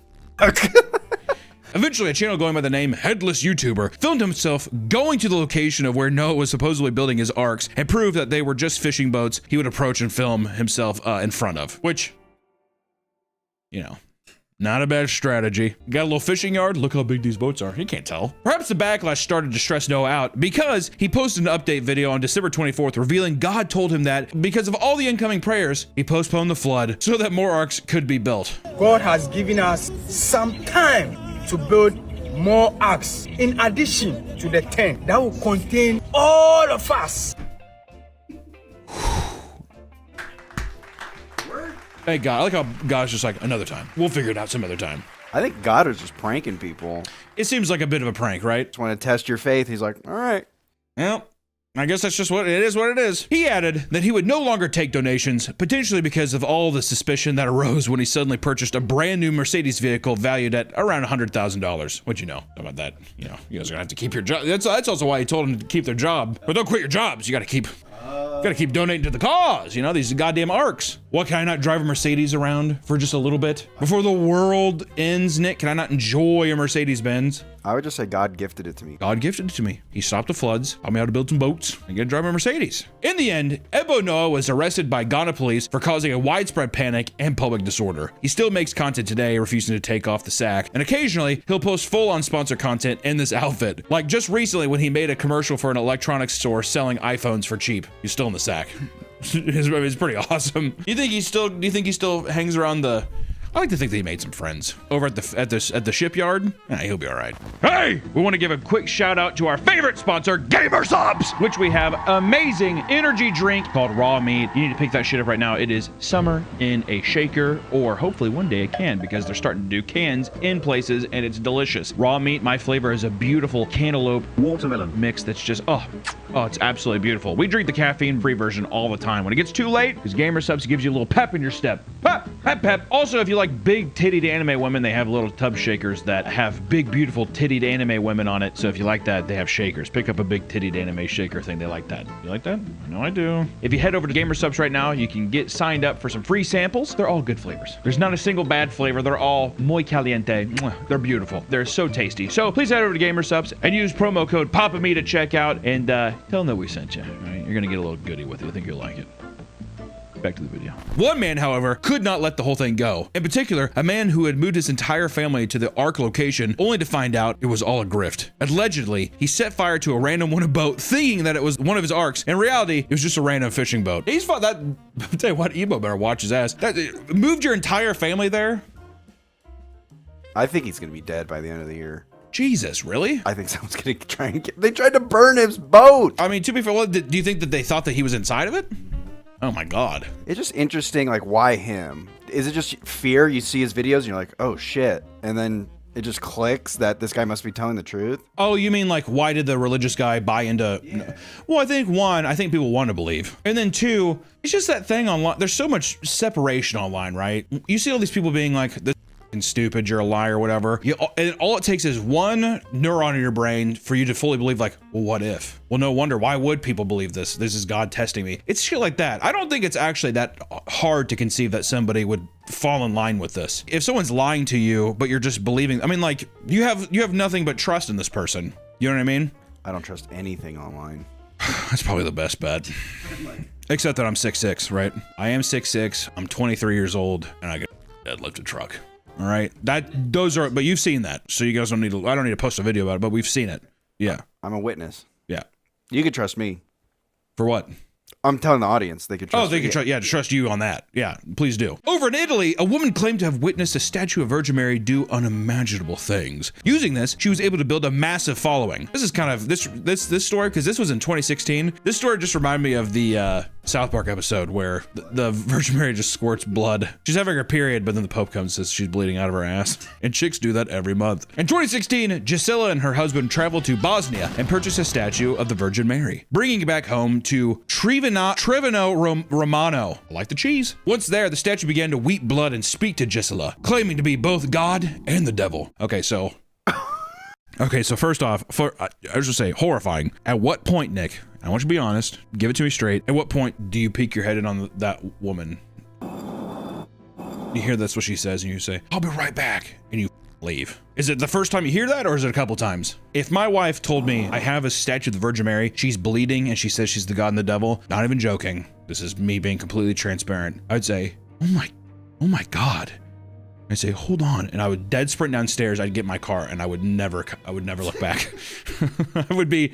That would be enough for me. Yeah. Because you know what happens? You let it slide one time, you're dead. You're gone. Talk about a statue crying and bleeding, God the devil. You're not gonna wake up with your foot missing. Yeah, the statue. It needed a sacrifice. That kind of thing. Well, that's the thing. Either Allison's killing you or the statue is possessed. And it's just a win-win. Dude, knowing my wife, she is going to use it as like, I was possessed. That's why I stabbed him 75 times. It's a perfect crime. It's true. Insanity. You get away with it. Exactly. Well, she thought that she was the Virgin Mary, and she just gives you the judge one of these. And then you're just in a psych ward playing chess forever. And then I'm in 6 feet underground. You're in heaven or hell. Hopefully. You know what I've always been scared of is if the afterlife is real shit, if I'm in purgatory. Would you rather be in purgatory, or would you rather be a spirit stuck on earth? Isn't that the same thing? Isn't that purgatory? I thought purgatory was just like it was like a place, it's like a no man's place. I think there's different interpretations, but I always assumed purgatory was like stuck on earth. That's one form of purgatory. What would be worse? Would be being stuck on Earth as a ghost, where like no one even knows can't really enjoy anything, or hell? I'd probably be a ghost, because at least I think I'm alive. Come on, listen to me. I feel like that would drive me crazy. Versus you want some? When I was younger, I had this dream that I was in hell because my grandma told me. One second. My fucking back. My grandma told me, because I said, "What is hell like?" And she said, "What's your greatest fear?" And I said, "Claustrophobia and clowns." I was a child. I was like, I'm claustrophobic and I'm afraid of clowns. She was like, hell would be you're in like a black void and you would be stuck in a glass box and a clown would just be like crawling over it. And then as a kid, I'm like, first off, that gave me nightmares. And I had like, I think that's why I had like my first panic attack. But then after a while too, I was like, what? I mean, if you were there forever, You know what really frightened me? Boredom. Yeah, if that's what that was. Can you imagine me sitting, like, can you imagine just sitting in a glass box till the end of time? What if they mind wipe you though? So every day it's like a new day. They probably do that just to keep the insanity. Because after a while, you just be like, I don't go, dude. I'd probably try to make friends with the clown. Dude, can we just talk for 10 minutes? I'm gonna glass box. There's a famous philosopher mathematician who believed in hell, or he was a Christian because of the one chance that God does exist and he punishes you if you don't believe him. He's like, I'm just gonna be a Christian. It's the safest bet. Yeah, that's what he can. It's really the safest bet. I know people do it out of the moral of it, which whatever, you believe in whatever God you want to believe. I'm just saying it's the safest bet. He was a mathematician. He did the math. He did the math. And there's a slim chance, but you know what? I'm not chancing it. Shortly after watching the statue cry, she encased it in glass and built a shrine around it in her town. How'd she get the zoning permits for that? How did she get that? Who stamped that approval? All right, sure. Who said, or do you think she did illegally? No, I think she went up. She went to town hall and got a permit? So it's the God devil, it cries, it bleeds, sometimes it talks to me, it calls me Max. Like, alrighty. Approved. Her claims drew hundreds of pilgrims each year, and this also evolved into her somehow gaining prophetic powers. It's natural, dude. Come on. If I'm doing this whole thing, I'm not just gonna say, yeah, it's attached to me. You know, come on, it's my statue. The statue would warn her of things like a deadly virus in China and tell her to alert her followers to engage in prayer. You're trying to tell me this chick and she prophesied coronavirus? What? As her following grew, she allegedly woke up one day with the same crucifixion wounds as Jesus Christ on her hands and feet. Oh, see, that's where she got it wrong, dude. It's the wrist. People always think it's the hands, it's the wrist. Google. Boot up Ask Jeeves and just do a quick research, dude. You know? If it's, I think they said if it's through his hands, it would do. I'm pretty sure that's why they did it in here. This led her to start performing miracles and giving prophetic predictions herself. And one day, she claimed an earthquake would destroy Rome and the Catholic Church would be completely taken over by communists. It's a big lightning, thunder and lightning. Can you imagine that? Communists taking over. Whoa. She watched Red Dawn the night before. She was like, oh my God. Her followers claim that she would regularly perform miracles similar to when Jesus multiplied loaves of bread and fish. She sounds like a world-class magician. If this is the case. If I was there, I was like, how the f did she do that? You know, they're talking about some like what's that Christopher Nolan movie? The Prestige? She's pulling a Prestige, dude. How do we know she doesn't have a twin? On more than one occasion, she has shown up to her sermons with a single box of pizza or plate of gnocchi. The f is gnocchi? She stated, and I quote, "It was a pizza for 4, and 25 of us ate from it. It never got any smaller." She sounds like an amazing illusionist. Or do you think is she actually blessed, Nick? I think so. Maybe. The Corona thing fucking... The Corona thing, I'm not gonna lie, the COVID thing, it hit. Yeah, it did hit. In 2016, come on. Though Gisela may seem saintly, she has not been completely honest with her followers. By 2023, the church began to notice Gisela growing more and more popular and sent someone out to officially investigate the claims to the statue Weeping Blood. A sample was taken, only to prove that it was not the blood of a human, it was pig's blood the entire time. Not long after the findings were published, Gisela and her husband hid themselves from the public, giving in occasionally to make small appearances. And to this day, she sends out one message a month to her following using an AI voice to spread her message. Here is the message from the Queen of the Rosary given to Gisela, September 3rd, 2025. Even worse, the couple had earned nearly $500,000 from pilgrims and followers' donations, and they believed the money would be sent to a children's hospital. And as it turns out, the couple used the money to buy more land around the shrine, renovate their house, and purchase a brand new $40,000 car. This is not Gisela's first fraud, right? This is where I was like, are you kidding me? This is not Gisela's first fraud charge. Just 3 years before she bought the statue, she was convicted of fraudulent bankruptcy after creating a charity to help sick people and take the money for herself. Now Gisela and her husband are set to go into trial April of 2026 for faking miracles and misusing donation money. What a crazy turn of events. Growing up in the Midwest, you see it everywhere. It's people that are working shitty jobs. All anyone wants to do in life, Nick, they just want to have a good time and fucking be at peace, do whatever. And sometimes you draw up the shortest stick when you're bored, and you're just trapped in this hell pit, this hell cycle where you work a dead-end job like your family did, blah, blah, blah. And now all you can do is have the faith that there's going to be something better after this is done, right? It's sad. It's sad because people just are so parasitic and will leech onto anything. They don't give a and then they make their lives worse. They make their lives worse, and that's why I think that Gisela, I don't know, they should take that statue and they should bust out her front teeth with it. Some proclaimed prophets will want to stand out from all the other grifters out there, and in some cases, this can lead to some absolutely insane headlines. South African pastor farts on congregation to heal and cure them. Photo goes viral. You know, whatever parasitic news journalist was just like, perfect. Fart. Oh, God, this is gonna get all the clicks. Chris Penelope is a pastor from Penelope? Christ. Oh my, is his name Christ? Yeah, Christ Penelope. We have a Noah and we have a Christ. We have a Noah, we have a Christ? We need a Virgin Mary next. God, dude, my back is killing me. Christ Penelope is a pastor from South Africa that became widely known for a time after a series of photos were released from inside his congregation. In them, Penelope is seen sitting directly on the faces of his congregation, and apparently, he was able to convince people that his farts were holy, allowing him to fart in their faces to get the Spirit of God inside of them. You know, so, you know that motherfucker was there. And he was like, smell it. I want you to smell it. That's gotta be a fetish. Or the guy's like, all right, I smell it. No, huff it. I need you to huff it. What's it smell like? I got another one coming. I got the one more. What is that one like? Do not throw up. When pressed about why he would willingly fart on his devout followers, he simply snapped back with, I don't fart on people. I heal people. In other photos, he is seen standing on top of his followers, claiming that they feel no pain because the Holy Spirit has taken control and made it so. Isn't that right? No pain. Somebody, just get off. During a sermon in 2018, it was discovered that Pastor Penelope was anointing his followers with condom oil. Dude, just get the red wine and crackers and call it a day. The snake's venom.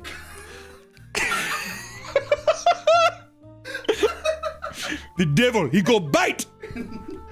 Reportedly, he'd smear a wet condom all over a chair, ask congregants to sit on it, and then watch them supposedly fall to the ground due to the raw power of the Holy Spirit. The mother set up a Three Stooges prank. It's what I do think people get off on being like, I bet you I could do something so ridiculous and I could still get away with it.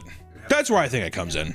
Well, that's what I mean. It's like a power trip of being like, I could say anything and I'd still have a following. You know what I mean? Perhaps he learned this behavior from his mentor, Professor Daniel of Rabboni Center Ministries. This man also, what kind of Rabboni? My boy Daniel of Rabboni. You can't have a name like Daniel. It needs to be like, what's like a magical name? Almost needs like a wizard's name.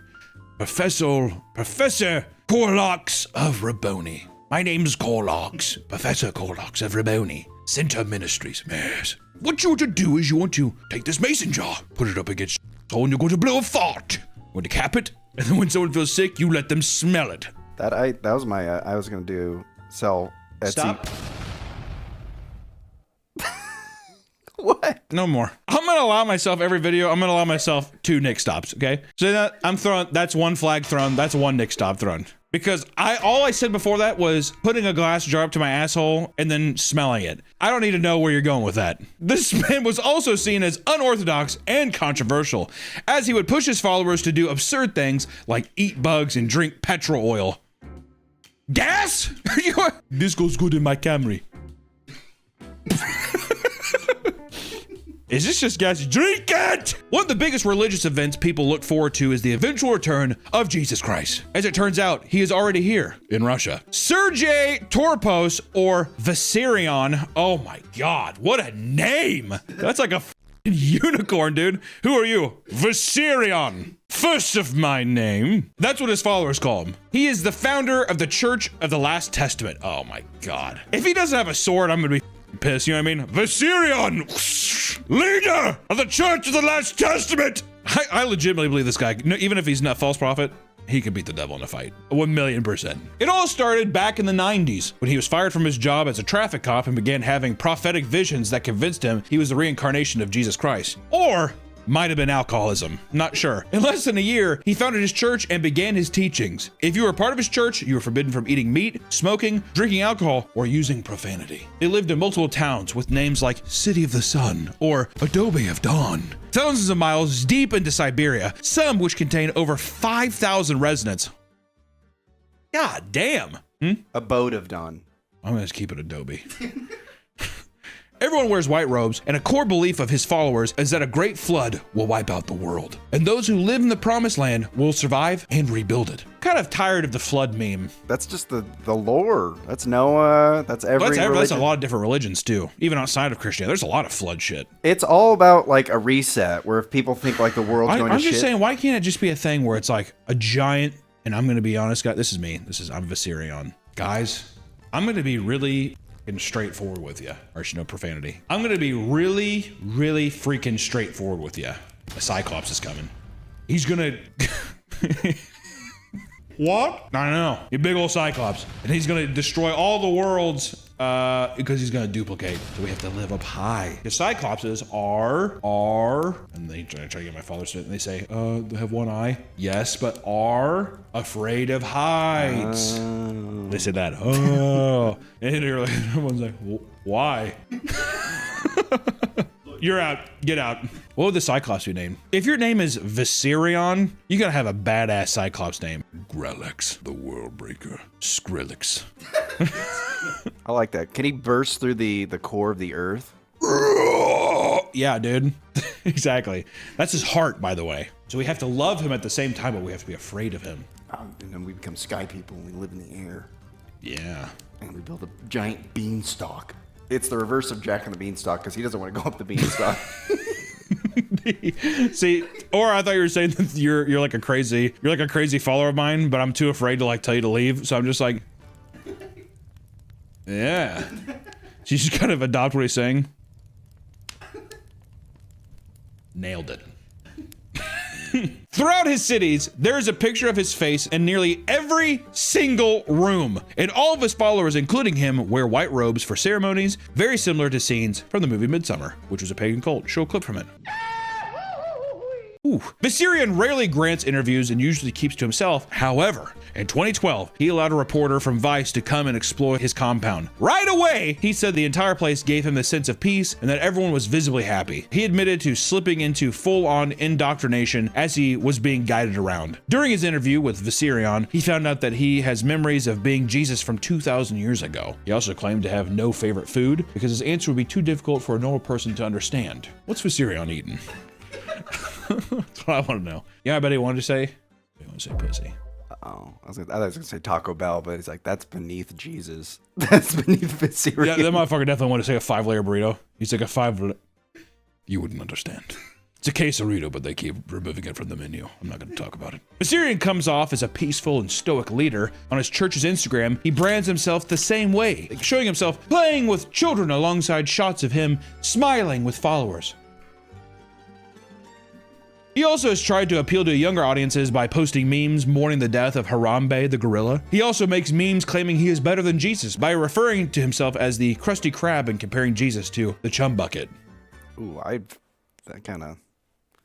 What do you mean? That's Viserion we're talking about. It's humor and it's good. However, this would all come to an end as his entire religion in town was court ordered to shut down and liquidated after Viserion and 2 other higher-ups were arrested. In 2020, it was discovered that Sergei and his top guys were extremely brutal towards followers, using physical violence and psychological abuse to keep them in line. The Russian FSB was sent out to his colonies, where they stormed his house and arrested him. They then flew him back to Moscow so he could go to trial. In court documents, it was revealed that 16 people were mentally harmed and 6 others suffered severe bodily harm throughout their time there. Investigators also discovered that he had been siphoning funds from his community and misusing them for personal purchases, even though his followers had all sworn off using money. Come on, Viserion. When it came time to sentencing, the court found that the 3 men had abused their authority within a religious organization to control and manipulate followers. And in the end, Viserion was sentenced to 12 years in a maximum security penal colony. The other 2 men received identical charges. Son of a bitch. He seemed perfect. Goddamn. Dude, is there any way that you just can't run a cult? It's a cult, is what that was, right? 100% a cult. The world can sometimes be a dark and desolate place, guys, leaving many to turn to religion and try to brighten their lives, which I don't blame people. Sometimes, Nick, I like feeling that there's something out there. It's hard to make sense of this whole thing, and who knows if there isn't a divine creator out there? I don't know. No one does. God does know. He's the one who did it. It can be hard not to give in to scams like this, especially when the person selling you lies is charming and believable. At the end of the day, it's been said a million times, it sounds too good to be true, and it probably is. If there's the potential to make a buck, there'll always be a person out there doing what they can to sell you some snake oil. So be careful, y'all. But hey, happy praying. And then guess what? If the end of the world comes and takes us, just know I love all of you. We'll see you next time. Bye-bye. Snake oil or condom oil? Dude, I would take the condom oil. Snake oil can be venomous, right? Yeah, if it's... I'm pretty sure you can drink condom oil. You can drink snake venom. You can drink snake venom? Yeah, as long as you don't have any cuts or ulcers. This is the Nick 2 number card. I'm using it now at the end of the video. Welcome back to the Papa Meat channel. How you doing? How you doing? Come on and sit on down because today we're talking about some of the most vile people on the internet. Influencer parents. A while back, we did a video on the notorious Ruby Franke and her family vlog channel, 8 Passengers. We did it with my mom, and it was something that I found extremely fascinating, and it just made you sick to your stomach that somebody could basically prioritize content over their children. Not me and my kids.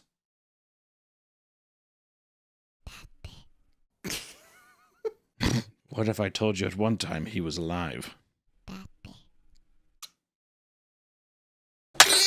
Shit. If you don't know Ruby Franke, she made the national headlines for essentially torturing her kids behind the scenes, leave her trapped up in a house. It's fucking gruesome. There's been documentaries about it. Real fun stuff. I mean, what seemed like a happy, loving family on camera turned out to be a home filled with abuse and fear. I'm only gonna say it one more time, and then you're gonna lose the privilege to eat dinner.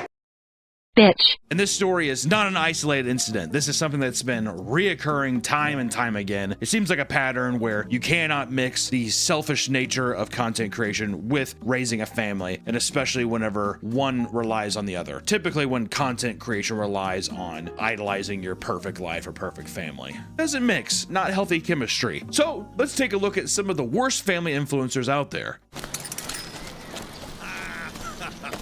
Starting off with Allie Ray, who, starting off fresh, home run swinging here, nearly killed her baby in the NICU because she was starving for a sandwich. Not the baby, Allison Ray. This controversial mother is a TikTok live streamer who is part of a niche online community called BegTalk. Like and subscribe. Smash that bell.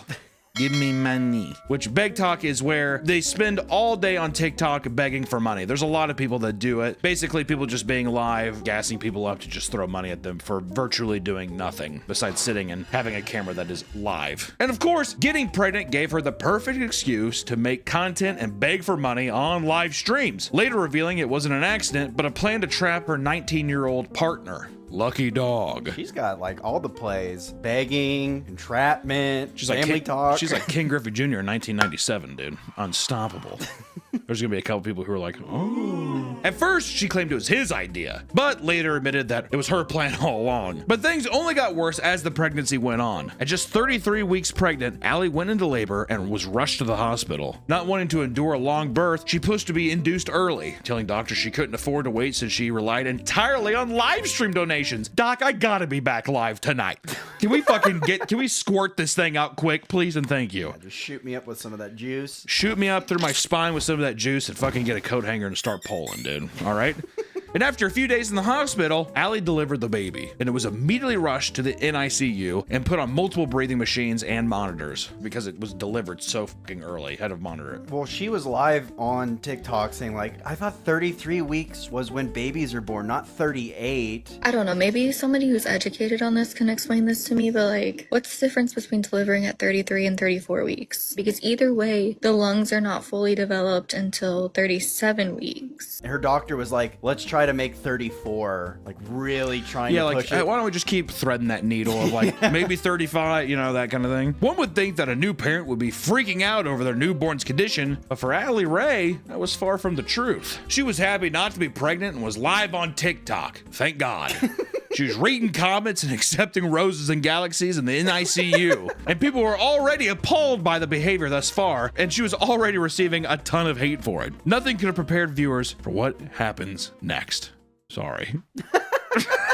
While live streaming herself holding her daughter, Allie did the unthinkable. Since her baby daddy wasn't there to help out in the hospital room, she unplugged her baby from the breathing machine and monitors to get the attention of a nurse so they could bring her a turkey sandwich. No, you're fine. It's not an emergency. I just was gonna see if you could bring me a turkey sandwich. And it's so sad that this is all on video. Not even on video, it was happening in real time for viewers. Can you imagine just sitting there being like, yeah, can you imagine the baby? Yeah, the baby sitting there just like, Allie clearly didn't think she'd done anything wrong, so she did it again in a separate live stream. This time, asking for a drink instead. I bet that was rage baiting. He's fine. He's thirsty, and so is mommy. And as soon as it happened, people clipped it and she went viral. Numerous reports were made to the hospital and CPS detailing what Allie had done. And additionally, viewers who had experiences in the NICU were outraged that a mother could disregard their newborn's health like that. Allie tried to defend herself by claiming the nurses told her to unplug the machine, saying, quote, I was told that if I needed something, I should unplug it. That's exactly what I'm gonna do. Jesus Christ. God, man, you know what's kind of do you think that she really believes that though? I do think that there's levels of narcissism that come in that you maybe perpetuate a lie so much in your head that you legitimately believe that another person said it. They probably like, if you need anything, there's like this call button. It was, that's what I mean. And she's just like, oh, well, I'll just unplug. She told me to unplug it so I could just like wheel myself over and get a 7-Up or a Squirt or a Vault. Hey, could you go down to the vending machine and get me a Vault? They're like, what year do you think it is? News articles came out on the situation, and the amount of backlash forced Allie to delete her TikTok account altogether. CPS would do an investigation, but Allie never faced any legal trouble for her actions in the hospital. All it's gonna do is bring more traction to my page and more money in my pocket, so happy ending. So it's a happy ending for Allie, and I'm sure that baby's gonna be just fine as long as she has Vault and turkey sandwiches. In many of these controversial cases, the parents typically have more than 3 children. This provides a steady stream of content, and in theory, it's a good idea, but getting 5+ kids to cooperate is hard. Borderline impossible. And that's where parents lose their patience, like the case of Fantastic Adventure. I gotta say, this is a rough watch today. This is a sad one. I wouldn't say anything probably out of the ordinary. I would say as of late, a lot of weird stuff usually, but this one in particular, I don't know why. This case is so sad. In 2012, Fantastic Adventures began uploading a wide variety of children's content, ranging from scripted comedy skits to costume roleplay. The creator of the account, Michelle Hobson, would use her 3 biological children and her 7 adopted children as characters in each episode. 10 kids? She's like, 2 more cheaper by the dozen. My favorite Steve Martin film. The channel quickly developed a loyal fan base that tuned into each upload, and at its peak, the account had over 800,000 followers and 250 million views. Hell, I'm gonna start signing up I'm gonna start adopting myself if that's the case. Can't lie, hey, the analytics don't lie.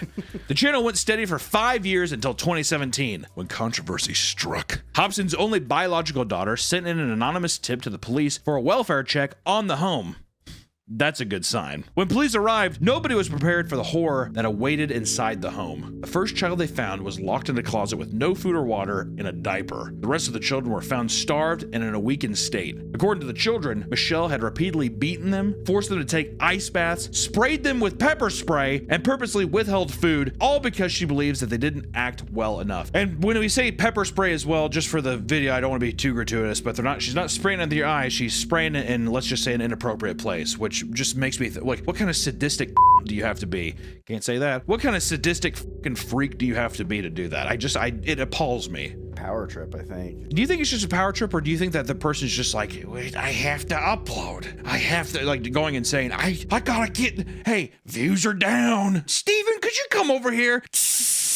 Well, it's one of those things because she's saying based on poor performance. It's like she's like a theater like person. Well, that's what I mean. Based on poor performance, do you think she means like view-wise, or do you think that she's just like, you guys aren't trying hard enough? I think it's you guys aren't trying hard enough. Yeah. See, that's what happened in the Ruby Frankie thing too, when she's like, you need to smile and say this, and they're like, can I fucking do anything else, right? You know what I mean? Yeah. brutal, bro. The children were also found to be developmentally behind because they hadn't attended school in years and instead were kept at home to film and act in YouTube videos constantly. Whoa! And as soon as these conditions were discovered, the children were removed, and Michelle and her 2 older biological sons were arrested. The 2 sons were charged with failing to report the abuse since they allegedly knew what was happening in the house, but the charges were later dropped because there wasn't enough evidence to support them being a part of it. It's kind of like Ruby Frankie's husband. Well, I've always been confused about Ruby Frankie's husband because I'm like, what the fuck were you doing? What I don't understand is he's like, well, she kicked me out. I'm like, you didn't want to check on your kids once?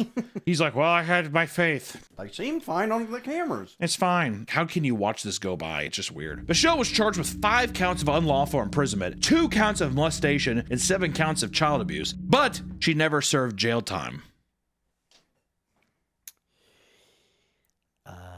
Because after being deemed mentally incompetent, she died in a hospital in 2019, effectively bringing the Fantastic Adventure saga to an end. You're mentally unfit, she just fucking like boils in a room. The only thing keeping her alive was pointing a DSLR camera at her. She's like a fucking Japanese like yokai spirit. She's like the ghost in the ring. The nurse is just like cracking the door and looking in. Film me! Film me! Like the Wicked Witch of the West or some shit. Most parents will go great lengths to ensure that their kids are healthy and happy. However, one Australian mom got exposed for doing the complete opposite. Let's talk about the Harris family. Alana Harris and her husband, Brock, ran a popular family TikTok account with their 1 million followers under the name The Harris Family. Scrolling through the videos, you would think that they were just another happy family sharing their vacations, pregnancies, and family events with the world. The family had 3 kids, 2 boys and a daughter, Daisy, who was diagnosed with tuberous sclerosis complex, which is a rare genetic disorder that causes non-cancerous brain tumors to form. This diagnosis was devastating for the family, and Alana regularly posted her daughter in the hospital, providing the audience with regular updates and expressing gratitude for your support. Oh my God, thank you for watching and donating. I appreciate it. And eventually, a GoFundMe was set up and raised thousands of dollars to cover the cost of Daisy's medical procedures. Yet, after countless operations, doctors noticed that Daisy wasn't getting any better and that her condition was staying the same or even worsening. So a toxicology report was conducted, and it showed that her blood content had high levels of benzodiazepines, other commonly known as Xanax or Valium. Whoa. Fun one. This obviously raised red flags for doctors as they had never prescribed any drugs like that, and doctors continued to investigate the source of the drugs. And it didn't take long to uncover that Alana had been deliberately drugging her child to keep her sick.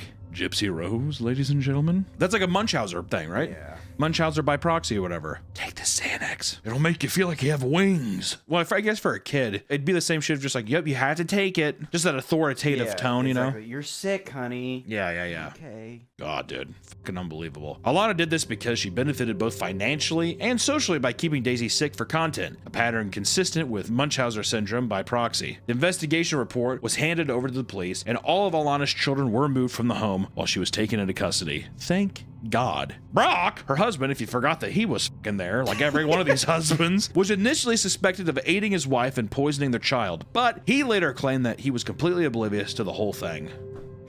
I hate that. I fucking hate that. Here's a quote from him. I had no idea about what Alana was doing to Daisy. I pushed her for these surgeries because in my heart, I felt it would help. But I didn't do a single thing to put... It's him just being like, he's on his lazy boy watching TV. Babe, we should do that. Am I out of line by just being like, what the fuck are you doing? Well, there's definitely is like a disconnect, but I could see it. A disconnect? Hey, I couldn't help but notice that fucking lumpy Lou over here keeps growing things in her head. Like, what the fuck? And you just keep giving her pills. Or you never once saw her give her a pill. Word. Not once. Why, so are you taking care of it? Yeah. Okay. Like, is that as involved as you are? Like, it just seems insane. Every other friend I have that has a child, like, they know every single thing going on with that child. Like, medication they're taking, anything. Surgery's coming up, whatever. To just be like, well, I just saw she had it totally covered. That's what I think it was. It's more like Like, it's not odd to be like, here, take this vitamin or whatever. No. Her giving the medication to her daughter. I mean, like, you're gonna trust the fucking person that's raising you, right? Yeah. But I just mean, I am so livid by these usually, I mean, in almost all these cases, Ruby Frankie and in this one here, it's like, are you doing nothing? What are you doing? Yeah. Well, I have to work. I worked 8 hours today. Well, I didn't. I mean, I just usually come home and I see her lumps and I say, well, okay, well, we got to figure something out. Well, I get sleepy and I go to bed. I mean, does that not sound ridiculous, dude? It's emotional. Like, you see your child lumpy and you just kind of want to disconnect. And oh, do you think that's what it is too? You're just like, I can't deal with this. Yeah. Like the stress of having to deal with that. I think what a good father. I just can't. Yeah. Hey, babe, I'm gonna go play Halo Wars in the basement. Halo Wars. Did you give her a vitamin? Okay, just making sure. Yeah, Halo Wars. He's like, all he has is an Xbox 360. He's playing games from like 2011. Hey, babe, I'm gonna play Sneak King. He's like, just plays the Burger King game and the. Online, many people were disgusted that they even supported someone like this and spread the story all over the internet. This ensured that the Harris family would be under a microscope for the rest of their lives. Following Alana's arrest, her TikTok account would be shut down. She would be charged with poisoning, torture, child exploitation, and fraud. Which I will say, 2 back-to-back. At least we have 2 arrests back-to-back. Usually on some of these, it's just like, well, actually, to be fair, one melted like a witch and the other one. They're like, you're insane. She's like, yeah! And this one, they're like, all right, I guess you have to go to prison. Are you going to melt? I don't think so. There are many challenges that come with raising a child, as each child is obviously different. So when you use your kids for content, it can be hard to get all of your kids to align with your narrative or brand. AKA, once again, Ruby Frankie. Got to get them all together. Kids go through like fucking puberty. They get all moody and all that kind of shit. And after a while, you're like, you need to smile. Mama needs to post to YouTube. We need roses on TikTok. Which, let me tell you something. This is another gut. I mean, all of these are going to be gut punches, but I remember when we were reading this one, it made me actually sick to my stomach. Because for one family, their adopted child was more work than they bargained for. The Ohio-based channel was called The Stauffer Life. Micah and James Stauffer built a family lifestyle brand, gaining over 700,000 followers on their main channel and 300,000 on their garage spin-off channel. And in each video, the parents showed off their hectic life with their 4 kids as they took them to their appointments, celebrated birthdays, and other life milestones, right? 2016 and 2017 marked an exciting time for the family as they were in the process of adopting a 2-year-old from China, who they named Huxley, making sure to record every update along the way. The child they were adopting had severe autism and they were aware of it. And many viewers cautioned the parents about the work it might take to ensure Huxley was properly taken care of. If you already have that many kids and then all of a sudden you're throwing in someone who's going to need that much time and attention, I think people really underestimate what a task that is. Yeah. For severe autism, where it's at that point, it's like they can't take care of themselves, you know? But despite this, all Micah had to say was, quote, "But if anything, my child is not refundable." Yet, that's exactly what she did. In 2020, fans began to notice that Huxley stopped appearing in vlogs. Shortly after, a video would be posted answering their questions. After only 3 years of living with the Stauffers, Huxley was sent to a different family within the United States. The reason why Huxley wasn't in the videos is because, like the comment said, they were unprepared for how much work it would take to give Huxley the proper care. And in a now deleted apology video, both Micah and James tried to claim that while they were aware of Huxley's special needs, there were still a lot of unknowns surrounding the conditions. Do I feel like a failure as a mom? Like 500%. And fans were outraged at Micah for exploiting her special needs child for views and began turning against her. And fans also created a change.org petition to remove the Stauffers' life's monetization, to which they succeeded. They cut their fucking money. The one-time change.org. Yeah, the one-time change.org does some shit. Though the Stauffers were never legally charged with anything, their lives and online reputation have been completely gutted because of their greed. Which I want to say too, first off, knowing that a child that's going to need that kind of attention is coming and you're like, yep, I'm totally fine with that. And then to later spend years with a child developing a relationship and then just be like, I can't. I think in many cases, especially if it's still a child and there's another family who's like, we will give them a better life, I don't think there's anything wrong with being like, this is just too much. I think it's just the angle of you 100% could tell that the Stauffers were like, this is going to be a gold mine. Yeah, here's my little autistic baby. We could, yeah. You know. So then they're pawning it off like literally like an animal. Yeah. Like, oh, this is a dog we don't want anymore. There's no morality that way too. And then too, to not be think that's one thing. I don't think people have to be extremely transparent online. I think you have obviously like a personal life, but you don't even update it to where it's like, hey, here's this child that we have now, and then all of a sudden he's just not there anymore, as if no one's gonna notice. It's insane. It's just it's fucking gross. It's gross because I look at it the same way like rich people would buy like, I don't know, an expensive car. Yeah. Or something. Well, I like the model, but I just want something new. It's like that. It's that hands. Like it's. I don't know. All narcissists, right? I think all content creators are. They have to be to an extent. But I think I probably am too, dude. Not us. Probably us. Probably. Sorry, dude. I fucking suck too. I don't know what I'm supposed to tell you. I haven't adopted a Chinese severely autistic baby though and pawned it off on somebody else, so I don't know what I'm supposed to tell you. The only Chinese baby I have is Modine. Danny, want to give Danny a kiss? He gave him a lot of vault earlier, so he's... There it is. Oh my God, Jesus Christ. Get it out of here. What the hell is wrong with you? Religion plays a big part in a lot of families' lives, with faith being the glue that holds them together. One example of this on social media was our unique family. Very culty vibes. Our unique family? Yeah. Our unique family. We are chosen by God. Which it was run by a rabbi and his 9 adopted sons. It's just, I was just like, this is me and my boys.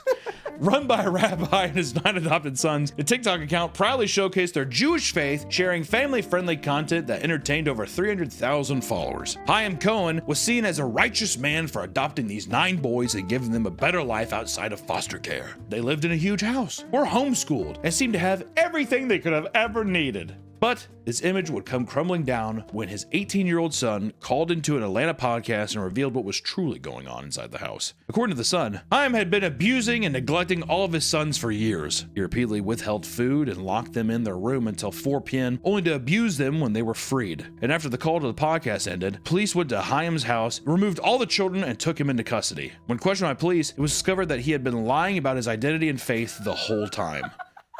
That's so crazy, man. That's so fucking crazy. Chaim changed his name in 2009, around the time he claimed to convert to Judaism. He wasn't even a real rabbi, and his claims that his kids come from Jewish families was false too. As soon as they moved in, he changed their names to sound more Jewish, just like he had done with his own name. He also made them grow side locks to fit into the online narrative and just kind of the general look of the people that would be watching Jewish family vlogs, you know. And on top of that, right around the time this all came out, he had started to appear on camera in a wheelchair and an air mask. Yet when he was taken into the hospital, doctors found that there was literally nothing wrong with the fucking guy. In the end, Chaim was sentenced to 135 years in prison for multiple counts of child abuse and one for injuring a child, with the judge's final words to him saying, quote, "You're gonna die in prison," which is so fucking sick, dude. That's the only time I ever envy being a judge, is when you get to really just fucking put that nail in that coffin. Hey, guess what, Chaim, or what are the ghoul, or whatever the fuck you want to be called? Bye! Boom! That's what I do too. And I'd be like, you know what? On the way out, break his ankles. That's the kind of judge I'd be.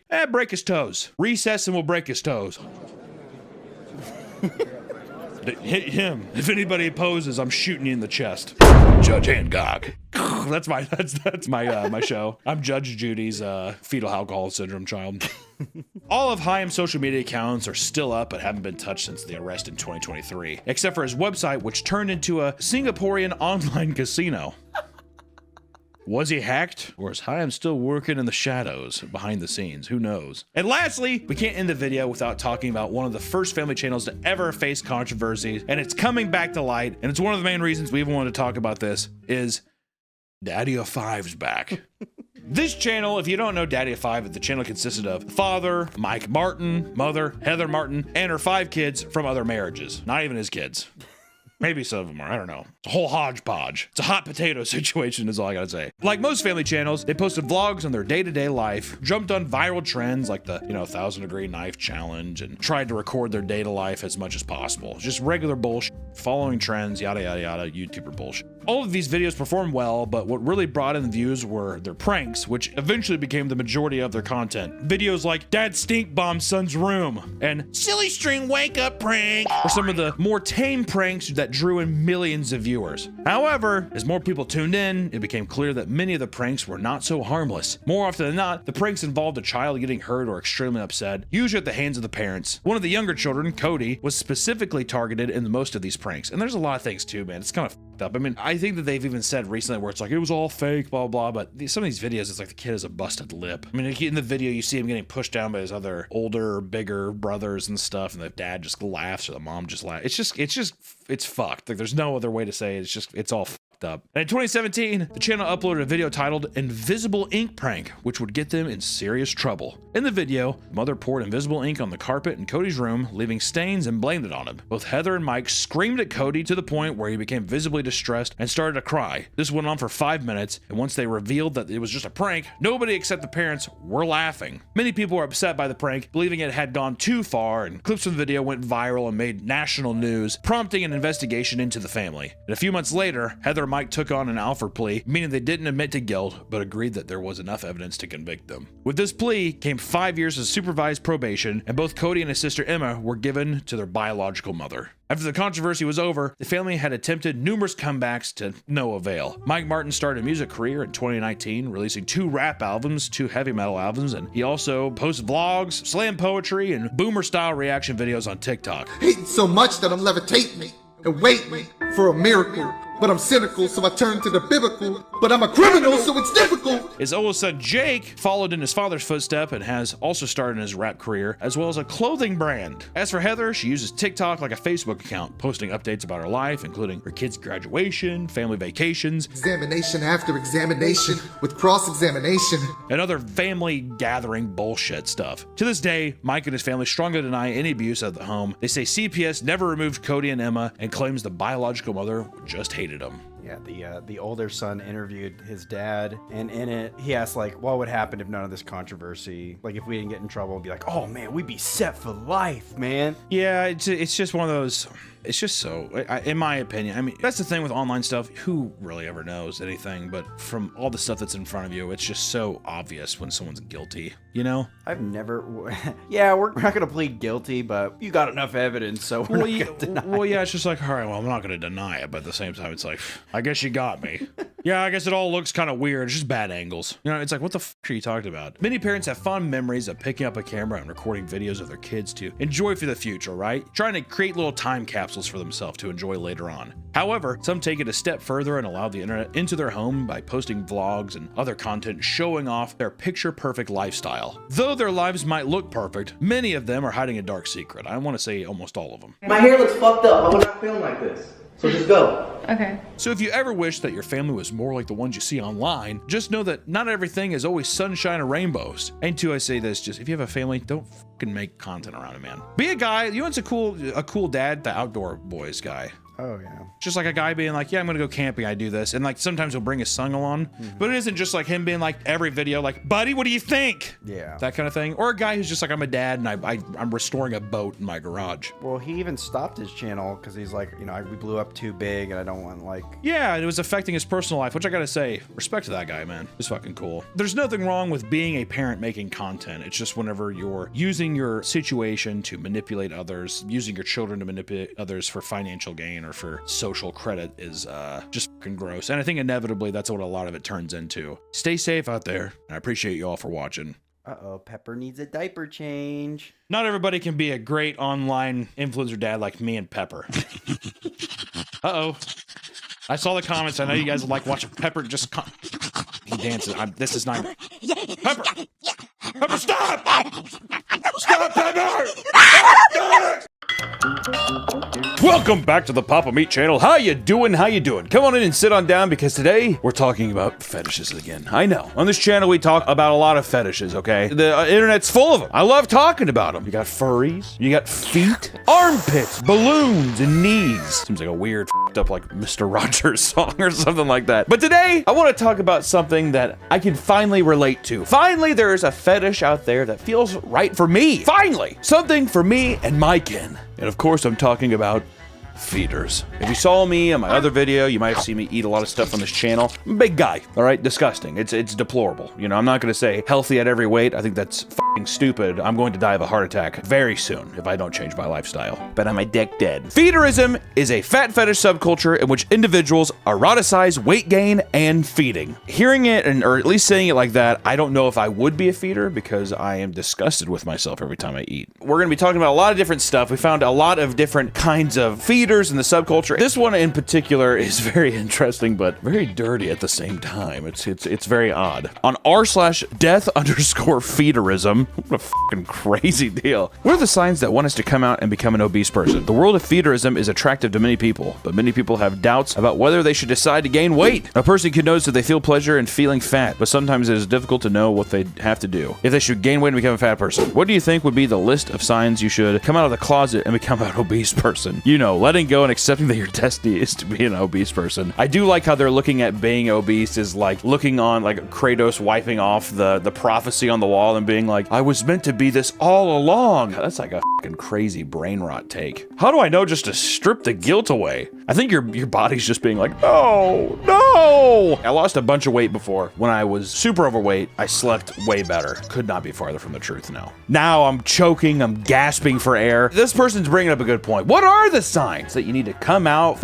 let it all go, and let it all in, technically, right? And there are two sides to the fetish dynamic. First, you got the feeders. And feeders are individuals who claim to be sexually aroused by feeding their partners. That's Nick. Nick to me. Nick gets hard watching me eat chicken sandwiches and do other stuff like that. Feeders are usually skinny males, but not always. But I do like how they are typecasted as skinny males. Usually the feeders are very skinny because they're like, I don't even want to eat the food. I just want you to have it. They are sometimes referred to as encouragers, essentially helping and enabling them to reach new weight goals. Love that. Wonder what the tier of weight goals are. Like when you go to the gym and you're lifting weights to become stronger, usually it's like 5-10 pound increments. You can't just jolt up. Your body's not going to be like, ugh. But with weight, I wonder if it's 20. Is it 50? 100-pound goals? But it's the journey, not necessarily the destination, that gets these guys off. So just because you're dating a big old chugger, a big old semi, a steamboat, a freight train, doesn't make you a feeder, all right? It's fantasizing about how big they will become. Wait! Before we go back into the video, I want to thank today's sponsor, GamerSupps! And especially right now, because right now, at this current time frame, we have the Meat Canyon drop, baby. Oh, Christmas is finally here! It comes with the beautiful Meat Canyon Waifu Shaker Cup that also I got to draw the artwork on the back. And it's a little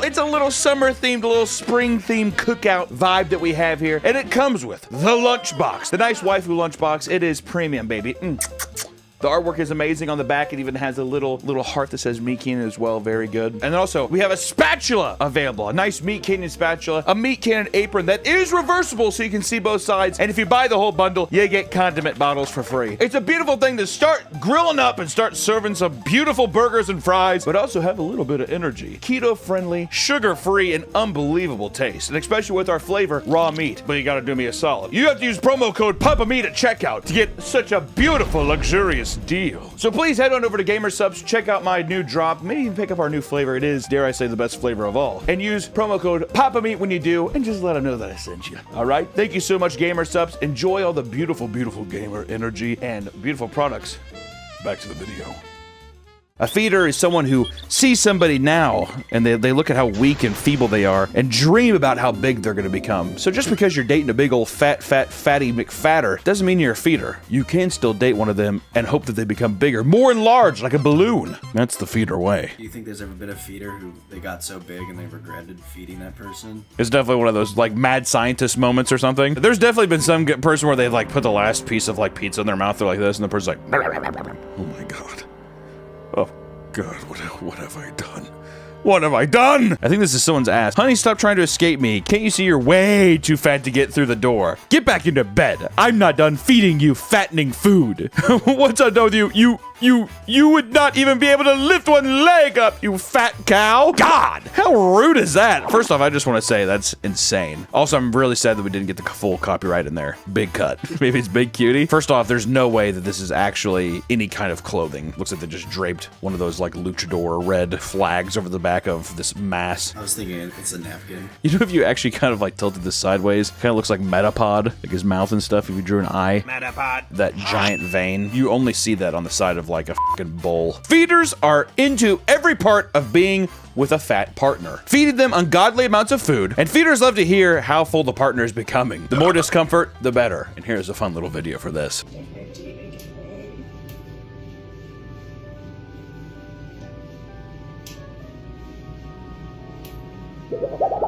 Big belly. I don't like the end there, okay? I do like how feeders love to hear how full the partner's becoming. You very full? Oh yeah. Oh I like that. Watching their partners play with their bellies is called belly play. I hate when we get into this territory, Nick, because it always sounds like some baby shit. Tummy time, belly play. Jesus Christ, dude. Literally, this is my build. I'd be a great feedee. Do you think that the feedees like to wear extremely tight clothing to show how fat they are? This is my personal hell. Someone recording me from a down-up angle, seeing every fold, my f***ing orangutan body, and some of my back fat slipping out as I'm chowing down on a f***ing Cuban sandwich. Holy shit. Oh, my insecurities are seeping through. My boy's jiggling up a storm here. What the fuck are you even drinking? You know what it kind of looks like? It looks like one of those fountain drink, and you do like a squirt of each of them. That's what it looks like. More belly play. This is pain. Squashing is the sexual attraction to being sat on or squashed by a fat person, which now it feels like we're almost getting to levels of vor, being squashed by a fat person. How do you end up at a place where you feel like gratified in that way by feeling you're going to be squashed? It's like a weighted blanket. You know, they say weighted blankets are used to help with anxiety. Maybe they're anxious people. Just a giant ass coming towards them. Ah, it's just like fucking huge ass pressing on their face. Or even hogging, which is the love of the hunt for a chubby person to take advantage of and start feeding. This is a little more predatory. I gotta find myself a fat one. You know what's weird is if I was a feeder, I feel like I'd want a kind of relatively skinny person that I would want to make fat. Is the appeal also that the person's kind of fat so you know their game? Like if somebody saw me as a feedie, they'd probably be like, well, that person already eats like a fucking cow. So they'd probably be down. I think it's the thing where it's like, if a feeder looks at a feedee, it's like buying a truck. Is it turnkey ready to be everything that I want? Or is it something I'm gonna have to put a ton of work into? Is it something that's like, the thing's not even fucking running? Like a totally gutted truck would be a skinny person. A King Ranch F350 would be a guy who's just like, yeah, I have diabetes. Feeders are always on the hunt for a new hog and congregate on forums like Fantasy Feeder or Curvage.org. Actually, I do have a couple accounts on Curvage.org, so if you find me there, don't message me. Even if they are dating the person, there are many addicted to the kink that will send feeder models money for food that they can eat on stream, getting their fix that way. That's kind of like a pay pig thing, right? Pay pigs I think are into the humiliation kink, but it kind of feels like a pay pig in a way. Just giving people money so they can buy stuff and eat stuff on streams and stuff like that. I'm a pay pig to several people, mostly my wife. Am I right? Don't tell her I said that. National Association to Advance Fat Acceptance, ironically, even a non-profit organization promoting advocacy for fat people, ended up becoming a hub for feeders to find their match. You know, the people who started that are like, God damn it. It's kind of like one of those things, you make an app or something like that to keep children faced, but then it ends up just being like a pedophile's playground or something. The feeders found that and they're just like, jackpot. Some think it was partly formed to help male fat fetishists and other fat admirers, FAs, find fat women to date and have sex with. I could see that. So the crazy thing is this nonprofit was formed in 1969, which begs the question, how long have these people been among us? Walking around. Now I'm not even gonna be looking around and looking at some guy, some like skinny dude buying like a big old like 4 buckets of chicken and being like, who you feeding that to, dude? Feeders have been around since the dawn of time. Oh, dude, definitely. You know what's the kind of the craziest thing, too, is kind of a trope is, like, scrawny guys that wear 3XL zip-up hoodies, like Volcom hoodies, Fox hoodies, and they're with, like, the biggest bitches. Little guys dating, like, people that are, like, way taller than them, they're just huge. I don't know. I think the fetish starts there. I think it gets you young. You look at something, you're just like, uh-oh, I think I found myself a peach. I think I found a hog. People have likened feederism with the BDSM spectrum, where there is a domination/power dynamic. You sit there, it's like, I feed you, you rely on me kind of thing. Definitely, I can see that being a thing. We have a post here that says, don't get me wrong, being crushed by your feedie is great. Have you ever made a larder so weak that if they try to stand up without your help, they just plop back down to wherever they're sitting like the blobs they are? Too heavy to get up without building momentum, watching their belly swing right when it grazes the floor. The slightest push to their wobbly chest sends them crashing backwards. Cellulite dimpled ass spreading out beneath them, pinning them to the bed with nothing but your grip around their swollen wrist and the weight of their belly pressing against the muscle in their back. Pretty soon gravity will take over the job of keeping them pinned to one spot anyways. I do like the thing here. It says, new personal goal, get fat enough for someone to refer to me as a larder. Dude, you know what's f***ed up is I resemble this. I look just like this. I mean, some of them are cartoonish, but I could see myself. I'm getting there. Nick, be honest. Are you my feeder? You see me plop down and watch 12 seasons of The Office. We are gonna do a candy ranking video soon. We're gonna do a candy ranking video. Then we're gonna do a pizza ranking video. Then we're gonna do a cheeseburger ranking video. Over and over and over and over again. She's a feeder. So what if I like to feed my man a block of cheese a day? A block of cheese a day? What? Oh, God. Is that so bad?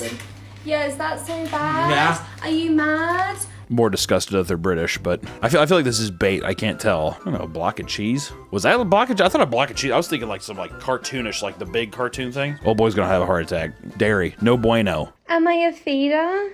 You sure are, well, baby, that's a bit too much cheese You for just me. asked for But there's all of fruit that. on there, so that means it's okay. He begs me for food all the time, all day long. He just keeps going, keeps saying, "Can I have a drink, baby? Can I have a sandwich?" Well, I told you like it now, yeah? This is interesting. Usually with some of this stuff, you can see if it's bait or if you're doing it for likes or whatever. This might actually be like a humiliation fetish. You got some like Nikocado vibes kind of going, whatever, a little bit. POV, you accept the fact that your man is in fact a feeder, but is all good because free food and cigarettes. Oh, and she just ate the thing off her tit. There is a fantasy for many with the kink called consensual immobility, which is just, I guess, being turned on by people being completely immobile. Immobility goals. Make me feel fat to the point where my weight becomes your excuse to make me feel sedentary. Oh, I'm too heavy for the chairs at a restaurant and I can't fit in the booths? Might be best to stay at home where I can sit on the couch or lay in bed. I'm sure they deliver anyways. None of my clothes seem to fit like they should. Why worry about decency if the only person around is you? I could just throw on some pajama pants with a t-shirt and doesn't go over my chest. I can't fit through the bedroom door frame. Not a problem. I can try to push myself through later. Why not go back to bed where you can bring me my snacks I wanted? It's taking a lot of effort to get out of bed. Why bother struggling to get up when you always offer to get what I want? You always say how I shouldn't waste calories on such trivial things. That's my life. Lazy fat ass is the guy's name. I think you might be the perfect immobility candidate. Certainly the perfect one for me, that's for sure. This would be magnificent. Goal sets for greedy piggies like you. Have trouble looking down because of your double chin. Have an ass so fat you need at the very least 2 chairs to support you when stuffing yourself. How f***ed up it would be if, like right here, there was actually 2. I'm sitting in 2 Herman Miller chairs. It's double the ergonomics, okay, God? Have a belly so big it makes it impossible to see the scale no matter what you try to do. Make your back bariatric scale say error to celebrate all the new lard engulfing your body. Have a mobility scooter or a bariatric wheelchair to save the calories you would have lost while waddling around. Waddling and chortling around. Condition yourself to oink when you need more food or fucks. Oh. The cringe there is oink oink. Do you want snacks or fucks? Fuck me! Suck down at least 2 sticks of butter per day. It can only do wonders for you. Oh my God. Those are only a small number of goals to set yourself as a growing piggy, but don't be shy to add more in with the comments. Every feedie needs inspiration to push themselves to their limit. Wink. Let's normalize 600 pounds and show everyone how it's done, you magnificent piggies. The fattened pig says, would you like to be a part of my flock? I'll make your belly bigger. Oh God, they actually have a fucking number there? Oh shit. I want this immobility bed to live in. So that's definitely you take a shit through that, right? And you know what's fucked up, Nick? And I feel bad for it. It does look very comfortable. It looks like it could be very soft and looks cushiony. I would actually like to do it. Which a lot of feeders literally want to make their partner so fat that they become literally immobile and depend on them entirely. Someone said, it's a feeder's duty to keep his immobile glutton constantly fed, even if they are full. The odor that comes with having such a fat glutton just comes with the territory. There's no excuse to take a break from feeding. This is pretty fucked up, and we're only on the feeder side. We haven't even talked about feedies yet. Moving them around, making them food, grabbing them things, etc. Some feeders have even expressed how their feeders will put cake or foods they like just out of reach so they have to struggle to get it, which turns them on. No wonder my wife does that to me, dude. I get so worked up trying to grab like pizza rolls. Hey, wait.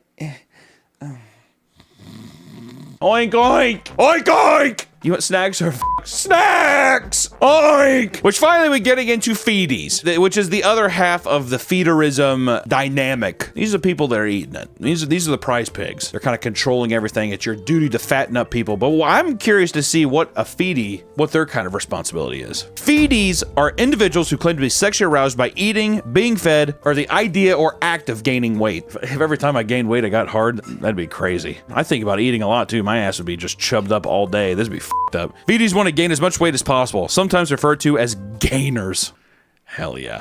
Gainers, I don't know if I like gainers as much. At first I was like, oh, I feel like that's gotten taken over by swole guys. Gains, getting gains. My fantasy. I wish I was a female slave. Here we go, we're already in it. Forced to be my master's pet. No matter what my master said, I would have to do it. Fill me up with himself or a hose. Any hole, anything. He would fatten me up slowly, but walk me around everywhere. I would be stuffed 24/7. My master would watch as I start to struggle walking. I would start to get stuck going through doors. He would watch me struggle to catch my breath as I'm constantly soaked with sweat and grease. My calves would slowly encase my feet and my thighs would cover my knees. My stomach would hit my knees as I struggled to waddle and my breast would go down to my hanging belly button.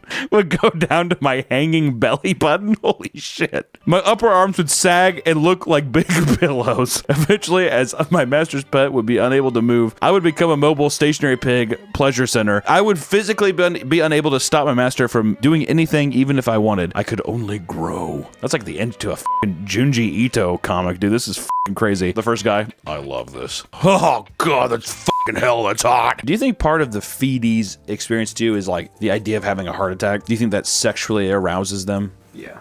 The idea that their heart could just explode from how fat they're getting? The dangerous act. That is, yeah, that's living on the edge is them just literally like, at any moment, I'm gonna push over the edge to the other side. Some feedies say that they gained a sense of agency in their lives to decide to be fed and gain weight. From interviews, many feedies appear to be women who have struggled with their weight in the past and were often ridiculed. But now, as feedies, they are able to live shame and guilt-free. Plus, the feeders worship their bodies, which can be empowering for them. I really like how the idea of like, you just simply cannot improve yourself, so you're just like, I'm just gonna go the completely opposite direction. Actually, I'm doing a really good job. Oh my god. Fat Misty. Get you a girl so fat her feet have rolls big enough to keep her feet off the floor. Oh, hell yeah. That's a damn good looking leg. I didn't know it was a leg at first, but I'm glad that I know it is now. I like how the image of a woman's leg is marked as not safe for work. They're just like, don't open this at your job. She's so damn hot. Literally a Michelin woman. That bitch got tires. I want an lymphedema so bad like her. It's that thing that I refuse to go to the doctor about. Remember that? They're split into two categories, the feedies are. The BBWs, big beautiful women. The SSBBWs, that sounds like Nazi big beautiful women, doesn't it? Supersized big beautiful women. Though male variants exist too, the SSBBW level is what every serious feedie wants to be. It's a supersized one, dude. That's got it. Supersized got to be somehow retaliated to the old McDonald's sizes, right? Supersize Me. Remember that documentary? That fake, that fraud, saying that McDonald's will make you fat. Oh. Yeah, he ate 6,000 calories a day. No shit. Yeah, no shit, asshole. For example, we have Nikki here, who's a 700+ pound gainer. Hell yeah. Not big enough. She's a bit small for me. For breakfast, Nikki typically enjoys eggs, grits, ham, bacon, sausage, and pancakes. Sounds delicious. This makes me sad. We have Donna Simpson, a gainer who wants to become the fattest woman alive. Donna has now decided to lose weight after breaking up with her fiance. What a fucking coward. She plans to lose 170 pounds to reach her target weight of 370 pounds. Wonder if it happened. Good luck, Donna. In 2006, Donna met Philippe Gwamba. Hopefully I said it right. In an online chat room for overweight women who stated he's always been attracted to big women, but Donna is my fantasy. Hell yeah, dude. I like that. In 2010, Simpson even won the Guinness World Record for heaviest woman to give birth, where she weighed 532 pounds when she gave birth. And when she gave birth there, the goal-winning weight was 532 pounds when she gave birth. How big was the baby? It was crushed. If you're that big, there's no way the baby's not getting some of those fucking calories, right? It's a 74-pound baby. Comes out like a monster. After the pregnancy, she decided she wanted to weigh 800 pounds and has since upped the goal to 1,000 pounds. The pregnancy procedure revealed that she had diabetes and high blood pressure. Yeah, well, that's weird. Really? Does she? That's odd. But that hasn't stopped Donna from reaching her goal, and Gwamba is her biggest supporter in her journey. Yeah, he's just like, go, baby, go! Simpson says she eats 12,000 calories a day, and the cost of food for her family is about $580 to $750 per week. And that's probably all just like fast food and shit. About, well, hey, with prices at the grocery store nowadays, who doesn't spend that much per week, am I right? Trying to eat organic? Try doing that, dude. When they heard about Donna, a magazine editor said they wanted to buy her a Christmas dinner for her and her family. 30,000 calorie meal consisted of 2 25-pound turkeys, 2 maple glazed hams, 5 pounds of mashed potatoes, 10 pounds roasted potatoes, 5 loaves of bread, 5 pounds of stuffing, 3 liters of gravy, 3 liters of cranberry dressing, and 20 pounds of vegetables. Put those in the goddamn trash. Reportedly, it took Simpson and her family only 2 hours to finish the whole meal. And yes, she is still alive today, so get that out of your fucking mind, dude. But I will say, she has decided to lose weight ever since leaving. Poor Donna. She was right at the tippity top. She turned her back. Turned her back on her only goal. And people, you know, the feeder community has gotten so big that they've even made like a weird crime horror film called Feed. And we'll put a clip up of that. Say it. Feed me. Say it again. Feed me.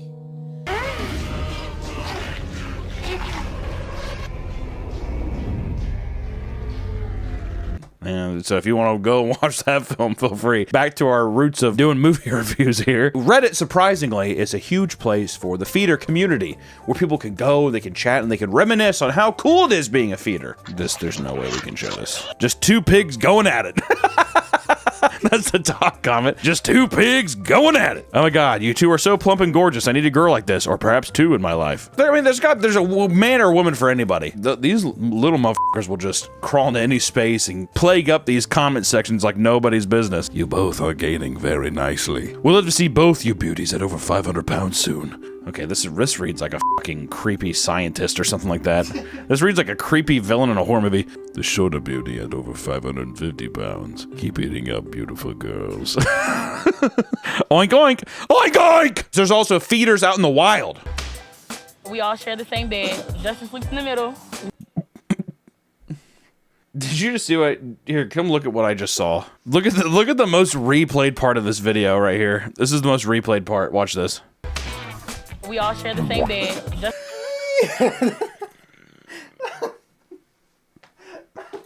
I saw someone doing that at Disneyland in the Indiana Jones. I saw that, the video of it, whatever. No, You saw it in person? Oh my god. I was in 8th grade, and this couple, the guy was putting his hand, like, in her ass, down the pants. It was an hour wait, too. I like how you said it was an hour wait, too. And that's not even the worst part. The line was an hour long. Lastly, on the feederism chain is the death feederism, or the fallout. And this is where feederism takes a dark turn. Is this our first dark turn? I can't tell. An extreme kink here is death feederism, where literally the entire goal is to feed someone so much that their body gives out and just dies. That's the kink. And I guess that maybe you hold off. It's the biggest nut of all. And many, after being in the feeder community for a while, realize that the lifestyle is unhealthy and safe. Feederism is a kink, like a sexual kink regarding feeding someone generally for the purpose of them being fat or getting fat or gaining weight. And the thing about this guy is I think he was into what's called death feederism, and death feederism is what it sounds like.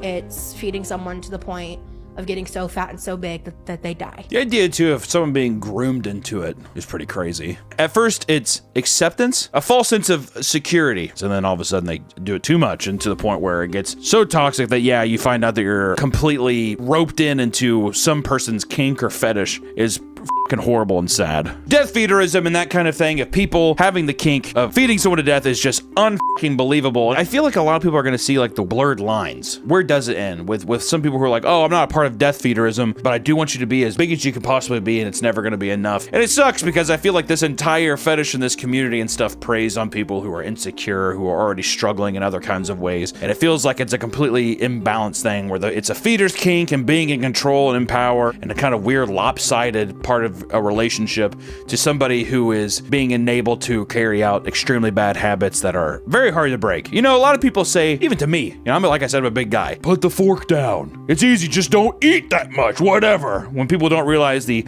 emotional and psychological tie-ins that like doing this arbitrary thing has. To have people come in, prey on these people, it's just sad. And especially to be swayed and be put into a position where you yourself want to be as unhealthy and as big as you possibly can be. It's just, it's all in all just sad, and it's such a fascinating facet of, I guess, human attraction or even like internet culture, you know what I mean? That's my video on feeders. I'm sure there's a lot more out there, but I really can't stomach it. And you know what I've decided is that I'm gonna lose weight. I'm gonna lose weight to where I can be the skinny guy and finally become a feeder. Tired of being the feeding. Nick keeps feeding me all this goddamn stuff, and it's time that I lose the weight and become a feeder myself. I'll lose all the weight, become the feeder, and get you all big and stuff like that. And we'll just keep going back and forth until one of us just fucking kicks the bucket. How's that sound? But on that note, I want to thank you all so much for stopping by and watching the video today. Love yourself, be good to yourself, stay healthy, and you know, I just don't be a feeder.